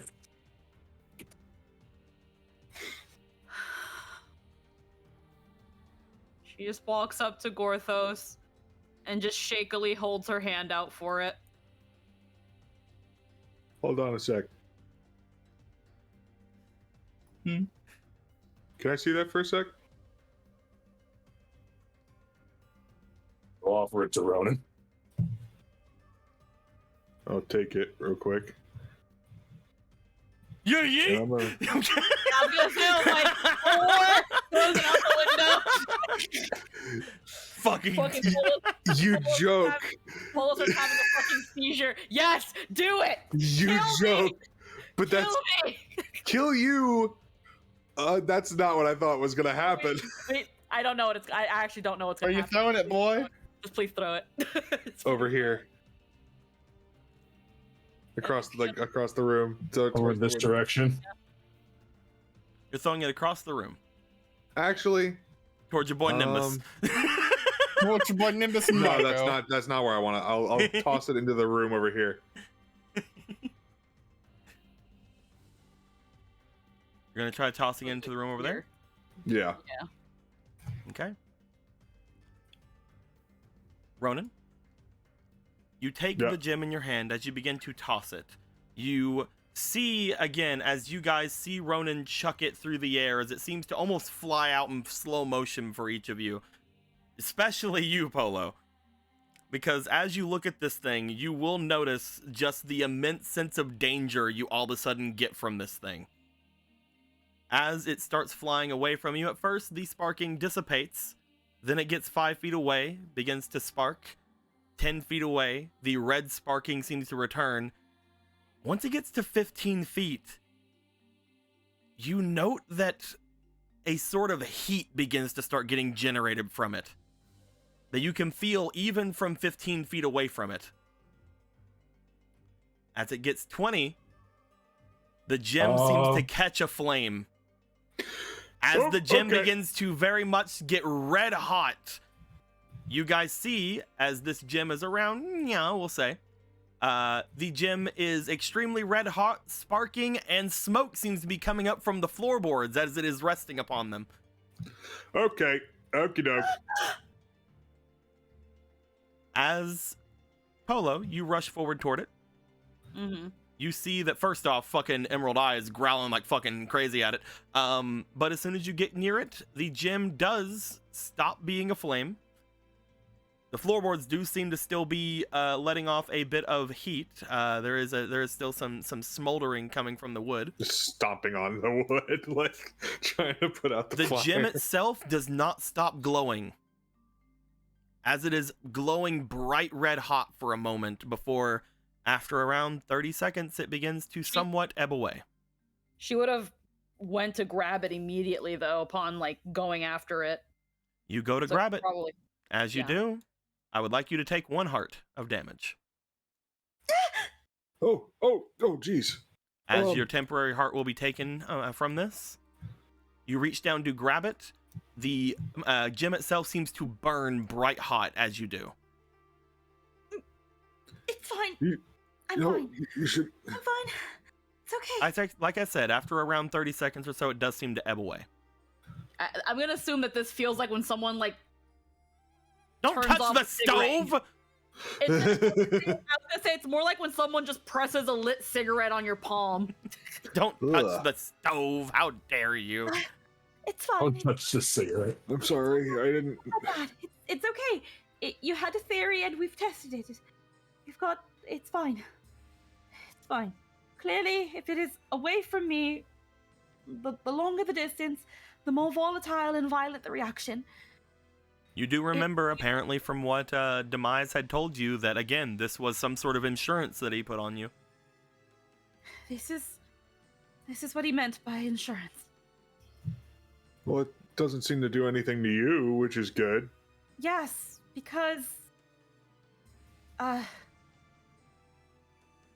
Can we, let us go back to the others for a brief moment. Okay. They're just like right over there, just like, hey, we're right here, you know. Let's just for I'm floating. Okay. courtesy's sake. Okay. So the easiest way I could probably describe this, and I'm gonna guess the theme here of today is dogs. It is like a collar and leash. It does not hurt the one who is at the end of it, but everyone else can trip on it. Maybe that's not the best analogy, but I guess this is what binds me and Demise to one another. As much as I really do not like saying that. What if we just tried to break it? Do you think we could try? Hey, everybody. Yeah. Gets up, steps over to Polo, goes to heal. Don't worry about it right now. I'll give you about the temporary heart for that. That's fine. Bloop. That was an. You wanted to take a bath. Go take a bath. Yes. Apologies. Why are you apologizing? You're not the one who threw it across the room. I did not stop him either. I'm sorry. It's fine, Ronan. It's okay. Everything is okay.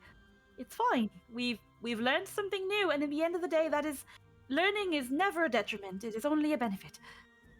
I will write that in the memoir as well. Look at that. You're already contributing to demon history in your own ways, Ronan. That's how I will try to see it. Positive. Positive.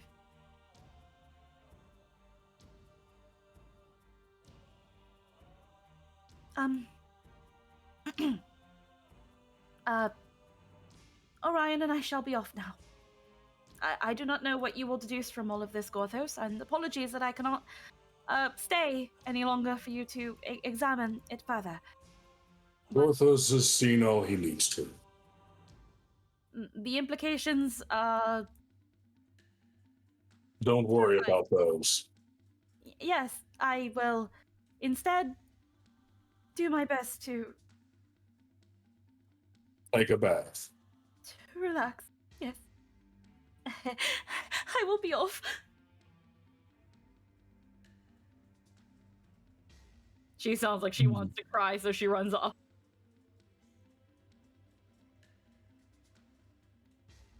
So, we go into the summit Today, tomorrow. today. Theodore should be here in a minute. And finish what needs to be done. We'll gather our things, a little troop, and we're going to get this over with. Agreed? I'm going out. Porthos will take that as a yes. So tonight, got it. No more delays and no more distractions. At least give us enough time to collect Jason. Jason. Surprised she hasn't come by at all. Porthos will leave that up to your discretion then, Marco. And Ronan, you're free to do whatever you wish to. Mm-hmm.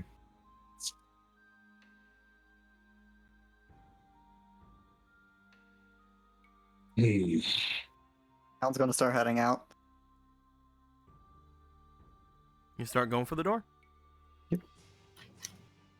right, be safe. I think Ronan will follow shortly after.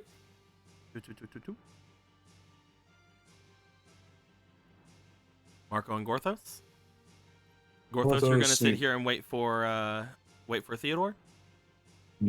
I will say, with everything you had already kind of gone around for in the night before, I want to know what is there any big reason that you need Theodore at this point?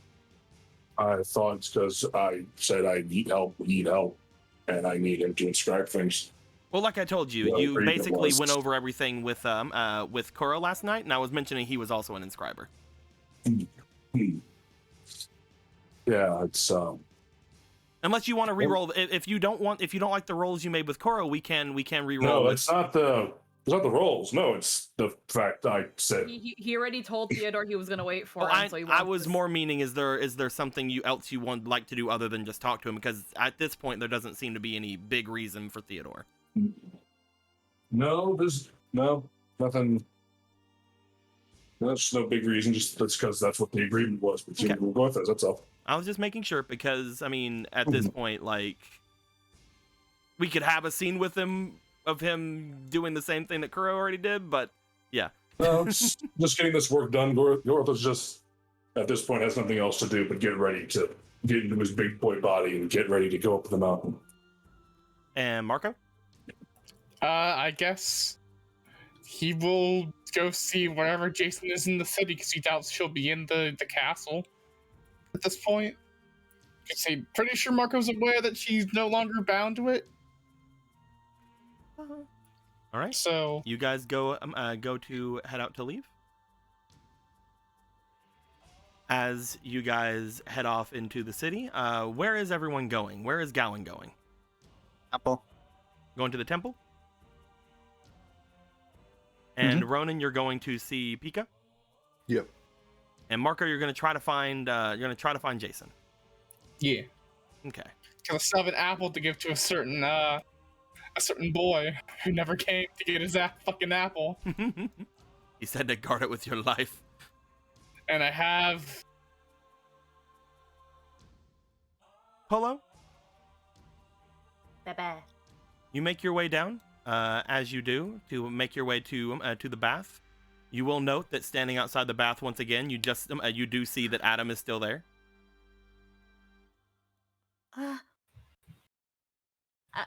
At ease? Oh, I wasn't. If you are ready to take your bath, I'll make my way away. Yes, Adam. Thank you for keeping watch. It should still be fine. You were not gone that long. Thank you. He seems to step. He goes to step away.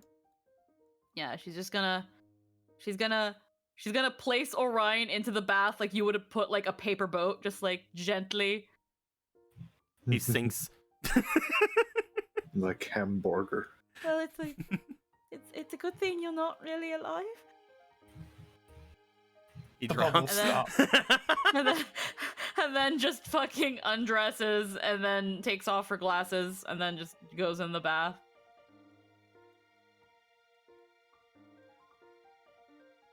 Lets herself sink. You sink into the bath, going over probably in your head the different things that were said between you and Demise, the event that just happened upstairs. You know that scene from Perfect Blue where the chick is in the bathtub and she just fucking screams? That. As you get into the bathtub and scream, A couple seconds later. what happened? Is everything okay? It's fine. I just really needed this. Miss Polo, are you all right? I mean, you couldn't if you scream. Well, if you screamed in the water, it's not like anyone could have heard that. These It's are in Zora. the water. That is true. Yeah. They have water ears. They water ears, I guess. they know the different types of sounds that are being made and whatnot. They are more attuned to the water. It's fine. I just needed this. Is all. It's like a sonar. It's only been a little bit. It's only been a little bit since this morning, and how could you? You could hear me in the water. Hmm.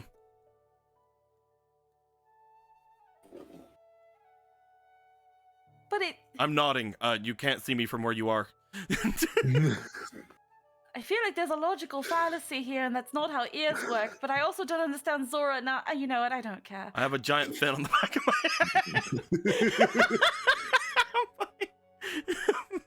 head. That, you sure do. No, he doesn't. He doesn't say that. I would try to see if you're all right, but I've heard that you all do not like being together in baths, so I'll stay. Do you need anything? I will be fine, Sir Adam. Mr. Adam, I'll be fine. You should go do whatever it is you wish to do.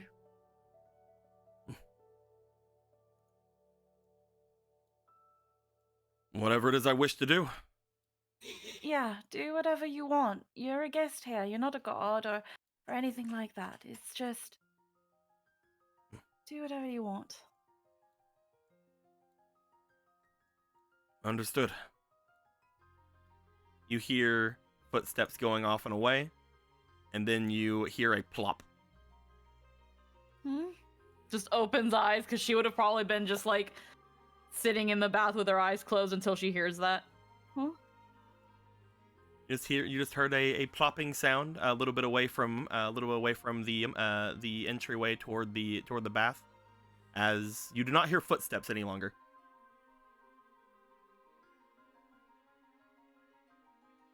Instinctively covers herself.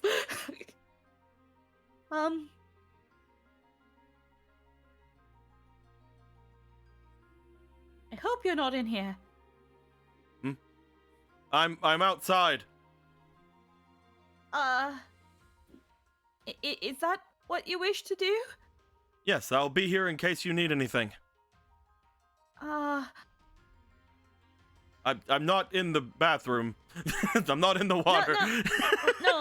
Okay. I'd figured you'd want to go do something in town or anything else. I'll be fine. Nobody around wants to be around me. So, if I could be of use, I would. I don't think that's true. I've been all over this kingdom. speaking for my king, who has gone somewhat mad, I have done many things and made many enemies. There Well, is then, nowhere with- for me to go but here. If you need Which anything, side? I will be here. I will be a ways away. I'll move further away if you are uncomfortable. No, that's quite all right. I told you to do what you wanted, and that's what you wish to do. I guess, thinking about it, I think you're being too hard on yourself. You've been allowed a chance to turn a new leaf. I think this is a chance for you to do what you want. Maybe smoothen the cracks that you've created. Just because it's broken doesn't mean you can't fix it, correct? Even if it's just apologizing and saying you'll do better. There are some things you can't just apologize for.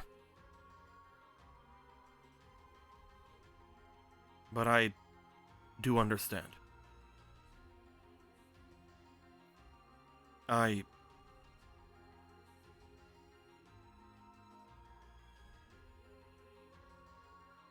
will attempt to do so on my next mission. Yes. I'm sure you could make quite a plethora of friends. If I was able to. I'm sure you can.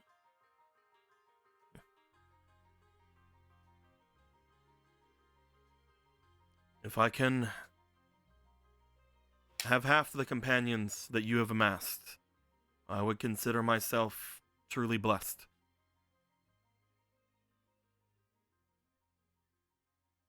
We've all got to start somewhere. I'd like to think we're friends. Now that things are a little different. Me and you? I've got no animosity towards you. As far as I know, the Adam that is on the other side of that door didn't do anything truly wrong. It was corruption caused by the spear. I think, just like we have been given the chance to know this new Adam, people should be given the chance to know who you are now. It might not always work. You can't get along with everybody. But there are so many people in this world, Mr. Adam. Some that don't even know what you've done in the past. Those are chances you should take advantage of. I find it If you choose. I find it hard to believe that the me that did all those things was something that can be forgiven, but you do have sense to your words. It's the same things that Ronan has said. It's the same that others have said. Maybe we're onto something. You do not think that the sins that I have accumulated as the Diamond Spear is enough to condemn someone like me? No, I don't think so.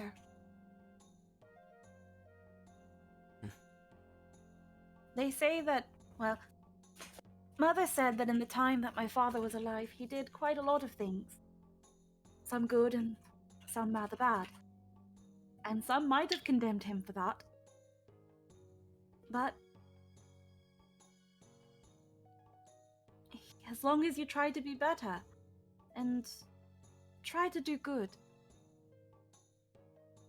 I think there's a chance for things to be rebuilt.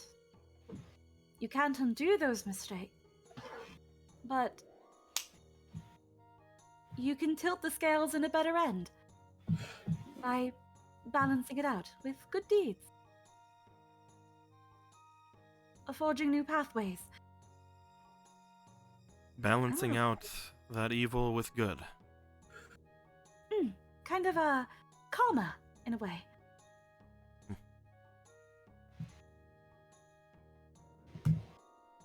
I'm on a roll today. I'll probably throw that in the memoir too.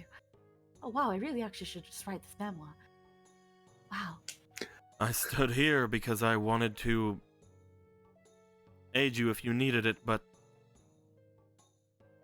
Lady Polo, it seems that you are aiding me more. Thank you. Of course. I'm happy to help. As am I. This is, as I said, what I wish to do. If you want me to leave, I will. I will sit here if you need anything else, however. Whatever makes you happy. Blah blah blah blah blah blah blah blah blah. Like, as you were talking, like, Orion's just looking back and forth between everything, doing like a little doggy paddle. As you sit there, your talk with Orion sort of, again, taking away that privacy that you were coming down here for. That scream that you seemed to, that you made, wanting to be less heard, wanting to be more private to you, overheard by this large man and having to go through his own problems. Not entirely something that you wanted to come down here for, obviously. You wanted to get away from what had just happened. As you sit there, you would note that the idea of balancing things out occurs that if this man, as Gorthos keeps saying, is not the true demise, how powerful should this be, and what should you do? You have this gem with you, because obviously at this point, I doubt that you would want to even be apart from in the bath. Yeah, she probably was holding on to it the whole You're time. just like gripping onto this fucking thing. You look down to it, and a spark of inspiration does somewhat come over, as if you do truly wish to try to balance out something, you guys do have a goddess just in the other room that you could potentially ask the favors of.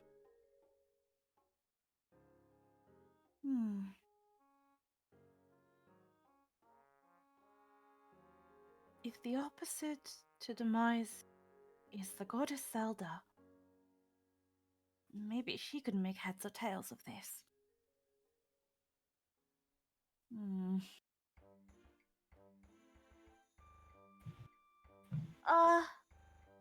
Mr. Adam? Yes, what do you need? Is, Miss Zelda, Miss Goddess Zelda, do you know where I could possibly find her? Yes, I was told I should not go there, by my companions. But if you need her, I do know where she is. I could always fetch her myself. It is not that big of a deal. I don't have anything super planned for today. Everyone else is finishing whatever they need to do. But you could always come with me. My... You hear shuffling from the outside. My friends, my allies, told me not to go and bother the goddess. But You're not. I am. they left earlier without me. So they are not here to stop me if I wish to go and get her.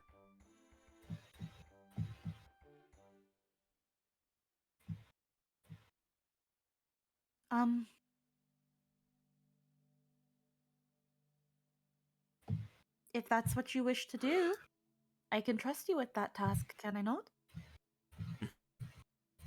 I will return as soon as I can. Thank you. They can't stop me. I can't read. You hear footsteps going away from you.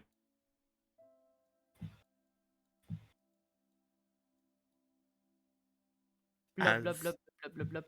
you sit and have the remainder of your bath.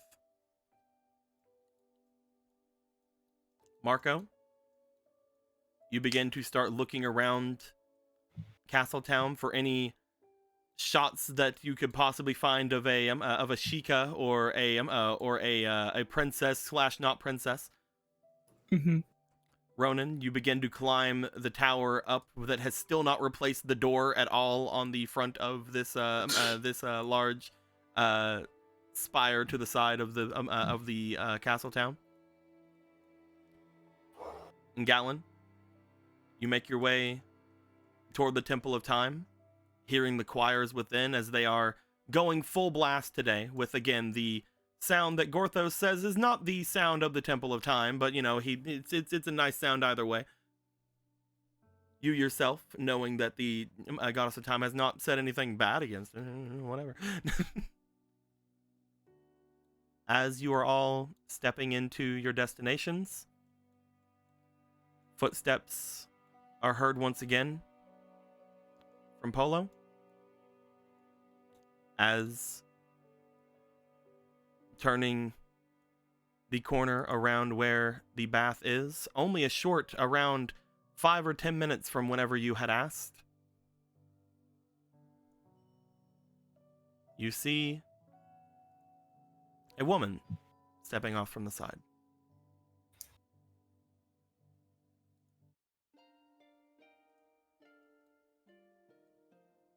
As the mortal goddess looks in toward where you and the Emerald Eye are at, a smile going across her face, I think that's where we're going to be ending things off for the night.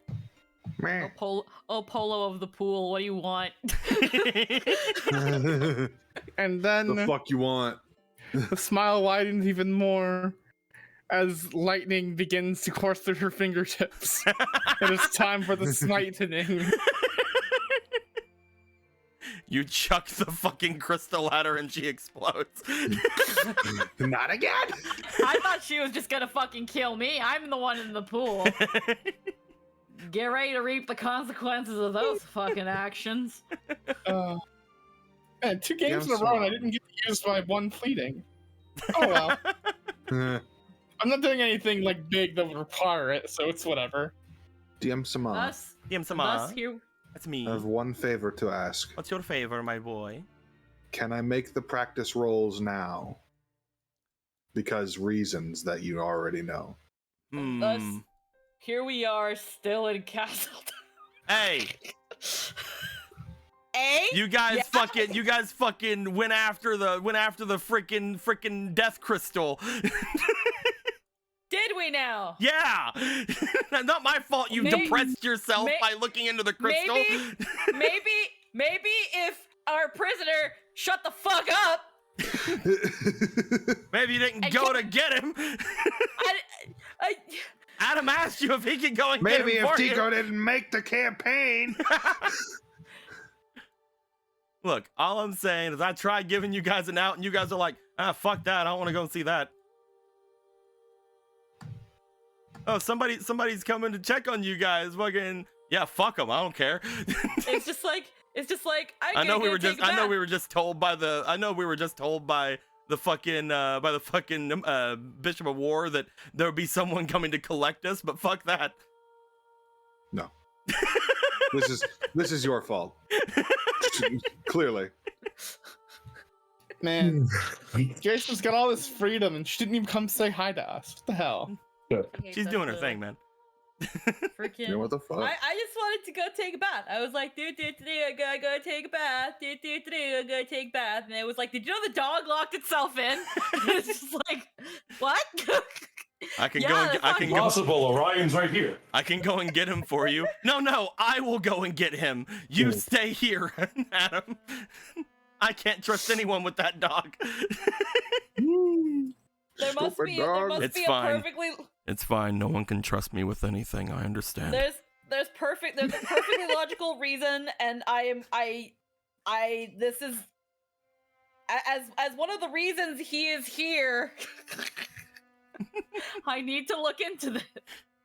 But yeah, we could definitely have some roles going by if you'd like to, Eric. Just for those outside, Eric will be not joining us for the next 2 games because Eric is going to be being a traitor and leaving me forever. For 2 weeks. Yeah. We've established it's 2 weeks. 2 seconds ago. For forever, he's gonna leave me forever, and he's a traitor. He's going to get the milk and he's not coming back. I'm going to get them fucking milk bags, boys. That's true. They have bags of milk up there. You better send us plenty of pictures of the bag milks that you drink. Yeah, drink I all the swear to bag God. milk. Drink milk.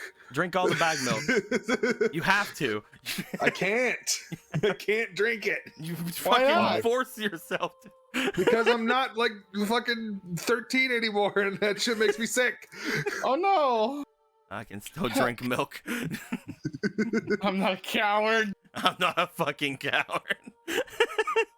I'm not afraid of death. But no, when it My comes ancestors to will smile upon me in pure. when it comes to these roles, you are just trying to get to the point where you can practice. No, you have already got to the point where you can practice alone. Let me make sure the Yeah, I just roles want are to done. get as many points into the new song that we're making as I can. Okay. So Ronan, Yeah. I need to know. Go ahead and Yeah. start your rolls. Okay. I just need to know how funny it would be if you get 2 really shitty rolls here. We don't have goddess points left, do we? Or did we get new ones for the new day? It is a new day, so yeah, you would have some new Okay, goddess ones. You cool. guys would have 5. Y'all mind if I use some of those? Go ahead. You won't be able to use them for the next 2 weeks, so it's fine. Use. Hey, go for it. Burn everything.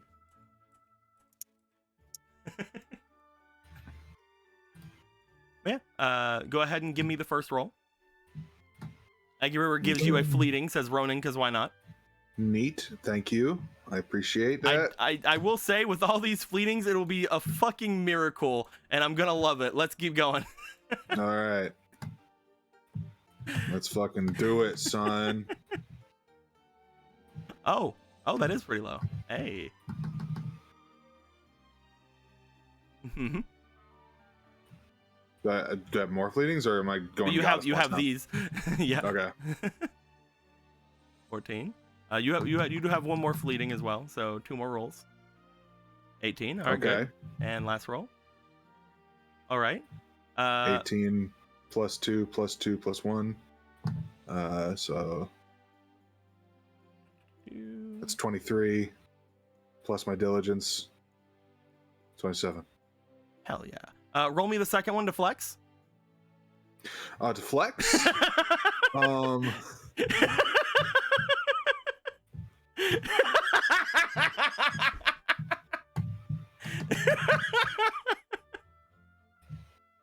You have a fleeting from Emerald.